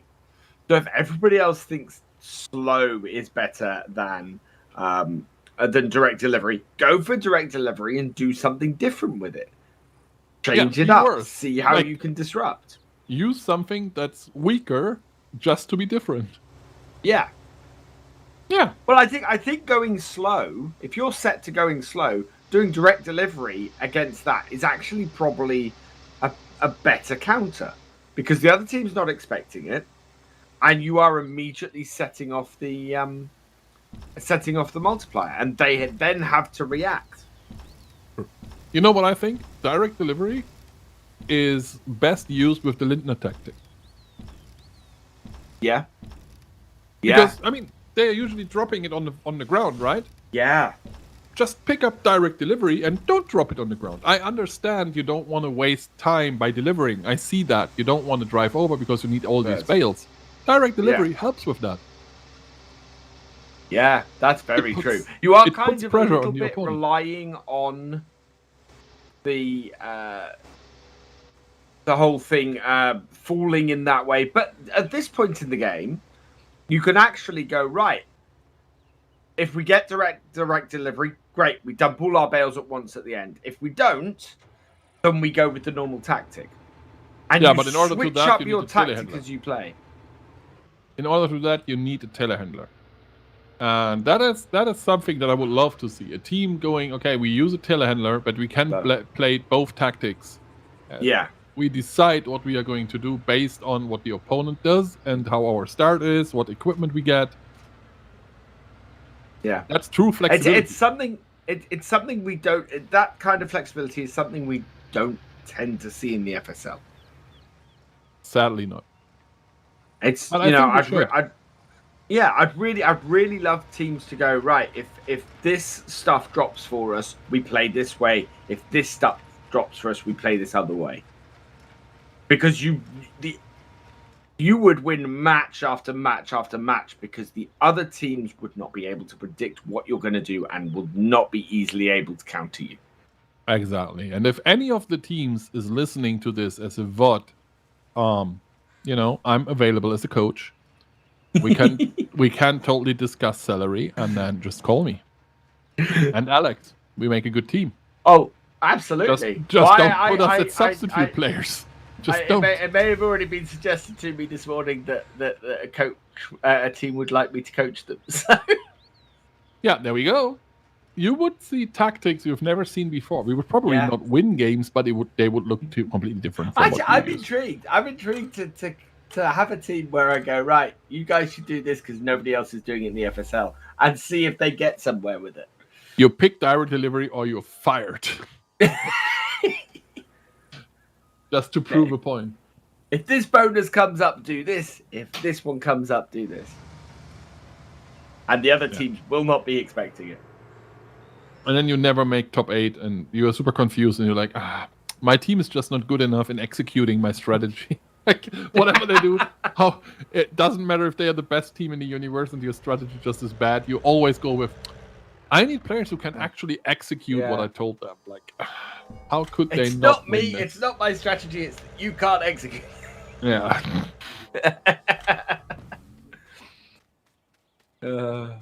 So, both teams decided to go with grain multiplier. I would love to say I'm surprised, but truth be told, I'm not. No. They both need to deliver it now, though, because they have a limited amount of time. 60 seconds left Oh, and for both teams. look at that. That was sad, but I have respect for what LSA just tried. They started delivering, and then the bail went in. So they had a bail on the belt and started delivering to make sure they get a lot of points out of it. But I don't think it were too many points because the bail was a little bit too fast. But even if it gets this thing, even if it gets more points than it would have otherwise when it evens out at the end, that's still an advantage to Absolutely. Even 21 instead of 20 is something that you could aim for. Yeah. And it could make it. You know, there's the first bail, there was only 3 points difference. They only have to hit it with a 2.3 multiplier, and that 3-point difference is gone. Absolutely. You know? Or 3 bails with a 2.1. Or 3 bails with the 2.1. It's taking advantage when you have an increased multiplier above your opponents. Only sad thing is that it didn't happen for No. LSA. That's what I'm saying. They got this bail in for 20 points. It could have been 21 or 22. It was just unlucky, really. The bail went in right before the multiplier jumped to 2.1. But yeah. Still, they tried to do it. This is good. Even if it didn't.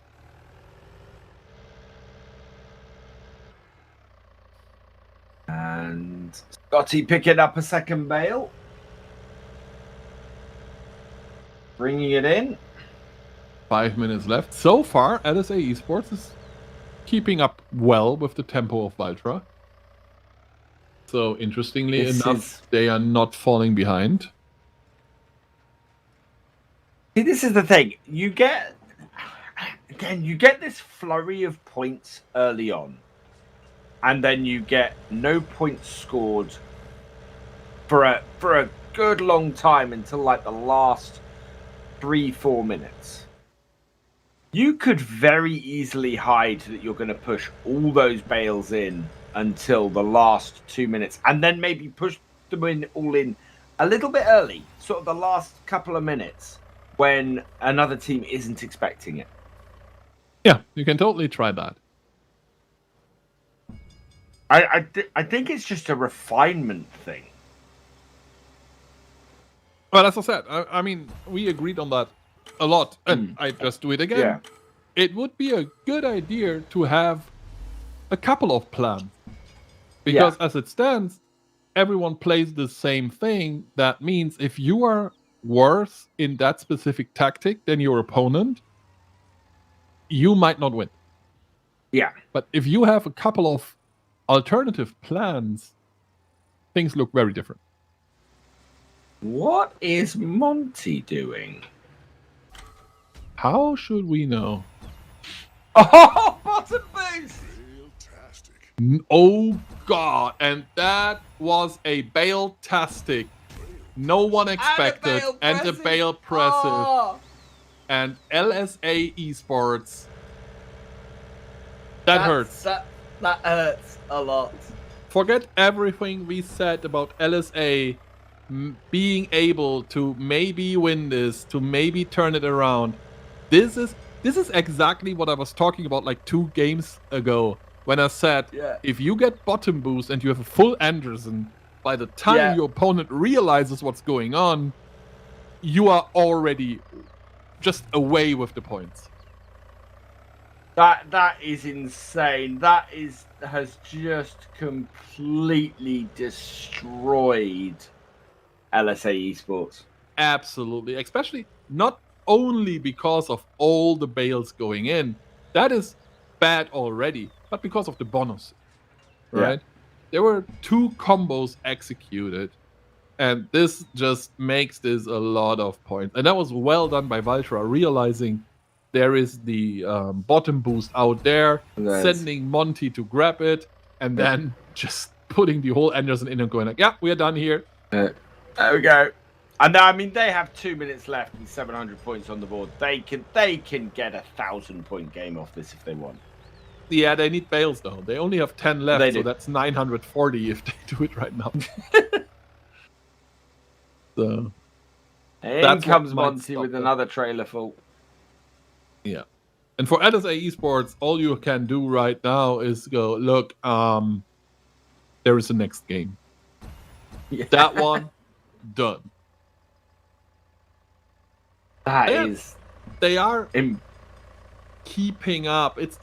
And in the end, it might be the bonus that basically decides the game, because Oh. they are doing well. They've got the bales to meet Ultra without the bonuses that came in, but the bonuses are the reason why you shove it in the bottom like that. Exactly. And because of that, I think LSA Esports had a fair chance to win this, but because of the bonus, they won't. This is a certain right now. But yeah, that means that they do have a chance to take it to 3 games and then maybe turn it around.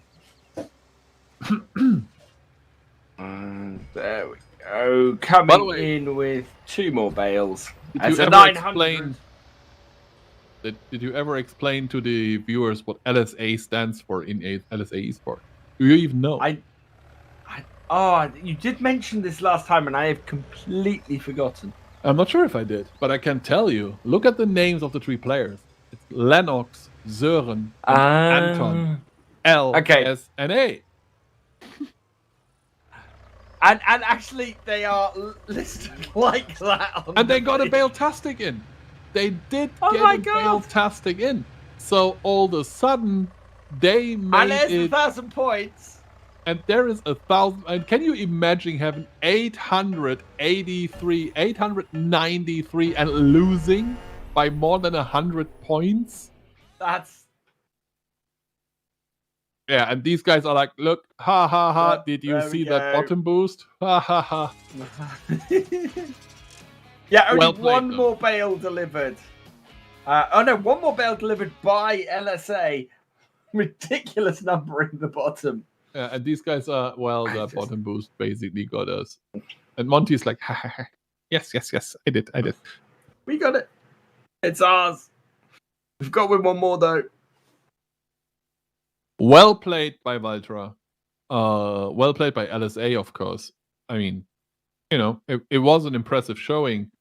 900 points almost usually is enough to win the tournament. But yeah, I mean, if you ignore bottom boost, and then it's not only about ignoring bottom boost, right? It's about not realizing the opponent has it, because Yeah. it doesn't matter if the bottom boost in itself doesn't matter, because yeah, of course it saves time, but with the Anderson, if you think about it, the stacker is not going out doing a lot of other things in the time they gain by using bottom boost, but the combo makes it so strong. The interesting thing is, Valtra is the one team we've seen today who have been hanging around waiting for that super drop. All the other teams pretty much have ignored it all day. But Valtra, we're consistently seeing them out there waiting for it to drop and grabbing it when it does. And with that win, they can now turn around and go like, and that's why. Yeah. It's because if you get something like bottom boost out there that is that powerful, you need to grab it. Have to stop your opponents grabbing it. Absolutely. And again, bottom boost is just so strong because of the Anderson meter. Without a full Anderson, no one cares about bottom boost. Right there. No. But there are different ones that if you're playing a different thing, is more useful to you. Absolutely. But bottom boost right now is the strongest. I feel like it's up there with Bale Withering. It's stronger than Bale Withering because of the surprise. But because games are close, Bale Withering is super strong as well. And Bale Withering, by the way, is something, again, that might be super useful if you are playing the Lindner tactic. Because you don't want your opponent to be able to stop you all the time. So getting rid of some of their Bales, while it's random, it might not hit a super awesome Bale like on your fork ready to counter, then blop, it's gone. It's still good.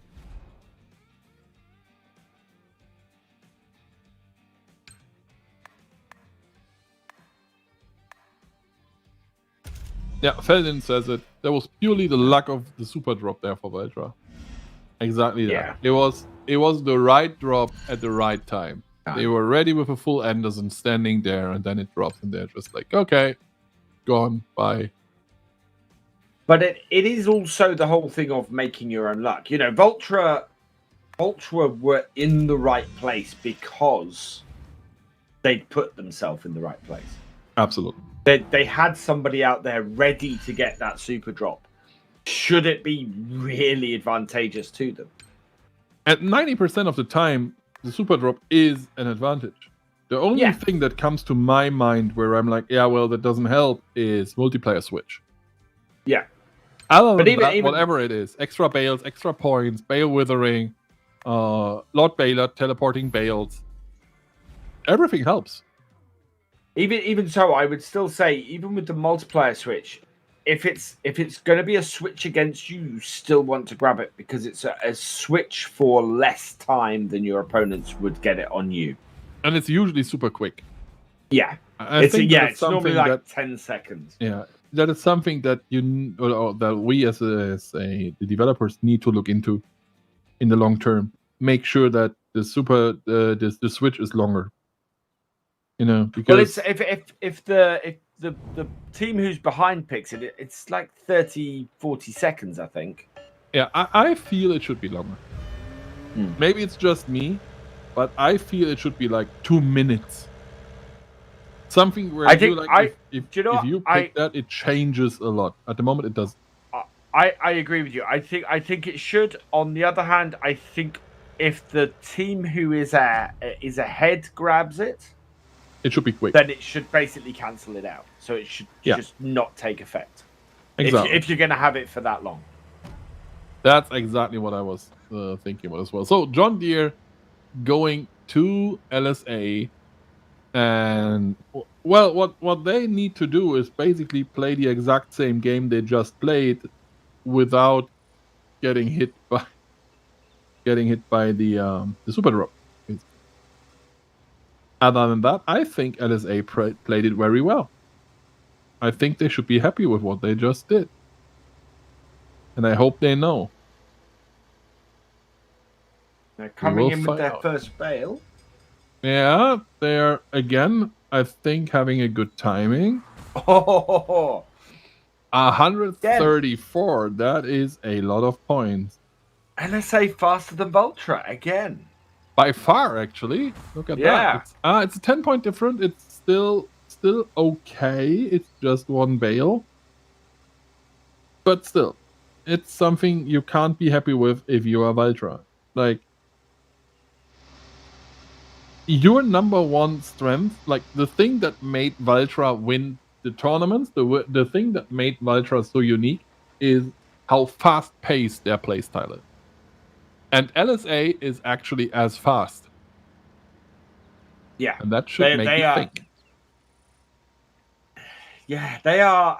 They're being more impressive against Valtra than they were getting to going against Valtra. Yeah. They had a very... Well, they didn't have a bad first game per se, or first match against Bednar. But given that Bednar is way weaker than Valtra. Like, the difference is insane. How hard they struggled against Bednar, losing that first game as well, and then winning the second and the third. And then coming in against Valtra and just being super fast, playing super impressive, almost 900 points, still losing because you were unlucky with the bottom boost. Impressive. Very, very impressive. Yeah. So, 12-minute mark, first drop. And this first drop is more to... the way the game plays right now, it's more to get rid of drops. Like, if you are one of the teams, you don't care too much about what's there. I mean, they will pick up Bale Drop if they are there anyway. But they don't care too much. What they want to see is if Grain Multiplier is in there or not. Because if it's in there, you pick it up and then you start unloading. If it's not in there, a lot of teams decide to not unload Grain at all before the 8-minute mark. And they are gonna go for that Bale Drop. Yeah, of course. Why wouldn't you? Yeah. It's a free bail, and it's basically more or less on your way anyway, because we all know that they're gonna start unloading very soon. Ooh. The first unload, they will get it. They will. Yeah. Yeah. There's More than enough time there. But, first unloading starts around the 11-minute mark. So you are there anyway. There we go. Valtra is getting in position, and so is LSA Esports. And both teams decide to unload. Basically, Valtra decides to unload, but LSA will match it, I'm sure. Are Valtra in place to score some points with a Bale? Oh, no, they're not. No. it's not a question I was expecting to get answered, to be honest. Yeah, but I did it anyway because, that's what I'm here for, answering your most pressuring questions. No, they're not. No team ever is. Well, to be fair, at the 12-minute mark or 11-minute mark, when the first unload happens, usually you are not. Because usually you are still out with 2 harvesters. Because if you decide to jump out of a harvester to just deliver a bale for 2 points or 3 points extra, you are falling behind because the other team is still harvesting with 2 harvesters. And then the second grain boost is a nightmare for you, or you need to be out for way longer than you want to be. So that's why they are not delivering. And that's why a lot of teams decided to not unload at the 12-minute mark unless there is grain multiplier. Remember the way Herman plays it, for example, is that they just put the horse there and then fill up the 2 harvesters and bring the harvesters over and then do this triangle unloading. Which is why direct delivery at the 12-minute mark would be really good. Because you could do the direct delivery and go and shove a bale in because you've then got a spare person and score extra points. Yeah. And depending on, how much you achieve with that direct delivery, you might actually save an entire trip to the silo, which is time saved. Yeah. But that's something you would have at to the try 8-minute and mark, see. you might have enough to throw extra into the silo. Exactly. It is a slightly baffling thing that nobody takes direct delivery at that point. The one thing I don't know is if I would use direct delivery right now and you wouldn't, and then you just unload the entire horse, do I have enough time with direct delivery to keep the multiplier at least even? You know what I mean? If you unload at minute 11, I need to be able to direct deliver at least enough so that it is 2.0, 2.0 afterwards. Otherwise, I put myself as you said, I don't think that's an issue because nobody delivers bales between 12 and 8 minutes. True. So as long as you're going to deliver, because you're not doing that run, you're going to end up with extra grain at the 8-minute mark. Absolutely. At which point you get an increased multiplier and you score more points overall.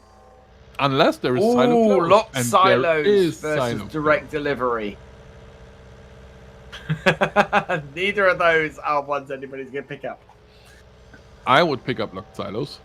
Yeah. Both teams sort of just hanging around, waiting. Yeah, because they want it to be as late as possible, just- so that it lasts as long as possible. And both teams have picked it. Yeah. And again, no direct delivery. This is the most disappointing part of Farming Simulator League. No one is picking direct delivery.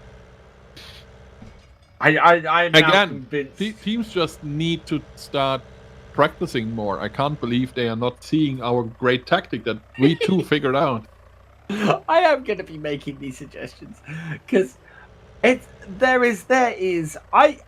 think there's some massively disruptive tactics in here that are being missed.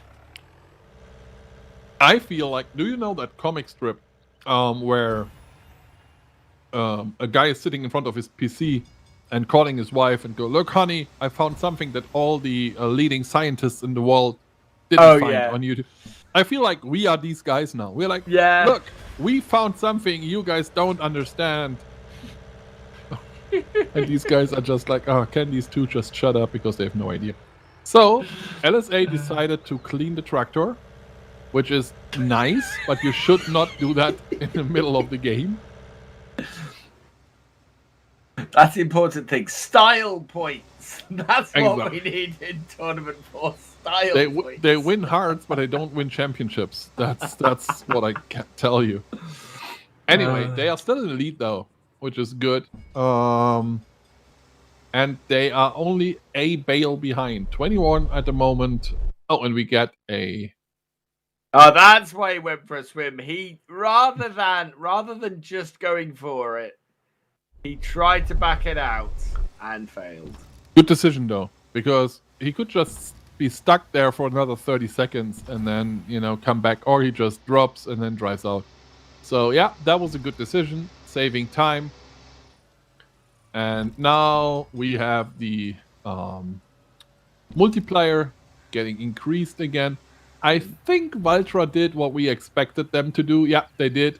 They delivered some bales while they had the advantage in multiplier.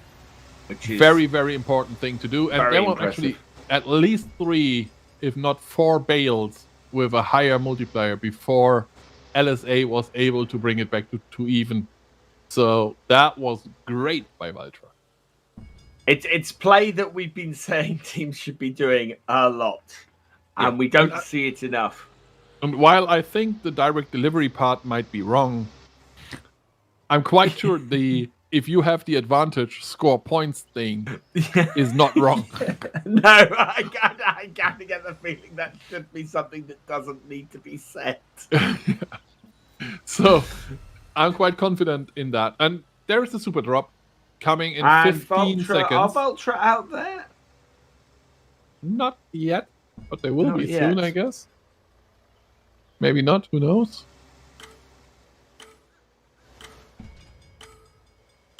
We are just quiet sitting here. There it is. It has spawned. What is it? It's Bale Withering. Oh, Bale Withering. Yeah, One I bale don't on think anyone... each team, and I don't think either team is actually heading out there for it. No, probably not. Oh, no. We do. We have Valtra heading out for it. Would be hilarious if it's a bale that's on the belt, though. It was. And it was. It was. It was Nice. a bale on the belt. Love it. Fantastic play from Valtra. I know it's me being mean, but I love when things like that happen. That just, it's so entertaining. LSA Esports, however, doing quite well right now. They are, Valtra is taking these tiny advantages. They had a couple of bales delivered with a higher multiplier, which is great. Now they got with Bale Withering, they got rid of a bale, which is great as well. So tiny advantages here, tiny advantages there, and they might add up to a big advantage and eventually get them into the finals. Who knows? Right now, I think Vulture have more bales kicking about. They do. Yeah, but they need, because they are 60 points behind. Oh, yeah. And 3 bales are actually And they're now exactly ahead. the 6. Yeah, they are exactly the 60 points they need. So it might actually end up, if both teams get in all the bales, Valtra might win by exactly the amount of points they got by withering a bale and getting 3 bales in for like 4 points more. And that would be hilarious, if you ask me. 577 to 514. LSA now loading more bales in. 2 minutes left on the clock. And this is a very close game. LSA does have 5 bales more than Valtra does. However, if I did the math correctly, that means that this is going to happen. That Valtra might win by 3 points. And that would definitely look, both have 11 left. It's 3 points. And that's exactly what they achieved with that advantage of bale withering. Bale off for LSA. Yeah, that shouldn't happen. They have dropped a bale. Still enough time, though. But unforced errors are not good. No. 1 minute 20 left, and yeah, Valtra. Man, I would love if they win with 3 points, because that would mean that these tiny advantages actually meant something. Right? That would be great. But then again, LSA does not agree with me. They feel like they would feel better if they win. This is such a close game, though. I mean, the point scores are just yo-yoing the whole time. Yeah. And there is a counter by LSA.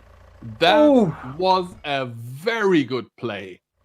And this might actually be a disaster for Valtra, because this counter means extra points for LSA. And all of a sudden, 30 seconds left. All of a sudden, they look really good. 3 to 4 bales. And oh my god, this is close.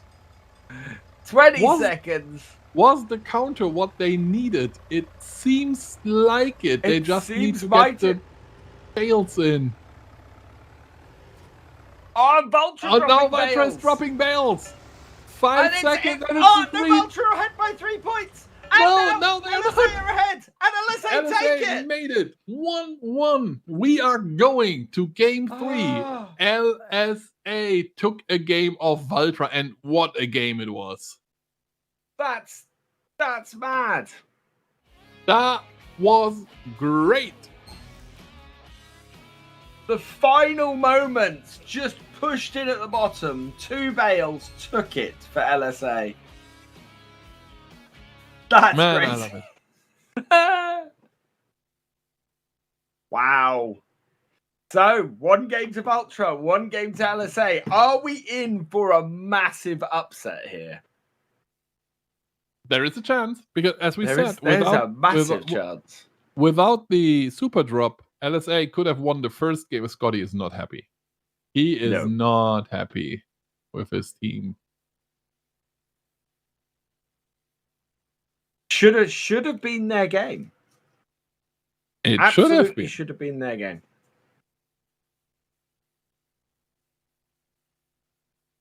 But yeah, it was great, and for us, it's awesome. Like, these teams might not like it, especially Valtra might not like that they have to go to game 3. But for me as a commentator, do it. Go to 3 games all the time. I'm happy with that.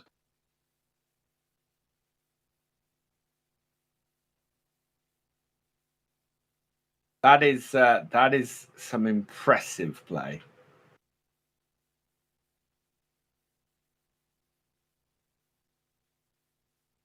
I can't pick between these two now. LSA have just blown all my expectations out of the water during the last 2 games. They did so well. Like, if they make finals, I'm not even sure it's an upset at this point. They beat Corteva And Yeah. now they are trying to beat Valtra. This is, while on paper it is an upset, right? Definitely Yeah. is an upset on paper. But with how their tournament goes, not really.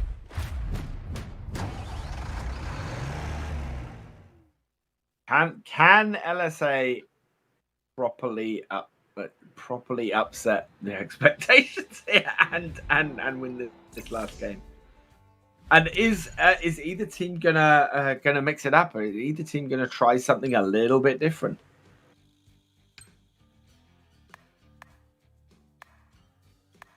Like the Well, Massey's if going. if you are LSA, first. you are not changing anything. That's Oh for no, sure. no, absolutely not.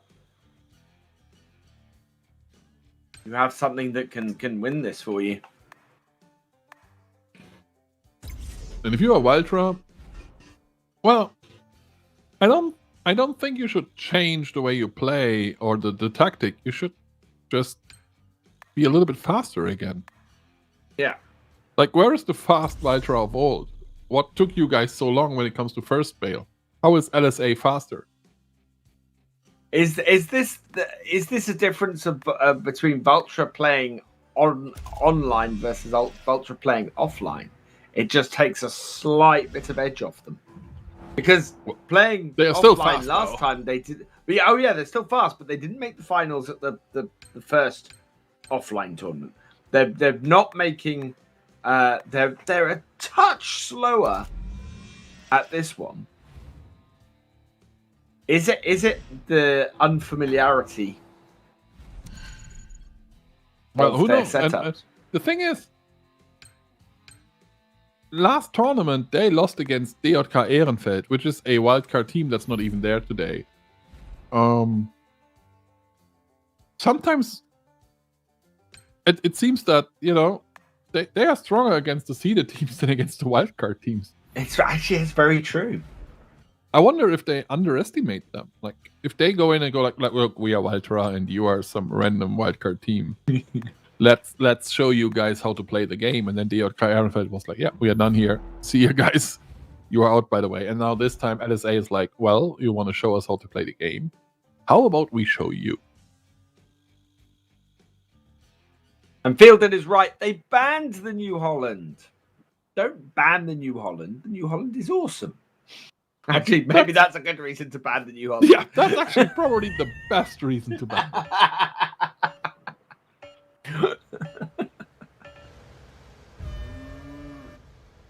There we go. Good start by Valtra, getting to that Fent. Yeah, they want the Fent press.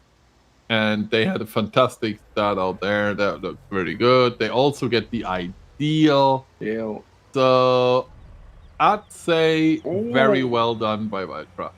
LSA got the John Deere. That's good for them. And they don't need the Fent Baler because they do have a Fent Baler. They paid for it. Oh, And that Valtra Fent have Baler- 2 of the ideals, though. That's pretty nice.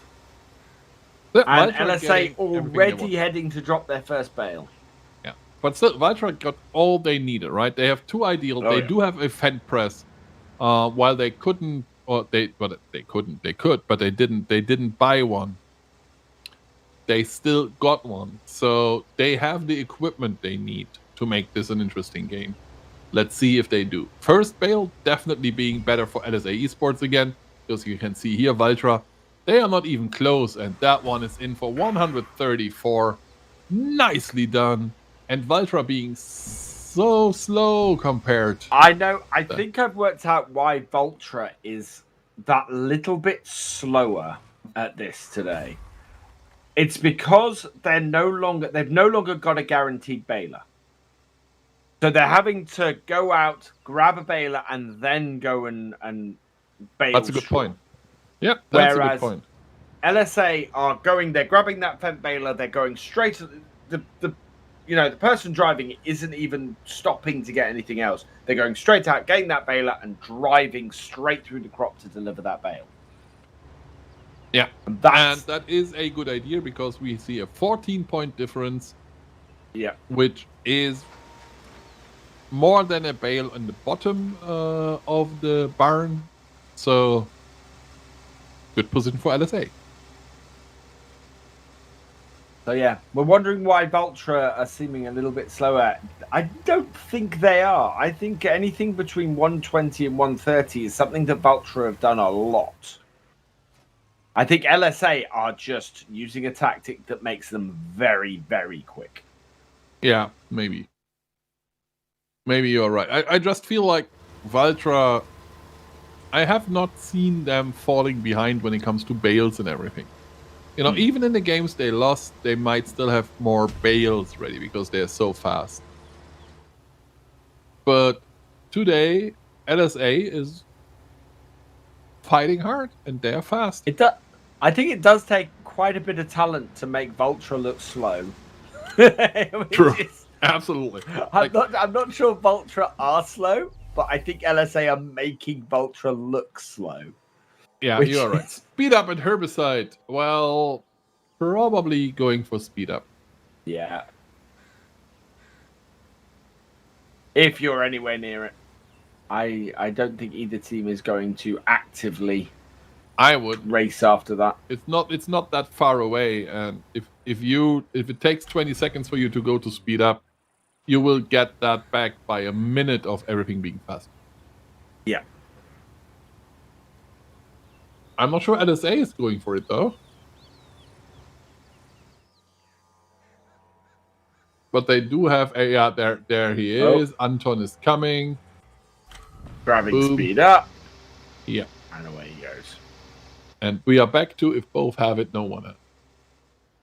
Yep. Valtra, and we know that already, is delivering grain first. Lennox not even starting. However, again, nothing is going to happen with it anyway. But one thing I will say is that Valtra picking up that speed up, if they were driving past it at the time, does force LSA to go and grab it. Absolutely. Which again is a disruption tactic. It may not disrupt it much in what the actual pickup does, but it still forces LSA to concentrate on something else outside of whatever they were planning to do. Absolutely. And Valtra right now is the faster team. They are already done unloading and they are already back on the field. LSA just starts. So they are behind. And they're going for a different tactic. They decide that putting all eggs in the basket and hoping that the 8-minute drop will be grain boost is their tactic now. And this is a very good adjustment. Why not? You know, I mean, it really depends on what Valtra is doing in the next 2 minutes. If they deliver a couple of bales, then it was a bad idea. If they deliver, let's say, less than 2 bales, because they get 30 points out of it instead of 20. If they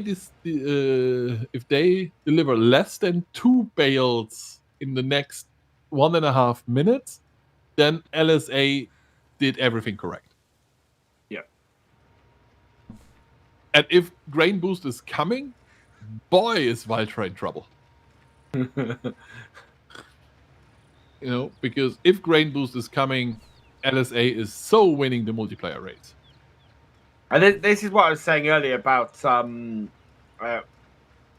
teams should pick up direct delivery at 12 minutes if they can, because Ultra are not delivering bales. Exactly. Here's another thing, though. And I would have to do the calculation on that, but if there is no grain multiplier dropping at the 8-minute mark, I think LSA is putting themselves in a very big disadvantage because of the tactic they use. Because Valtra is definitely getting another 30,000 grain in. And that brings it up to 60,000. Right? LSA cannot do that. They don't have enough space for 60,000. They have enough space for 57,000 with the 2 harvesters. That's it. So they need this boost to come, because that means they deliver 57,000 with a boost. And they need to really get around these houses. And it's not there. And that is bad for LSA. And now they realize it as well. They take And Bale they're going for- multiplayer. yeah. But this is not good news for LSA Esports. Hey. Because right now they have a 3,000 liter disadvantage. And here compared to comes Vultra. Vultra. If they can hold the multiplier for a little while, And they They're will gonna hold get- it for a little while. well, They it's will long get- enough to get. Yeah, they will get a couple bales in. Especially because of the triangle thing that LSA is doing. So how much do they get? Let's have a look at the points. There are the bales coming. It's a 2.4. It's 2.4. It's holding at. That is huge. That is 36 points per bale because of the bale multiplier as well. And Oh, wow. that was LSA. It was a risky move. It could have Yeah. worked out. It didn't. So, of course, they are using the multiplier as well, which is Wow. good. But The it's not going to give them as much. No, it's not. They are still increasing their own multiplier, which is a good thing. But yeah, man, that did not work out as planned, especially because, and that's what I'm talking about. Because they did that, they cannot get the multiplier back to 2.0, 2.0. No. Right? Because they had 50,000 liters instead of 60,000. Right. If grain multiplier would have dropped, yeah, we would have a multiplier of like 2.5 or something in favor of LSA right now. But because it wasn't there, And that's bad actually Vultra disrupting things a bit and going, right, we're gonna go this way. We know you've been. Oh, actually, no, it's Vultra playing the same thing. It's LSA disrupting LSA changing their stuff and doing it themselves, isn't it? It's interesting in the grand scheme of things that it does play out this way, and it's a little bit more to chance if you do that triangular 3 harvester setup. I'm just not sure about that. LSA should have won the first game, right? Mm. They didn't because of the super drop. They did win the second one. And the third one, they were like, look, if that drop is coming, we win 100%. If it's losing, there's a high chance, not coming, there's a high chance of us losing. If you won 2 out of the 3 games you are playing, why are you putting your third game on a 50-50 situation? Yeah. And you did say, I don't expect LSA to change their tactics having won that second game. And they did. Yeah. And they should not have done that. No. And it's not even really 50-50 because there are so many options of drops that could happen. Right? So there was a higher chance it's not dropping than that I is. do kind of wonder if they kind of went, that second game was too close. We were lucky to win it. We need to try and guarantee we can win the third one as much as possible. And that's why they changed it up. I'm wondering if they didn't feel secure enough in that victory. Probably. So what they need to do now is get a good super boost. Like, if you are LSA, you need that one now. Yeah. You need to get the super drop in a few seconds. And you need to don't think get they're going to something do cool. it. No. Vultra is already heading out to get the super drop. And it's Lord Baylor. I mean,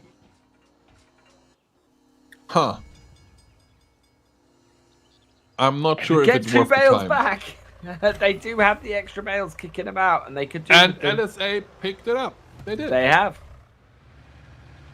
Lennox picked it up, and that was a good decision. I feel like that is a good idea. And now they need to score points with it. Ah, man, this is... I respect the chance, like, the call from the team captain to say, look, if the drop is coming, we win 100%, let's go for it. Yeah. I respect that. I just don't feel they needed to do it. I really think that I agree with you. I don't think it was a change that was necessary. I think it was a too big a change for what they were trying to do.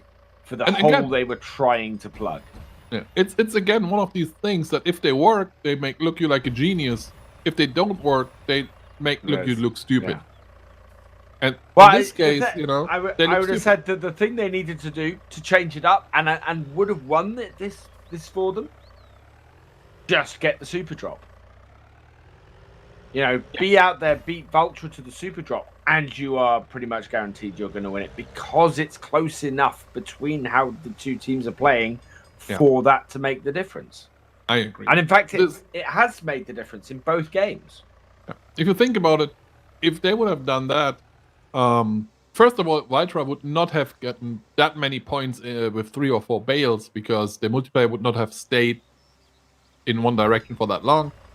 Yep. And second, it would be back at 2020 right now because they would have had 3,000 liters more. Yeah. So, I don't know. I don't like the chances they took. And now they need to come up with something because Vitra is like, yeah, we have more points and more bales. Let's have fun. The only way that triangular setup works really well is if you're doing it with 2 ideal combines. Then you don't have to rely on the grain boost because you're bringing enough extra grain to the silo. Yeah, more than enough actually. Yeah. Like, a harsh and 2 ideal is more than 2 harsh. Yeah. But a harsh, a ideal, and I don't remember what the second one was they had, is less. Yeah. And yeah, So it has to be the double ideal setup to work it. And again, this is where I would say, if I'm looking at the team, I'm going right. If we are in this situation, this is the tactic we use. And if we're in this situation, this is the tactic we use. And you move around based on how you are, based on how you're doing. and they did not do that, and that means, yeah, there's no chance they can win this anymore. They have 3 bales left. This is not enough. Even if Vitra would stop delivering bales, they don't. But even if they would win it, this game is over. To be fair, the difference is high enough so that it would not have made a difference if they didn't change the tactic. But I still feel it was the wrong decision. I feel that what would have followed on from it, that it would have made enough of a difference. It's the knock-on effects are so great, as you were saying, that it would. But good win there from Vulture. Yeah, and they are the Another first team to go to the 900-point game. Almost 1,000. They had this one Almost. bale, and you can see that in the end they were like 1,000, 1,000. Oh no, we didn't get it. So yeah, it's the Vulture are scoring really high, and it's Trelleborg versus John Deere.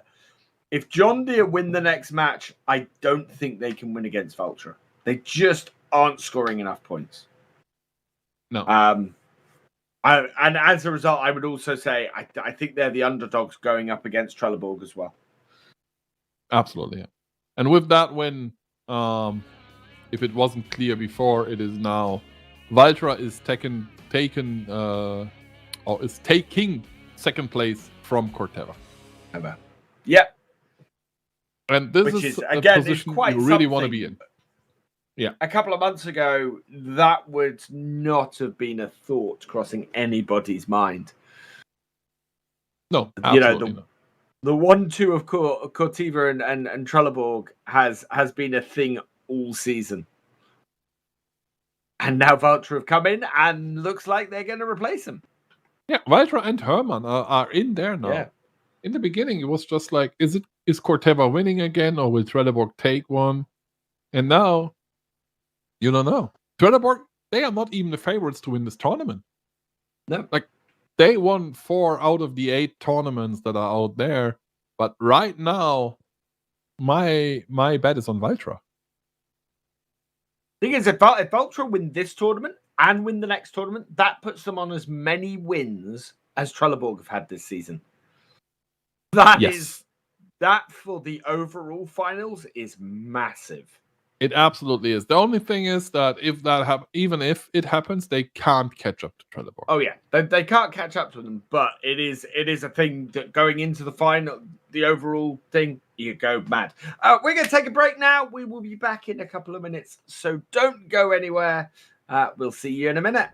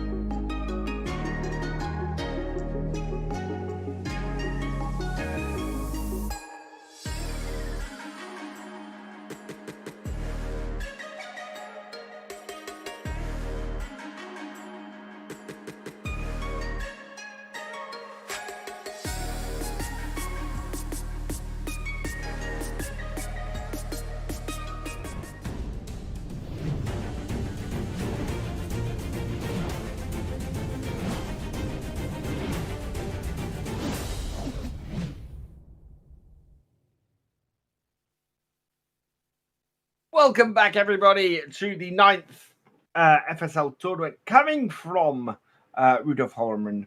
And I am joined with by Lissitan, and we are on to our second semi-final in a moment. But In a first, we have... We don't have any replays. I was about to say we do, but we don't. Yeah, we're going to be going straight on into the second semi-final, which is John Deere versus Trelleborg, which is a matchup we have not seen in a while. Yeah, it used to be back in season 2. It used to be basically the finals. Yeah, it was Trelleborg, John Deere, or Grimme, which is Grimme. The team is not there anymore. But the players merged with the teams from Horsch and built Team Valtra. So back in the days, it was quite common to see John Deere fighting for first. And now we are like, oh, look, John Deere is back. That's nice. So that changed. It's been pretty amazing because it was about 3-4 tournaments ago. John Deere were third. And they're now 8th. I mean, they've dropped 5 places because they haven't made it through to the finals for a few months. Yeah, so it'll be interesting to see what they bring here. And there they are. I'm just happy that I see these guys again. Yeah. They're good guys. I love them. And it's so nice to see them back on stage. It's so nice to see everybody back on stage, to be honest. True. Absolutely true. It's just sad that, we do see them, but just we are our camera. We are. We are not there to have fun with them, to eat like the Valtra guys do right now. Yeah. They're just sitting there. You might have seen it like a minute ago. They showed the audience, and the Valtra guys were just sitting in there going, yeah, Lunchtime, guys. Mm. Waiting for the finals, having lunch. Who are they going to So- face? We're going to find out in possibly half an hour, possibly 3/4 of an hour. We'll certainly know within the next hour anyway. Yeah, we will know before 4 p.m. German time. That's 3 p.m. your time. Yes. So we have John Deere versus, well, basically Trelleborg 2. Because, as we said, 3 Yes. substitutes. And we will find out if John Deere is able to beat them and make it to the finals. These screens look super dark to me. Please tell me they are not turned off. And these guys are like, guys? Yeah, what's going Yeah, on? hello? I would say, guys asking in chat if this is it's ever native broadcasting. And we do natively broadcast in English when I can actually leave the country. That's the thing. Like many people, I've been stuck working from home for a long while. Yep. And while I'm not working from home anymore, I'm working from the office, just not today. Yep. Things are still far away from getting back to normal. As I said, right now, I mean, if you check out the FSL homepage at fsl.giants-software.com, you will realize that we haven't even announced where the World Championships will be. And that is for the sole reason that we have no idea what is or is not possible in 8 weeks, basically, in November or 10 weeks or whenever we do it. We just don't know what we can do because of the madness that's going on out there right now. We aim to be at Hero Fest on October 3rd, but we can't promise technically. So far Hero Fest stands. But as I said, other events in Switzerland have already been cancelled. So fingers crossed Hero Fest is happening. We are aiming to be at Hero Fest, and I'm quite sure it will happen. But man, these are just uncertain times. Yeah.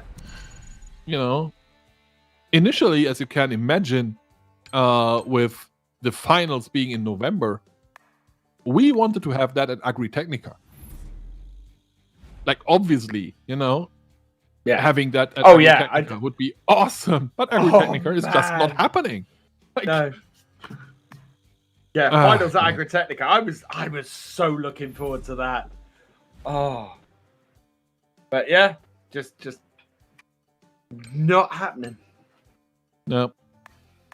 But they moved it to next week. Yeah, they moved it to next week. It's basically tomorrow. They moved it to next year, so it's not gone. It's just not around the corner.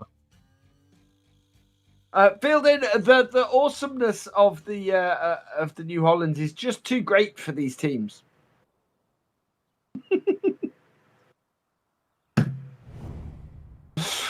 Well, it used to. We shouldn't forget that the New Holland. Talking about that one, and it's fun that it has been banned by John Deere actually, because that was Lucas' go-to tractor. And Lucas he used to do that the John Deere team. But he can operate pretty much any tractor he wants. Flexo Fabio grabs the New Holland, should be happy with that. At the same time, the Kuhn made it into the hands of Zippy.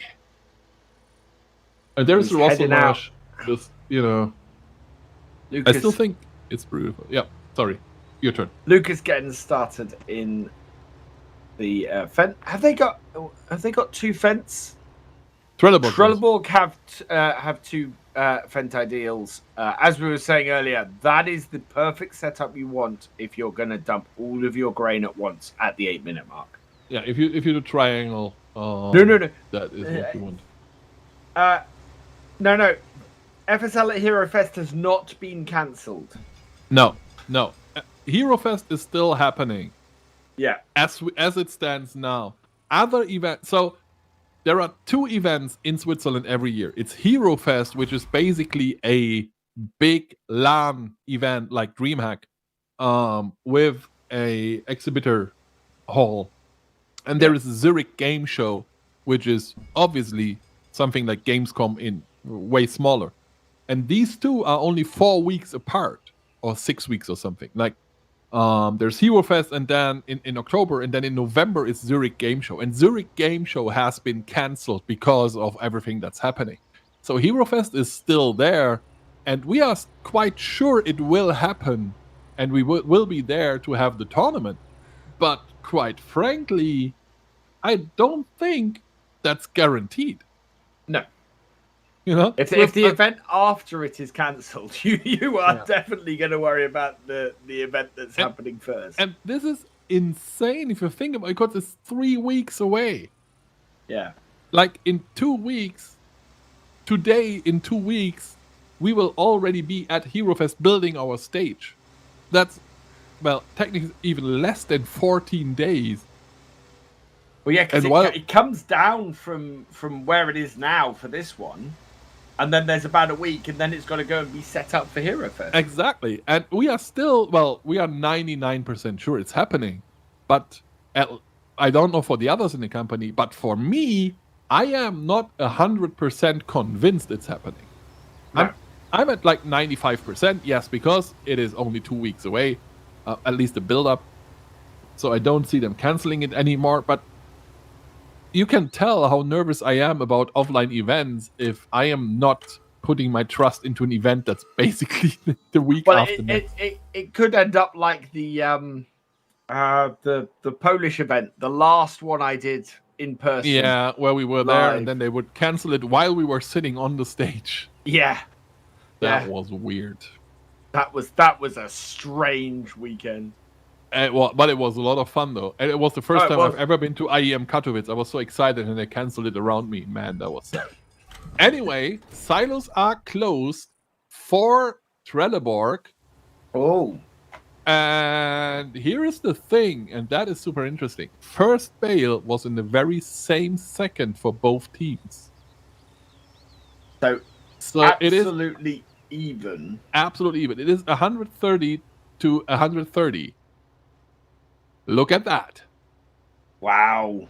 There are no controllers on the offline events, which is what we're doing at the moment. Obviously, on the online ones where everybody's at home, there would be no way to police what people were using to play. So, while Trelleborg, of course, is going with the triangle tactic now, because what are they supposed to do? And if you are John Deere, you are doing it as well. I would go up to 2.1 maybe. Would I? No, I would probably just stay there. It's. Thing is, I don't know. It'd be interesting to see the effect Trelleborg having 2 ideal combines will make. Because as you were saying earlier, 2 ideal combines is more than a single horse overloader. Exactly. So Trelleborg has a tiny advantage here, and I think John Deere had an interesting idea by closing their silo, but then again, I'm not sure Trelleborg was planning to unload anyway because of the 2 ideal. Why have Trelleborg? Oh, really, Trelleborg? What are you doing? Oh, you're using the Russell match to get to the tractor faster. I like that. That was good. That was brilliant. I'm going. They're going to go with 3 harvesters. Nobody ever goes with 3 harvesters. No, they're not. Well, the Russell Marsh, I mean, it's very fast for a harvester. Yeah. It's faster than working. And honestly, I think I still love the Russell Marsh. I still think it's one of the most beautiful harvesters we have. I've been trying to go. I was going to say, I'm trying to go round in my head as to how it might be.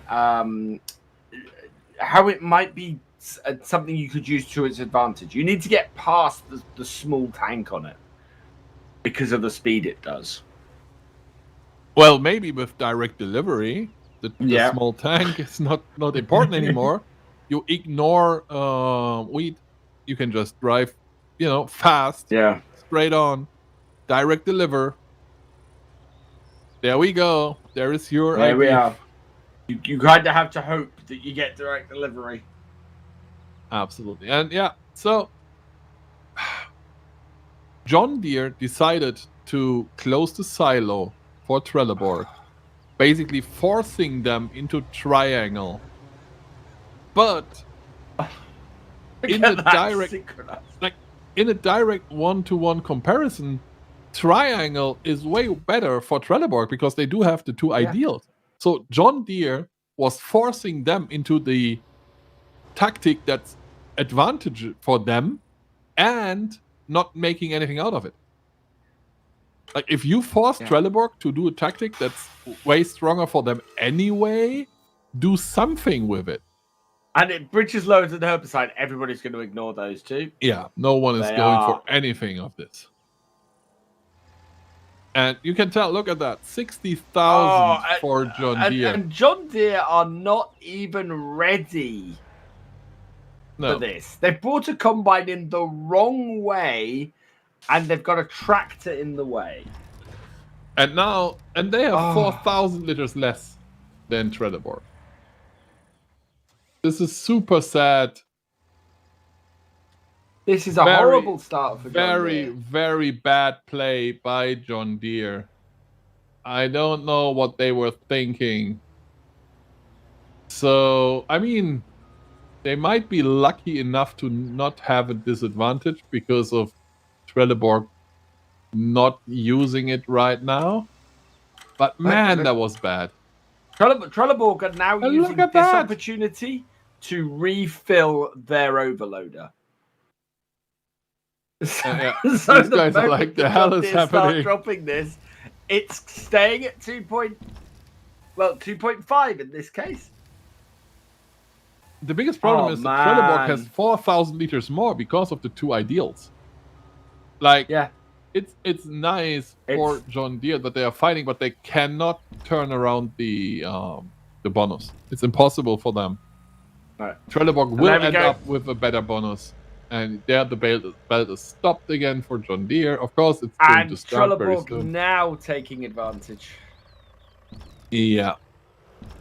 And I mean, they will get a little bit more than 20 points out of it. Probably end up with like 27 even.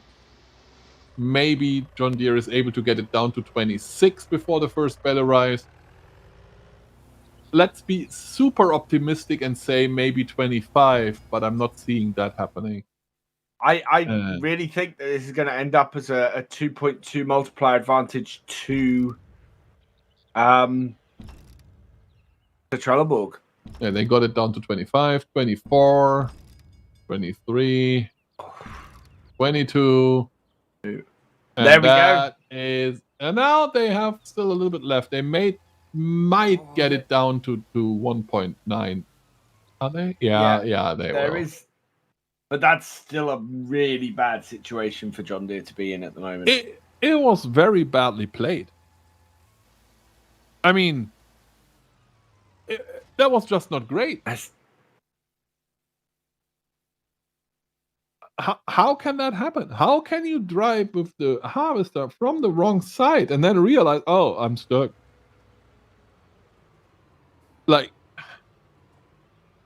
it does scream of a little bit of a lack of awareness again of what the other team is doing and what the other team has. It's not only lack of awareness of what the other team is doing, it's basically lack of practice. How can you play that game and not know that you get stuck if you drive from that side? that is very true. But you know that they didn't look at what harvesters the other team were running. And so had no idea that there was 3,000 more litres for Trelleborg. There's going to be 3,000 more litres of grain for Trelleborg than they had. And as a result, they are at this disadvantage.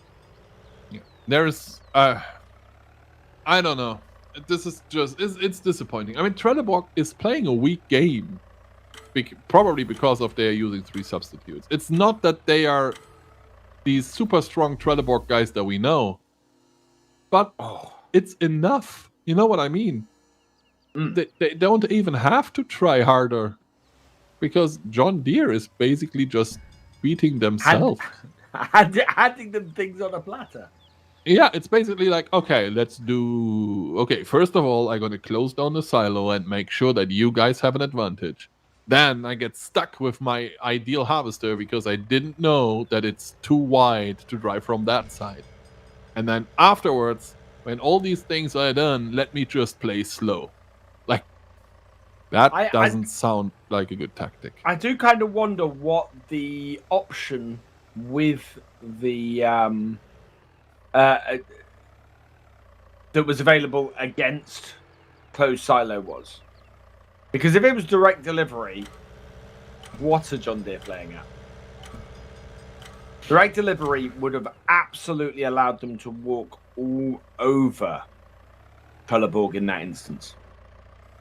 And now they don't have enough bales to beat Trelleborg, even with Lucas being so fast.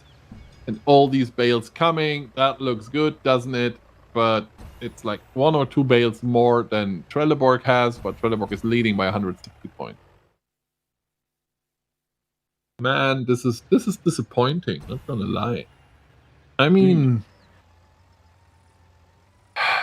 John Deere had everything they needed, and they are ending up being behind all the time. I mean, the game is not over, right? There are 2 more minutes. No. But you look at that score difference. That's nearly 200 points. Yeah, and that's just it. It's unnecessary, really, because skill-wise, it's not that big of a difference right now. It's just John Deere made all these weird decisions.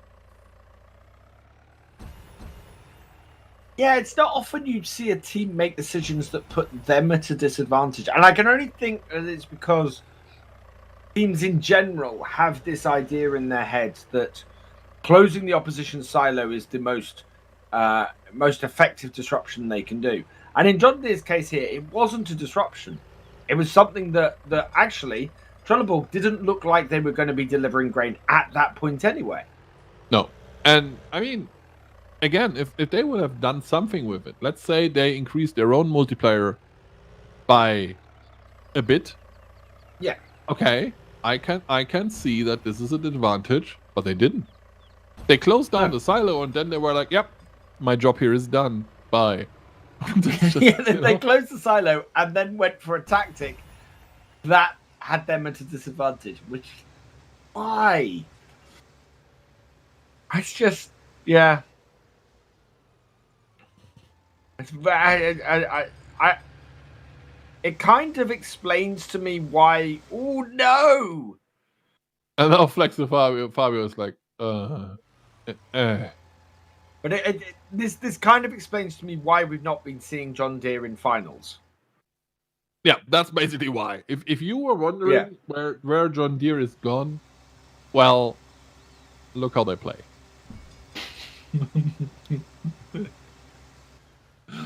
I mean, it sounds mean. It wouldn't be as confusing to me if that wouldn't be John Deere. You know what I mean? If that would be a middle of the pack team, is that stuck on there? I don't know, but it doesn't matter anymore. It's like 4 seconds left anyway. If that would be a middle of the pack team, you know, but they are not. They are John Deere, and that's John Deere scoring sub 600 points again. You know, they're getting a little bit in, but it's not enough. So, they managed to scrape it up to 680. That is not going to win you a match in these finals against Valtra or Trelleborg. Even Trelleborg's second team. It's not. And only 30 bales delivered, and 4 were out there. They were the ones that were stuck. Even with the 4, it wouldn't matter. Like, you can be mad that you got stuck, and you're like, if I would not have gotten stuck, well, nothing would have changed. Basically. Yeah. We are mean casters today. Like, what happened? I'm a mean caster all the time. What are you on about? When did we turn into casters from hell? Oh, I'm constantly going, why are you doing this? This is stupid. You should be playing it this way. And then I go and play the FSL and I score 200 points. Yeah. And usually, if I score 200 points, it's because the other two know what they're doing. Yeah, exactly. But yeah, that's under 700 points, and with Trelleborg scoring 850 or 849, that is. John Deere have got to dial this up. They've got to be more effectively disruptive, and not cause not basically try and disrupt the other team in a way that is not going to affect them at all. which is the weirdest thing about that happened there. Absolutely. So if there is still the John Deere of old somewhere in that team, now is the time to find it. Like this is your chance, John Deere. Step it up now. Not in 20 minutes. Now or never. It's do or die time for the team. But again, as you said, I mean, they are stuck in the middle of the pack anyway.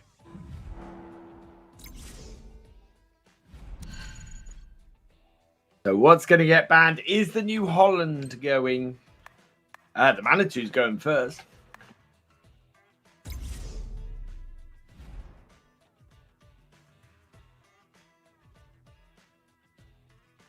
We are waiting. Up. There's the Big Fent. Fent. No Again, point if you don't ban the Deutz either. Yeah, not really a track to have seen anybody use today. They're going to ban the John Deere instead. Yeah, so the Deutz is open. Unless John Deere decides to get rid of that one. I think Trelleborg have been using the Deutz today, haven't they? Ooh, that's a power move. I wonder what the idea is, though.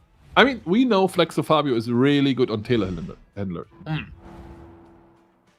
I wonder if that's an interesting choice from John Deere, because that is the front loader tractor everybody's been using today.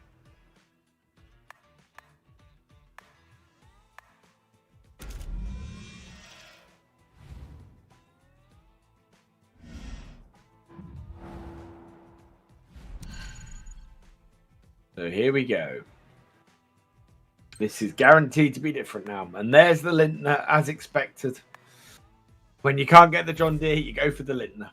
Yeah.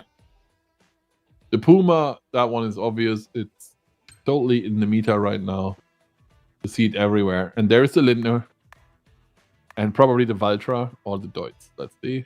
I expect the Valtra to come in for both teams now. Yeah, I think it costs slightly less points to pick the Valtra. There we go. No surprises. And no surprises is, again, not a good news. Because John Deere needs to surprise. Yeah, John Deere need to do something different here. Or this game is already Trelleborg's.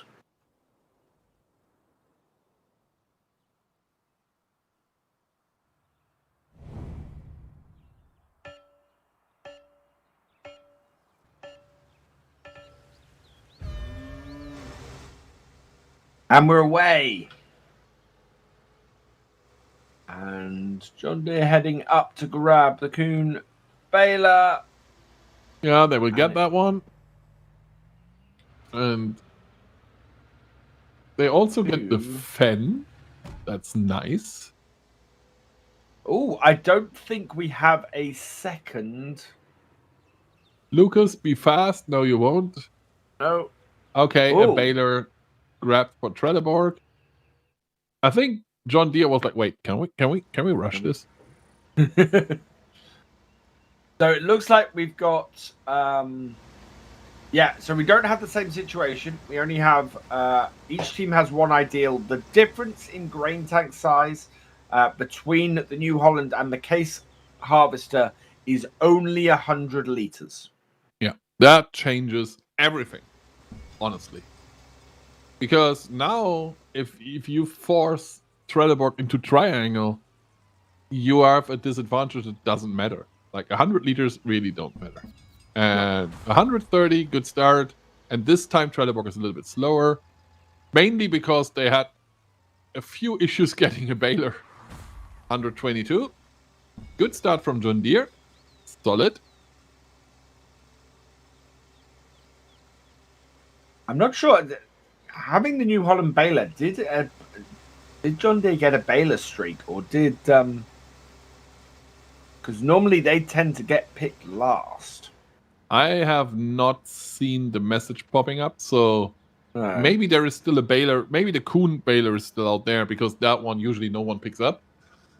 Nope, that's currently being used. I can see it on screen by John Deere.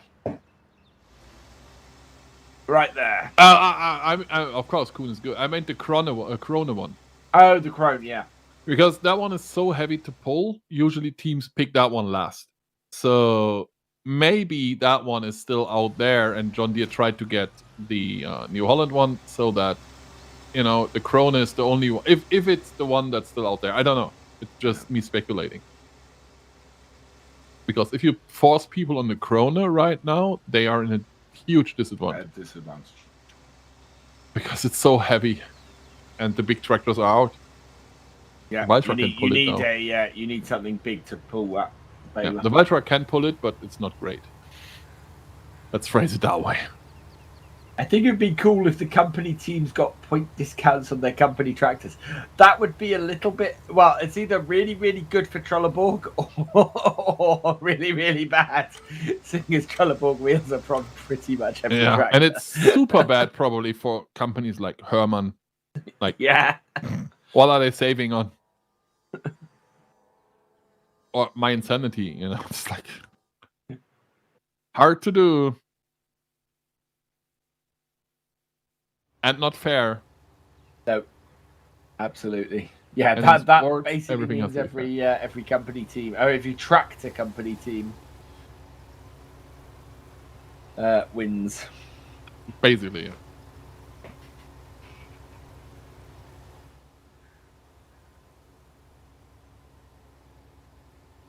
So we are in this first third of the game where things are just being prepared. And we see, of course, both teams getting ready to deliver or stay there for the 8-minute triangle. There is silo crossed again and grain multiplier. And that means 100% sure. Oh my God. Oh, there we go. Oh, that's what we want to see. However, it was bad for John Deere. Like, the silo is closed. Yeah. This is where Trelleborg go in and score a whole load of points. I don't think they will. They have one bale. Like, They're what do you doing expect it. them to do? They are doing it. Because grain multiplier is now not going to be a thing at 8 minutes. However, if John Deere has a good timing, this is advantage John Deere. But it has to be a good timing. Because Trelleborg is unloading now. John Deere does have the grain multiplier. But it's only there for a few seconds at best. Is it even? No, it's not. It's exactly the same second. Oh.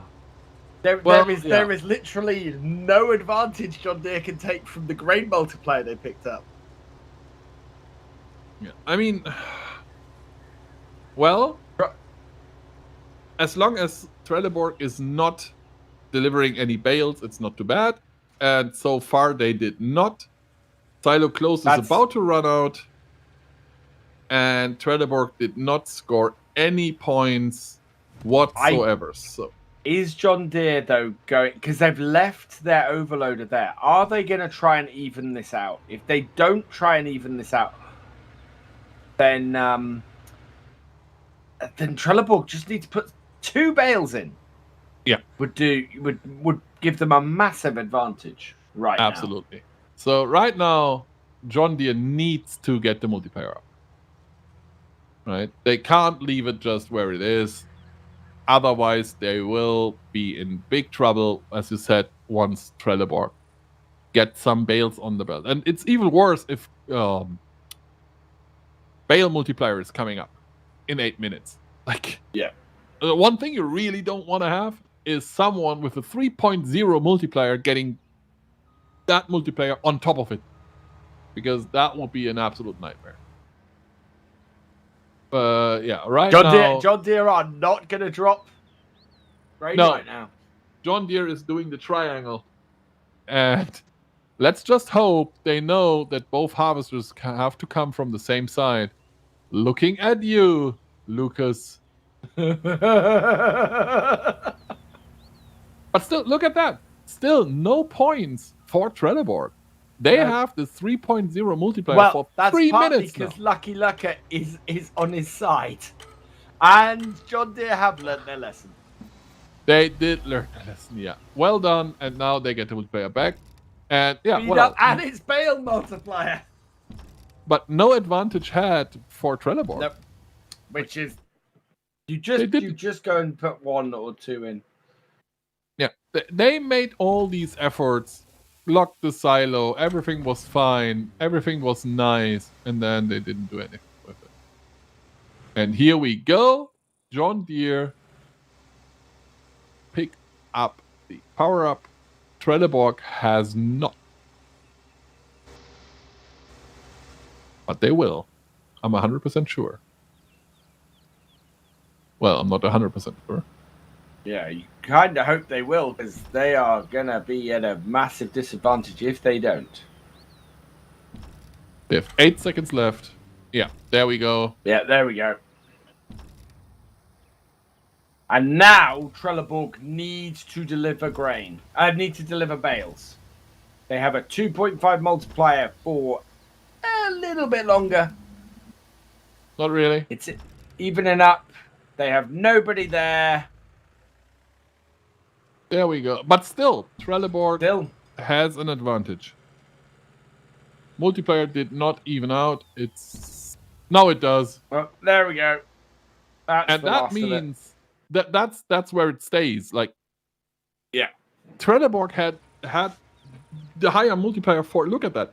It was at the 12-minute mark when they got it. Like, let's say 11-minute mark. They had it for 5 minutes and they did not score points. One This is- or 2 bales. That's all they needed. Yeah, and they didn't do it. And right They didn't do now, it.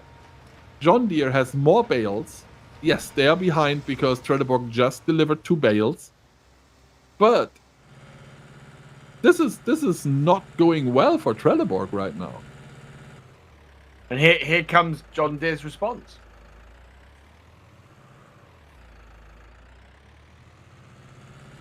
And it's just 1 bale and then leaving to pick up more. So that makes a strong case for John Deere coming back right now. Yeah. And we get a replay. Oh, that's why he was picking up bales. Yeah. I mean, he was lucky because the bales did not drop into the river. So, that's fine. Could be worse, let's phrase it that way. It's fine is kind of over optimistic, but Yeah. it could have been worse.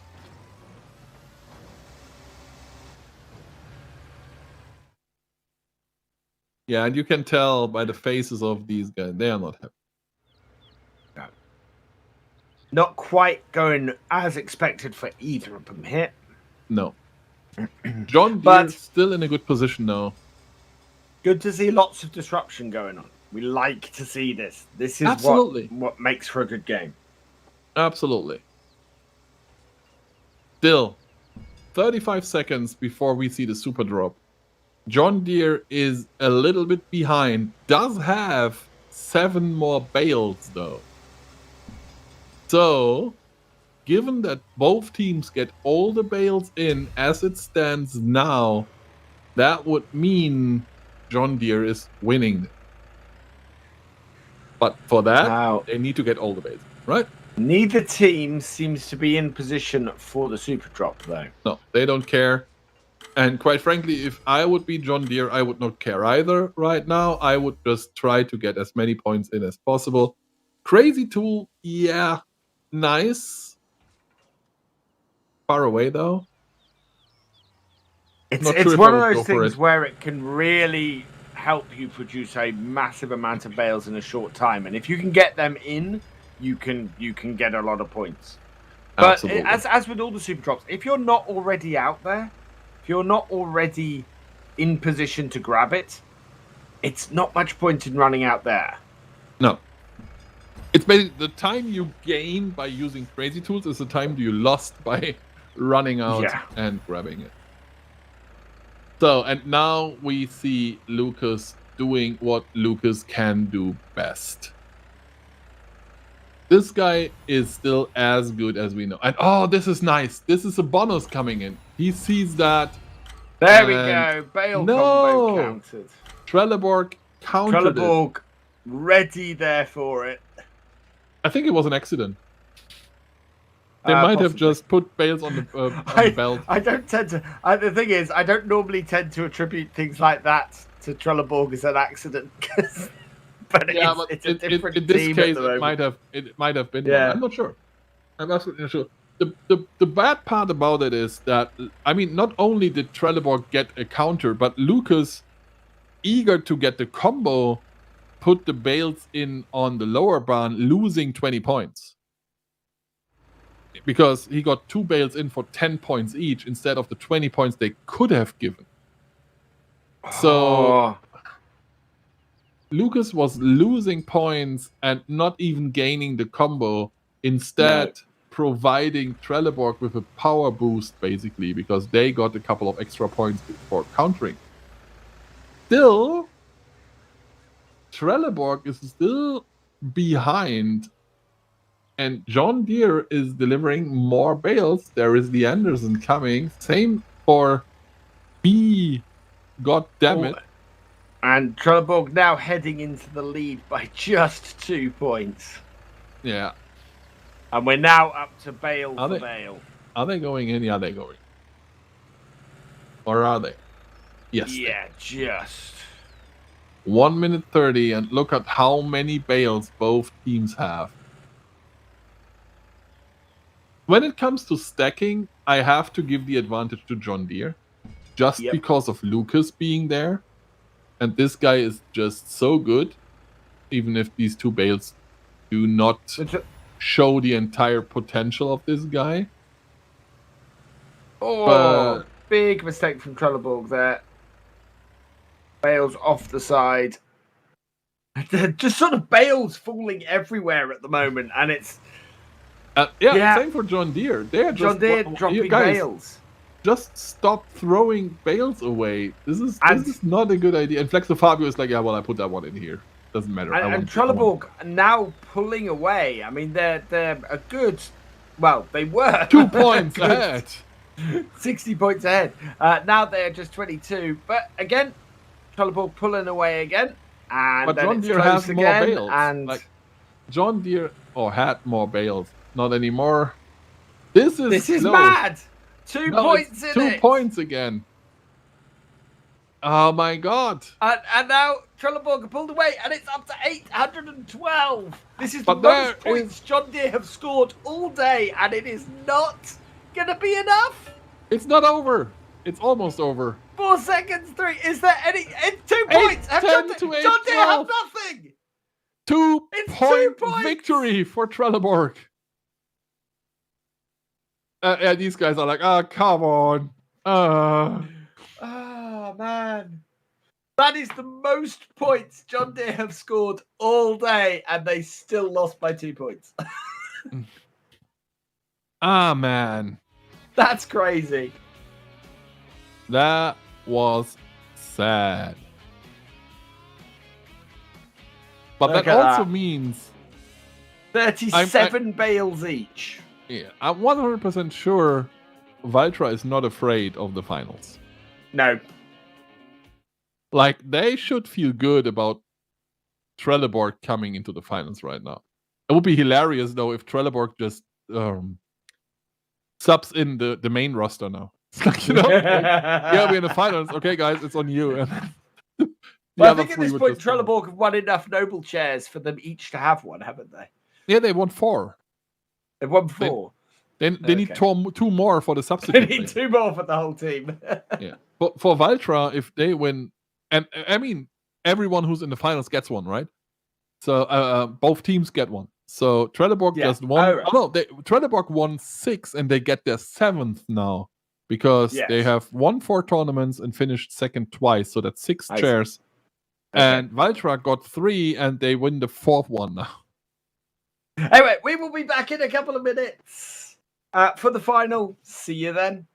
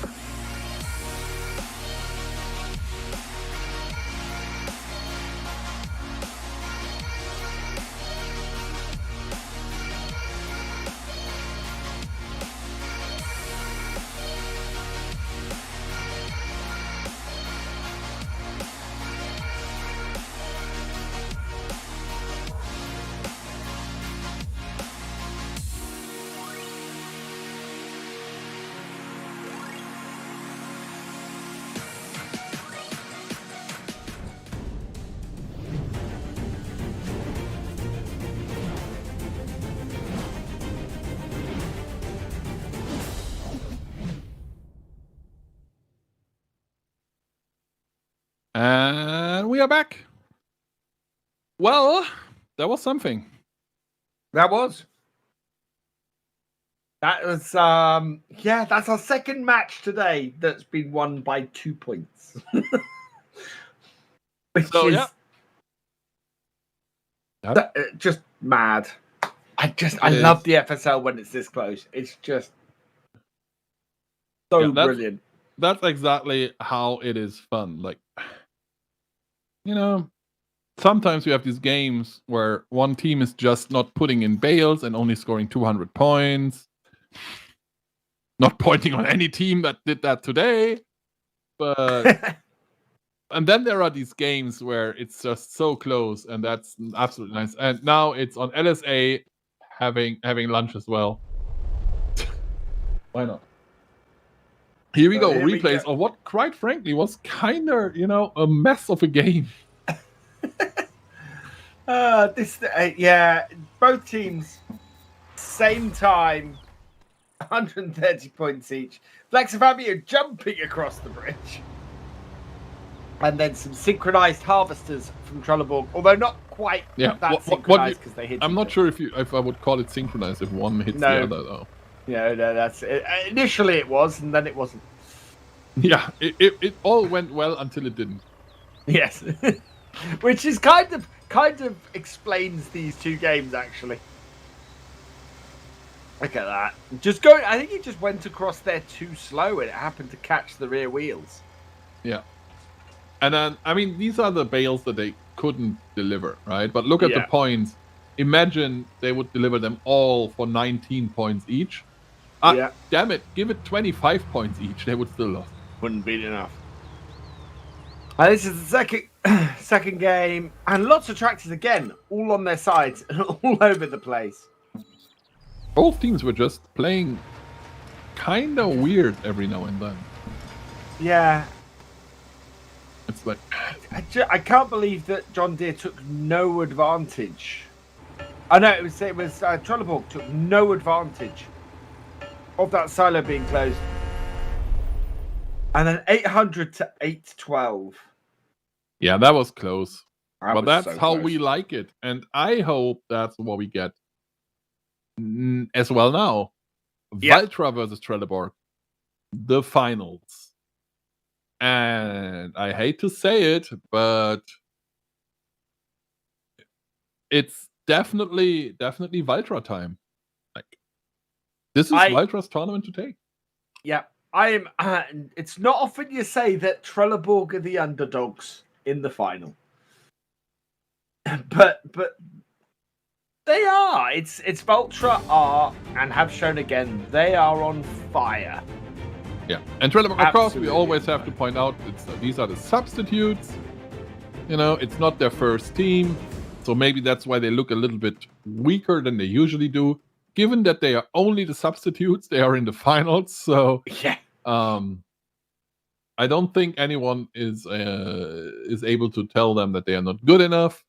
You know, awesome team, but still, I think Valtra is really good today, and yeah, it will be hard for Trelleborg.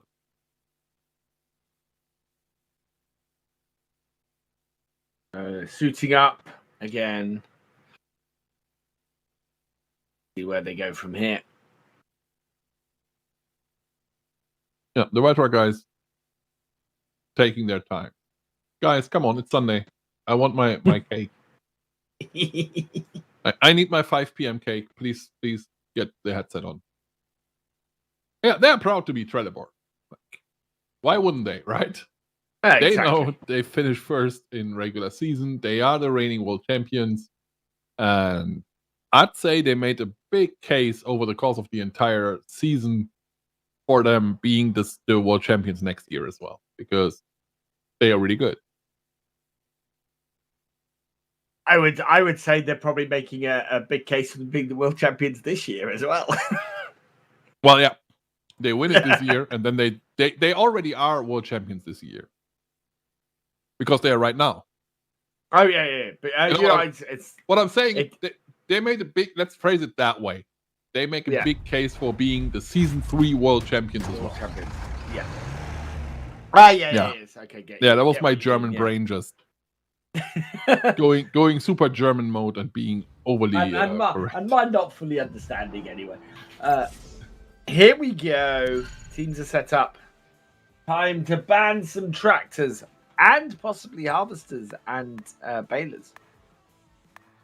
Who knows? Well, I know for sure the Fend is not in. Yep. Are Valtra going to do what they did before and ban a harvester and a... No! The T6. No one's used that all day anyway, but no! Yeah, it's like we banned this tractor because it's too strong, but no one is using it still. And the Lindner. Yeah, and banning the Lindner is sort of the second tractor to the John Deere. Yeah. And the Manitou. These bans are so random. Like, the John Deere is still there. There's still a telehandler. It's like there wasn't any system. They were just banning whatever they just saw. They're like, yeah, let's click on that. That's at least how it feels. I'm sure they have a better plan. Very much. But it feels like super random to us. Of course, and probably the Fend. Or are they going with anything? No, they are not. Nope. They decide to rush. Both teams. Yeah, so definitely the save a point by not getting a baler thing seems to be the way to go. Although, as was being shown earlier today, having a baler means you get more points on first bale because you can get there so fast. Yeah, and no one can rush you because you know, there was a game today that could have been ended by rush. So the case, the John Deere, the Valtra. I think that's what we see. John Deere will come in for Valtra, and the Valtra will come in for Trelleborg. There's the Valtra. There's the John Deere. Thanks, I made my point. There are no surprises here at all. No, absolutely not.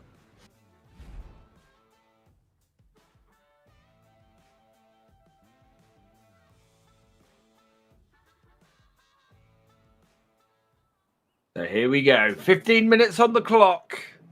the first game of the final of this 9th Farming Simulator League tournament is about to get underway. And we can say it is the first playing against the second, because with Valtra being in the finals, they take second place. They already took it like 2 hours ago. Oh, well done. Oh, nice move there by Trelleborg. Valtra got the fend press though. That's something they really want. And Trelleborg is like, look, we grabbed that from you. And Valtra is like, did you realize we got the second John Deere, the second ideal? That's we now know that is a winning move. Yeah, but just Get that imagine second ideal. Imagine they would have gotten the case as well. I mean, oh boy, that would have been bad. So, still okay-ish for Trelleborg. Yeah, if Valtra don't go for the triangular setup here, they're putting themselves at a disadvantage. Yeah, they should. With 2 ideal, they absolutely should. Yeah. Unless there is grain multiplier coming in the 12-minute mark, which could change things. And Trelleborg actually getting first bale. But yeah, doesn't matter. Same second. Thanks. Drive by from Valtra. Bringing in at the same time.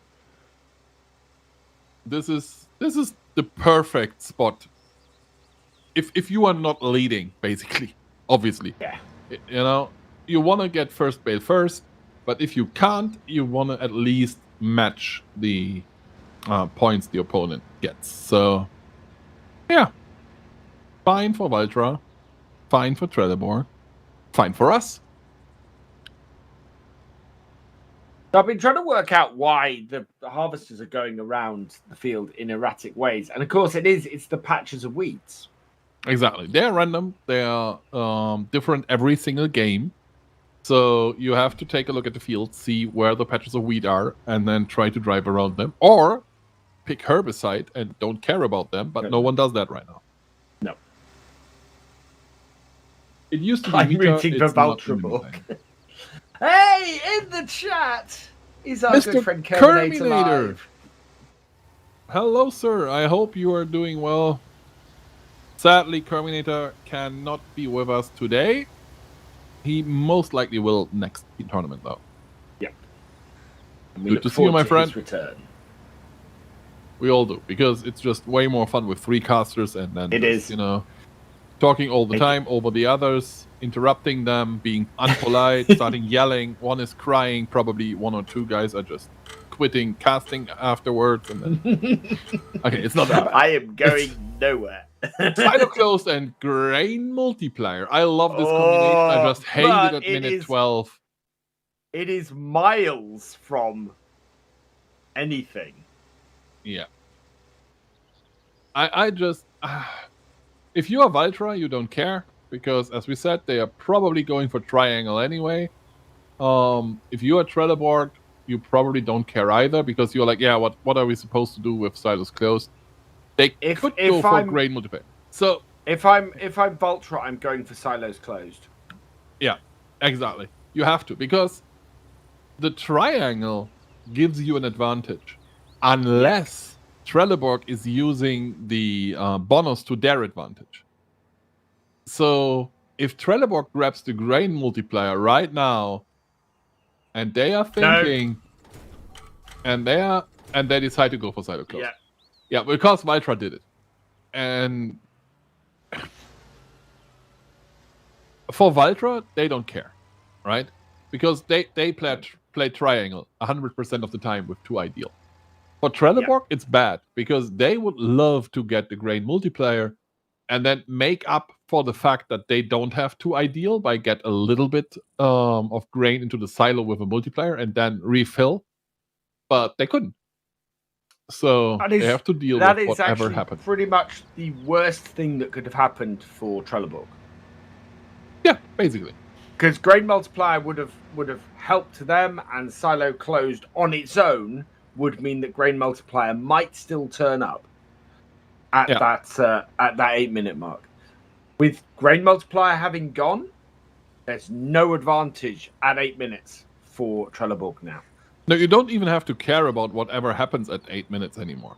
I mean, No. yeah, maybe it's speed up or speed down or something, and you will probably take it, but you don't really care at this point. Because you really want that grain multiplier for your triangle. And you won't get it. That is a given right now. So you don't really care about whatever happens at 8.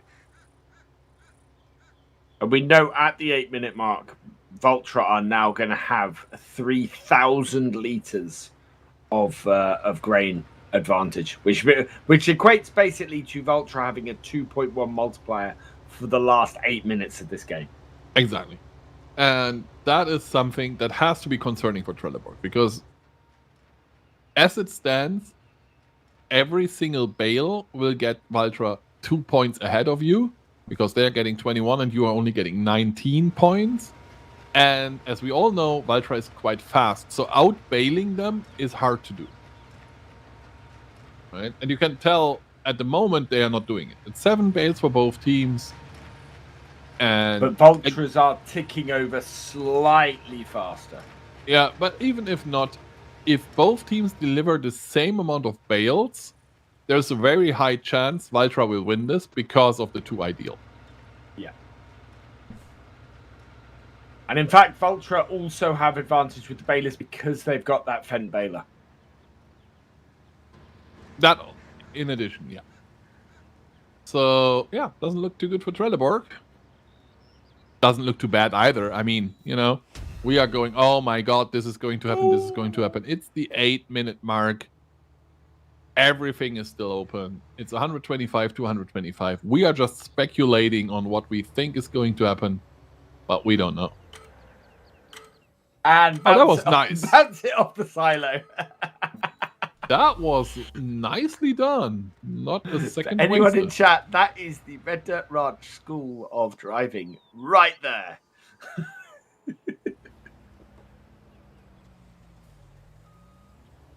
And now we know it. Both ideally go into position, and unloading has started. And this is where things turn a little bit dark for Trelleborg, because they do it as well. However, they will not have the same amount of grain. There we go. 2.9 to 1.1. And now Valtra can just sit there and wait. And they're refilling their horse overloader. Yeah, they do have the time right now. I mean, yeah. Why not, basically? And we know this is going to end up with 3,000 more litres. Yeah. We know it's going to be a 2.1 multiplier in the end. But we don't know, but we assume because we are casters and therefore we are experts, right? Here we go. Oh, 2.1, 1.9, 2.0, 2.1.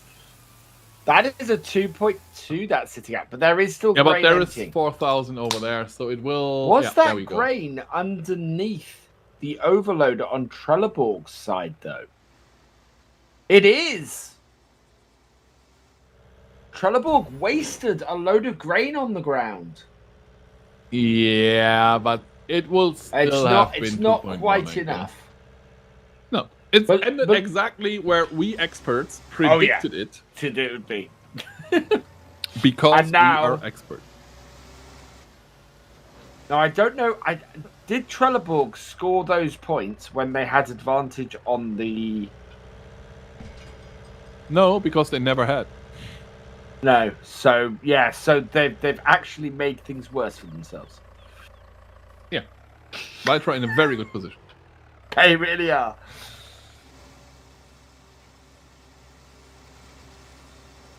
So both teams now will be collecting bales up, and it's just deliver as many as you can. And Trelleborg have to deliver more bales now than Valtra do, just to score the same number of points. At least 1 or 2 more. And right now, they don't have 1 or 2 more. They are trailing 6 points, and I believe they have a bale less than. Don't know right now because we are in first-person view.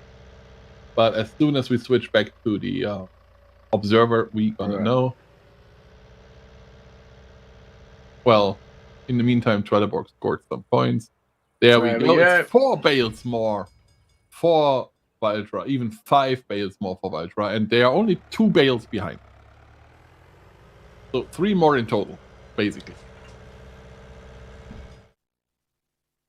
Yeah, and these guys are calm. They know it's looking good. These guys are calm as well, but they know it's not looking as good. What? They might be slightly ahead, but this is they of course they don't know how many bales their opponent has. True. But I think they'd be slightly less calm if they did. Nah, they are not, because they got the chair, and that's what they are here for. Of course, there's money in there as well. So let me check. What is the money drop from first to second? It's 3,800 to 2,900. So it's 900 euros more. So it's 300 euro per person they are losing by not winning the final. Okay. I would be slightly less calm if I lose 300 euros. I was going to say, that's quite a few euros. Yeah. I would be slightly less calm if I lose 300. Okay, fair enough.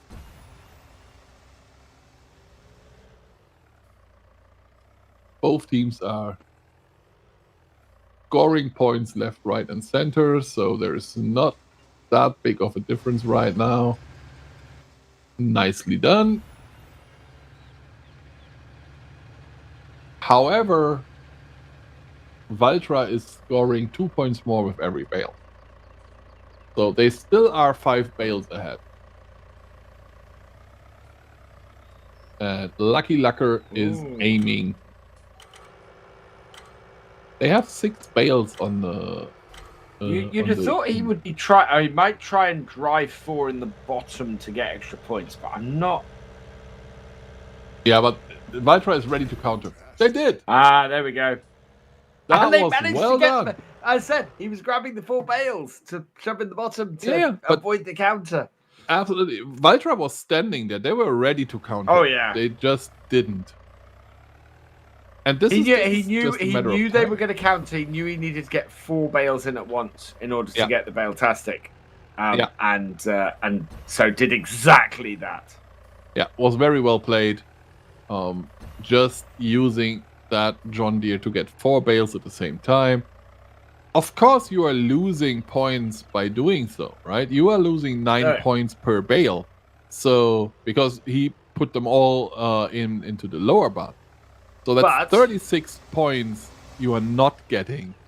But you do prevent your opponents from getting points from the counter. Exactly. So worth So it. it's probably worth more points putting them in the bottom like that. Yeah, it is. It definitely is worth it.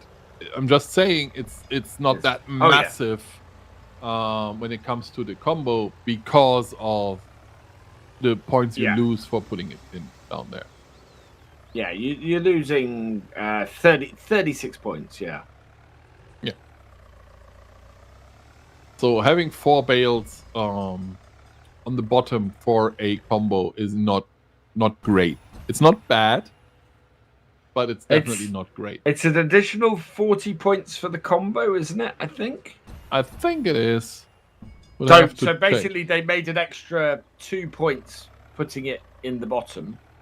4. But also added to that is that they stopped the other team getting 40 points, which they would have if they'd only put 2 bales in. So overall, it's probably means that they're 40 points, 42 points up on where they would have been if they'd just put them on the thing and allowed the counter. Also, you force the other team to put in bales in the lower band window as well, losing 21, losing 11 points per bale, right? Yeah, because they overall it was good, but not enough. Tactic. But not as good as if you'd managed to just get the combo. Yeah, and also not good enough to win this game because 1 Valtra point is still ahead. Oh, yeah. Look at all these bales coming in for Trelleborg though at the moment. Oh, it's not that many. No, it's not enough. I think this is going Vulture's way, isn't it? Absolutely is. There are another 40 points in for Trelleborg, but 40 points, well, Points. not even, are not enough. And he's Trelleborg. he tried to bring them up there with the tractor, but it doesn't work. No. 1-0 Ultra. These guys are like, oh my god, I get a new chair soon. And he's like, Ultra. well, great, no chair. Oh no, wait, they get a chair. Everybody gets a chair. 40 bales delivered for Vultra, 37 for Trelleborg. And Vultra scoring over 900 points again. Yeah, they are on fire. They are. They are so good. I'm guessing last tournament was an off tournament for them. They basically just had a blip, as we say, because they are absolutely on fire today. This is the Vultra that we've come to expect over the last few tournaments. Yeah, and they are making a strong case for being a huge contender for the World Championship. Oh yeah.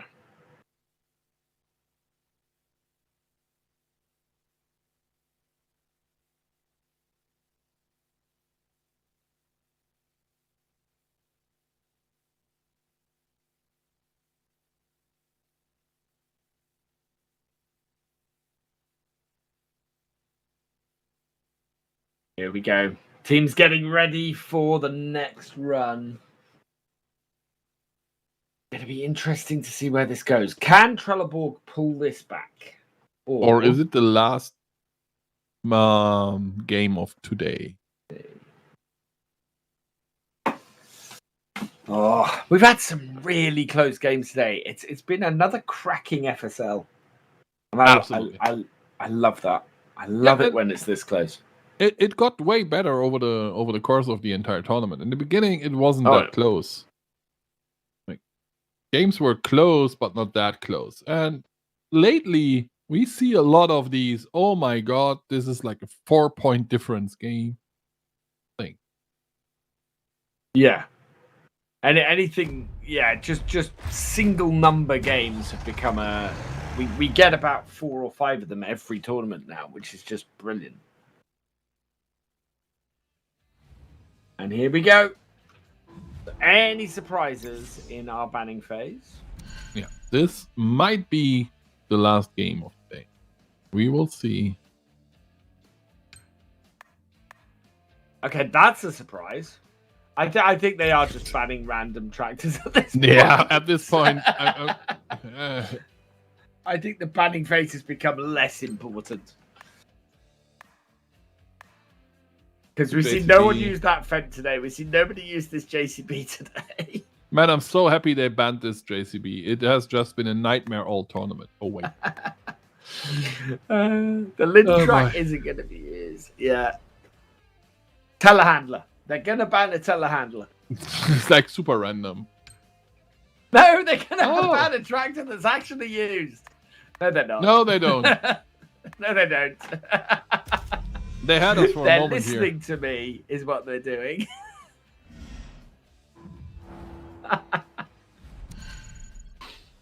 Oh. Okay. So I expect Transport Company with the ideal. Oh, man. Look at that. Oh, wow. And no Baylor. I'm a sage. I know these things.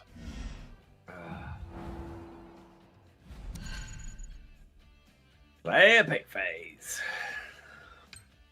Something tells me we see a John Deere, a Puma, and a Valtra. Yep.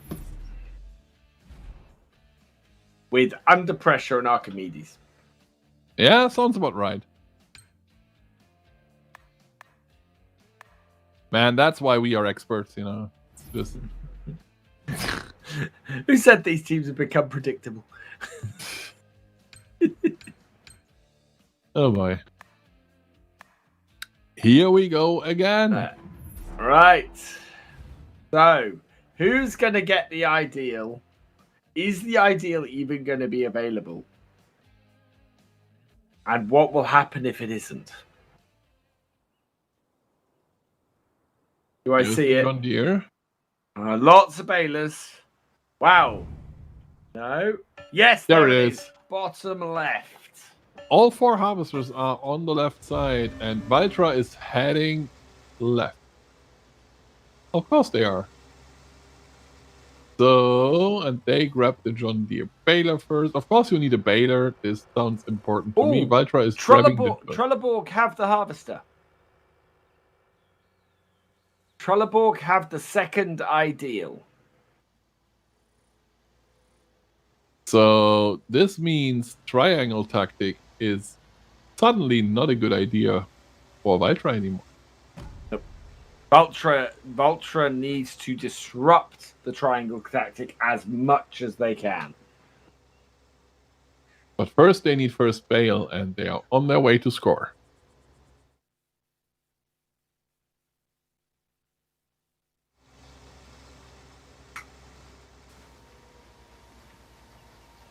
And I think they have a massive advantage when it comes to that first bale. I mean, depends on how good the drive-by works, but they should already be there. And yeah, there we are. 134, beautiful. Impressive from Valtra. Only now they are arriving. And are they even going for it? I don't think they will with the Coon. No, they won't. So they go for the slow version. And that is 14 points different. Which means if everything works out as we think, and Trelleborg is ending up with a 2.1 multiplier this time, let's just pretend this is, the exact same game that we had before. That means Valtra has a 14 bale advantage, basically. I've just read Feldon's comment in the thing. A John Deere, a Puma, and a Valtra drive into an agricultural equipment store. The salesperson says, "What is this? Some kind of FSL joke?" Wow. Oh, that would be lost on so many people. Yeah. But the few that understand would probably like it. Yes. So, I wonder how Valtra is dealing with the fact that the ideal is on site of Trelleborg. Are they coming up with some new tech, or are they just going, yeah, whatever, we are losing out on the multiplier, we don't care? I think this will all depend on what multipliers hit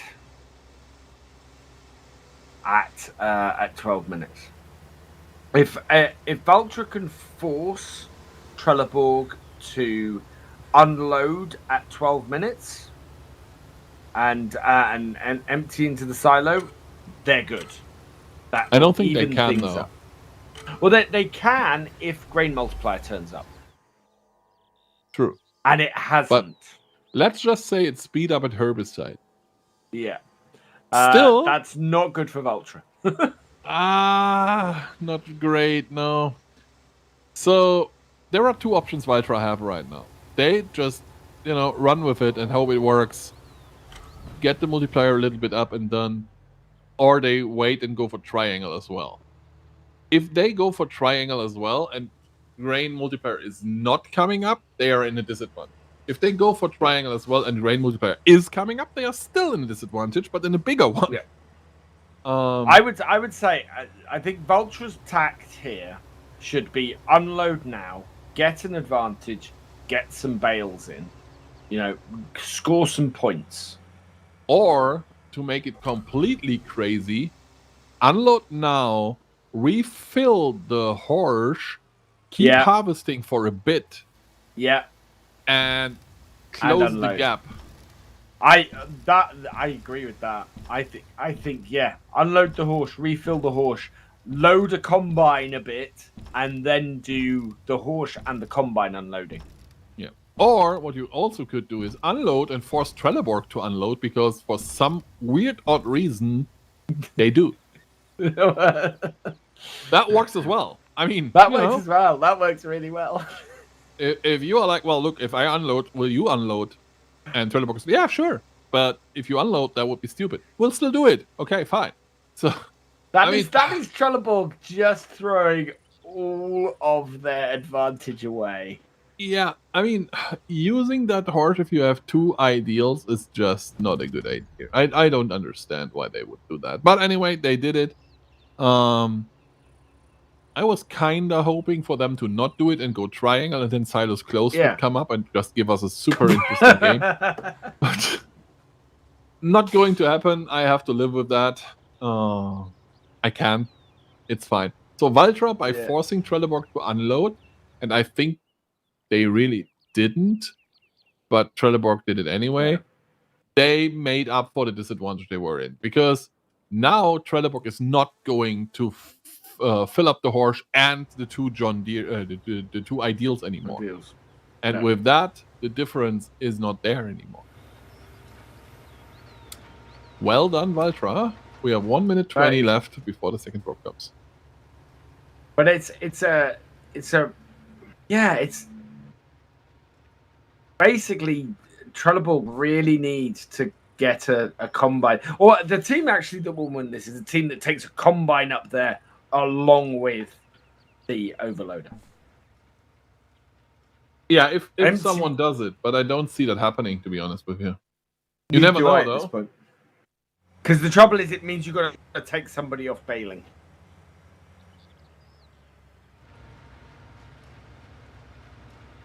Well, although, actually, no, you don't. You really don't. I see no disadvantage in that, actually.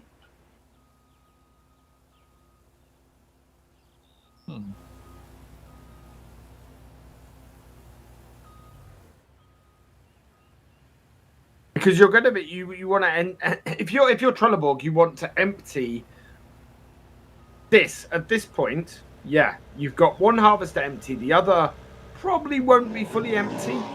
And there's whoa! Sorry for the loud noise. And look at all that wasted grain. What are you playing at, Trelleborg? I just don't get it. You take that harvester with that little bit of grain in it up there, and you give yourself an advantage, and you give yourself a wow.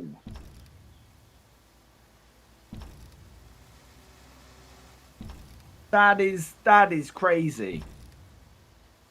It absolutely is crazy, and I don't understand. Yeah, we will see. I mean, maybe there is a tactic, and we just don't understand it.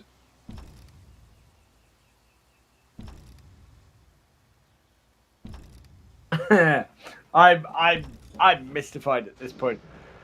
When the triangle works so well, if you've got 3 combine, 2 ideals and a thing.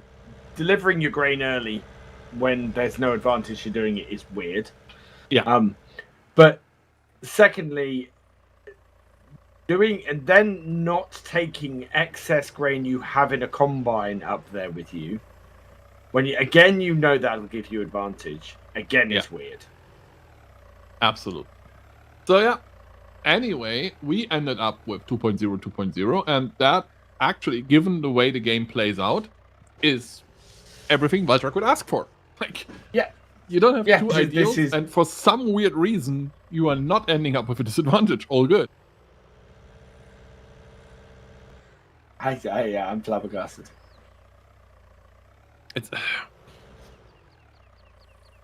It's just so because these are mistakes you usually don't see from Trelleborg, right?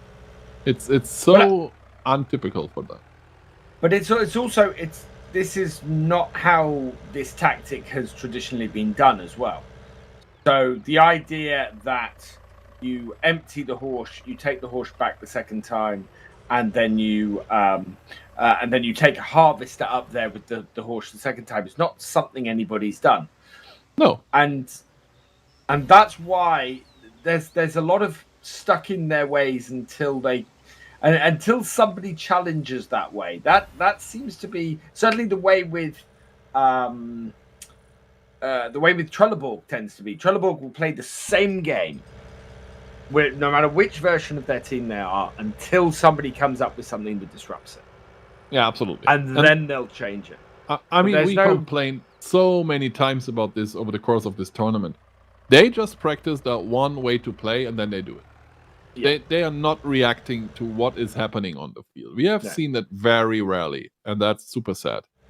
And it's the reason why, if anybody ever wants to beat Trelleborg, you disrupt their game, because rarely are they able to adapt to it, the game they're playing in. They have to go away, come back with the tactic, and then they can counter it, and it goes back to how it was.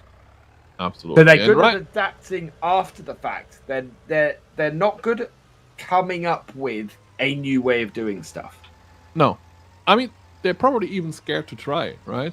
Because they have that one tactic, and it's so successful that they are just running with it, whatever happens. Yeah. I don't know. I think this is a mistake all teams make right now, except for a few. Like John Deere, for example, while they did not make it to the finals, they tried with, the silo close tactic and everything. They try to react to what they see. And that is something people need to do. Bale Withering, not worth it, too far away right now. However, Valtra is going for it. They want it. And they're going to take it. If you think of the teams who have come up with the new tactics that everybody's using, Horriman came up with the tactic everybody's using at the moment. Lindner came up with a tactic that caused a massive amount of disruption last time. It's not the top teams who come up with these tactics that beat everybody. It's the lower teams trying to find a way to disrupt and beat the higher teams. Exactly. And then once they've found a way, the higher teams are just taking that tactic and playing it better. Yeah. Like the way Trelleborg won all these tournaments is basically taking the Hermann tactic and playing it better than Hermann itself. Yeah.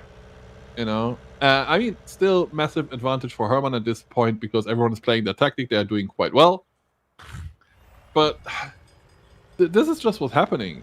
Lower or mid-tier teams try to come up with an idea to beat the high-up teams, and then the higher teams take the tactic and go like, oh, thank you.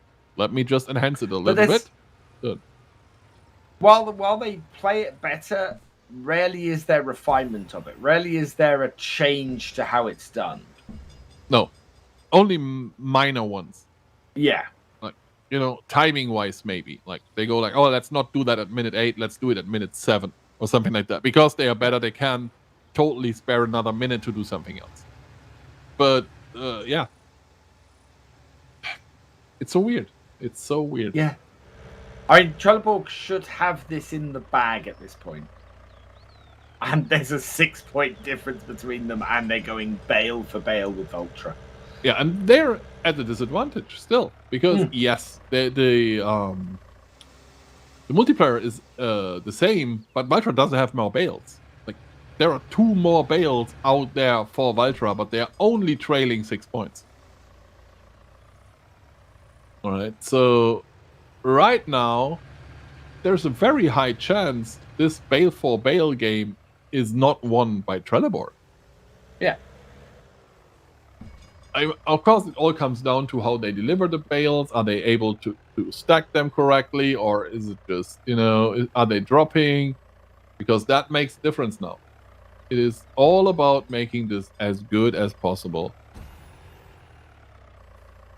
And you can see at this point, Valtra's speed is beginning to kick in. Yeah, absolutely. And there are not that many bales for Trelleborg anymore. They have 10 left. So I see 6 of them. No idea where the others are. 11 left for Valtra right now. And they're all there. Like, at least 8 of them are. But these are the 4 bales they still have. Where are the other ones? There is Martin coming with the other one. Oh, this is a close one. This is really close. And Scotty needs to go and go like, okay, I do have enough time. I will have them on the conveyor belt. You cannot afford to drop them into the lower part. And these these two have to be precise now. And I mean, Scotty does have enough time. These are the last 2 bales they have. And they just need to be placed nice. And that is nice enough. Because now you will win this by 6 points. 16 points? No, 14 points. Man, 14 points. Hang on, wasn't that first bale? That was pretty much, and even if you get that one in, it won't be enough. And this is it. Valtra wins that tournament. And yeah, now the guys are happy. Oh man, that was good. Wow. I liked it a lot. And that, so there, right there, that is the importance of first bale. Absolutely is. It will win you matches. And I've been saying that for so long. People do not care enough about first bale, in my opinion. I mean, I look at that identical delivery. Identical delivery. It really was first bale. There's nothing in it other than that. Absolutely was. And that just shows how important it is to, be fast. Oh. Really insane. Nice. Yeah. Congratulations, Valtra, on winning that tournament. And there is the big guy. He probably wants the second chair so that he has 2. Because, he's like, I'm tall. Can I have 2? 1 for each food. Congratulations, Valtra. Well played. Stupendous comeback, having not been there last time. And with these 4 guys standing like that, do you know the Daltons? Thinking about the fact that Trelleborg had a Lucky Luke, basically, more or less, with Lucky Lucker. And there are these 4 guys looking like the Daltons. So the Daltons have won against Lucky Luke. Did not think that would happen, but it happened right here at Farming Simulator League. And that is Valtra. We'll see the new standings soon, but yeah, Valtra solidifying their number 2 spot. Absolutely. They are number 2 with that now. win. Yeah, absolutely did. Yeah, as we said, Trelleborg, they're number 1. Whatever happens, that's not going to change. Yeah. And this guy's like, oh my god, that was hard. Oh wait, I didn't play. And he used to be one of the best stacker in Season 1. He's one of the remaining Season 1 players. And he used to be the best stacker back then. However, because his internet is not good where he lives right now, he's not stacker anymore. There, you learned something. Let's have a toast to first bale. Cheers! Yeah, absolutely. And let's just spread the word. First bale is important. So if you see someone and he asks you, what should I know about Farming Simulator League? You tell him, get first bale. First bale. Get the first bale in there. And never forget win you matches. And never forget about direct delivery. It's awesome. Oh yeah, I am convinced direct delivery can be massively advantageous. Absolutely, and there are the gold medals. I wonder if we have enough for all 4. I think we don't. No. Don't you did? Yes. I know you didn't have lunch, but no, you did. And by the way, the girl handing over the prizes is our new event manager, Jenny. I have received some emails from Jenny. I have not yet been able to put a face to the name. Yeah. She is the new event manager, basically the new Matt Hadek, working with us at Giants and making sure. Oh, look at the Herman trophy. That one is nice. Why did they have one of these? Why did they have one of these? That's brilliant. That is cool. That makes this win even better because it has a special trophy that others don't have. And that just shows how much effort Herman puts into, being part of it. 3,350 euros to share between them. And the chair. And the chair. And the voucher, so that brings it up to around 3,900-ish. Yeah. 3.8, 3.9ish, because these chairs are expensive. But they are worth every penny, though. Oh god, yeah. Like, if anyone tells you guys, so I try to be super honest with you guys. Gaming chairs are always more expensive than office chairs, and they are not necessarily better. Office chairs are amazing for your back. Don't forget that, ever. However, if you want to get a gaming chair and someone tells you, oh, never go for noble chairs, they are too expensive or something, don't listen. They are worth every penny. I sit on one of these every single day. Yeah. I mean, yeah, gaming chairs are expensive. Doesn't matter if noble chairs or not. But, you know, a good chair costs its price. It is just what it is. If you buy a 50 euro chair or whatever, you get a 50 euro chair and it feels like it. Never save money on your gaming chair, guys. Especially not if you're playing like 5+ hours a day. Pair of matches. That's Scotty finals. being blocked. Close. Dollar ball coming round and hitting the wall. Although, yeah. And there is Lucky Lucker. Little bit of air coming in from Lucky Lucker there. And that was and there is there, I think. B. Yeah, oh god, I forgot about that. Oh B, no, god damn it. No, it's more like you were angry that bees are there. Like, bees, god damn it. It's a it's a Wicker Man remake reference. Well, that was something. With Nicolas Cage. That was fun, actually. That was an awesome FSL. Without us showing the new standings. Why are we not showing the new standings, though? Why are we not showing the new standings?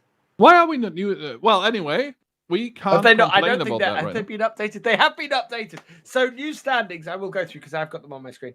Trelleborg obviously is at the top with 650 points. Vultura's at second now with 420. Cortiva in third with 370, but nipping at their heels is Horriman on 340. And My Insanity is now holding fifth on their own with 300. Exactly. So, and we have to say goodbye, Mr. Virtual Farmer. So we should totally stop here. We have 5 seconds left. So thank you, everyone. We are back in 3 weeks, October 3rd, if you're interested. And have a great time. We will see you next time. Bye.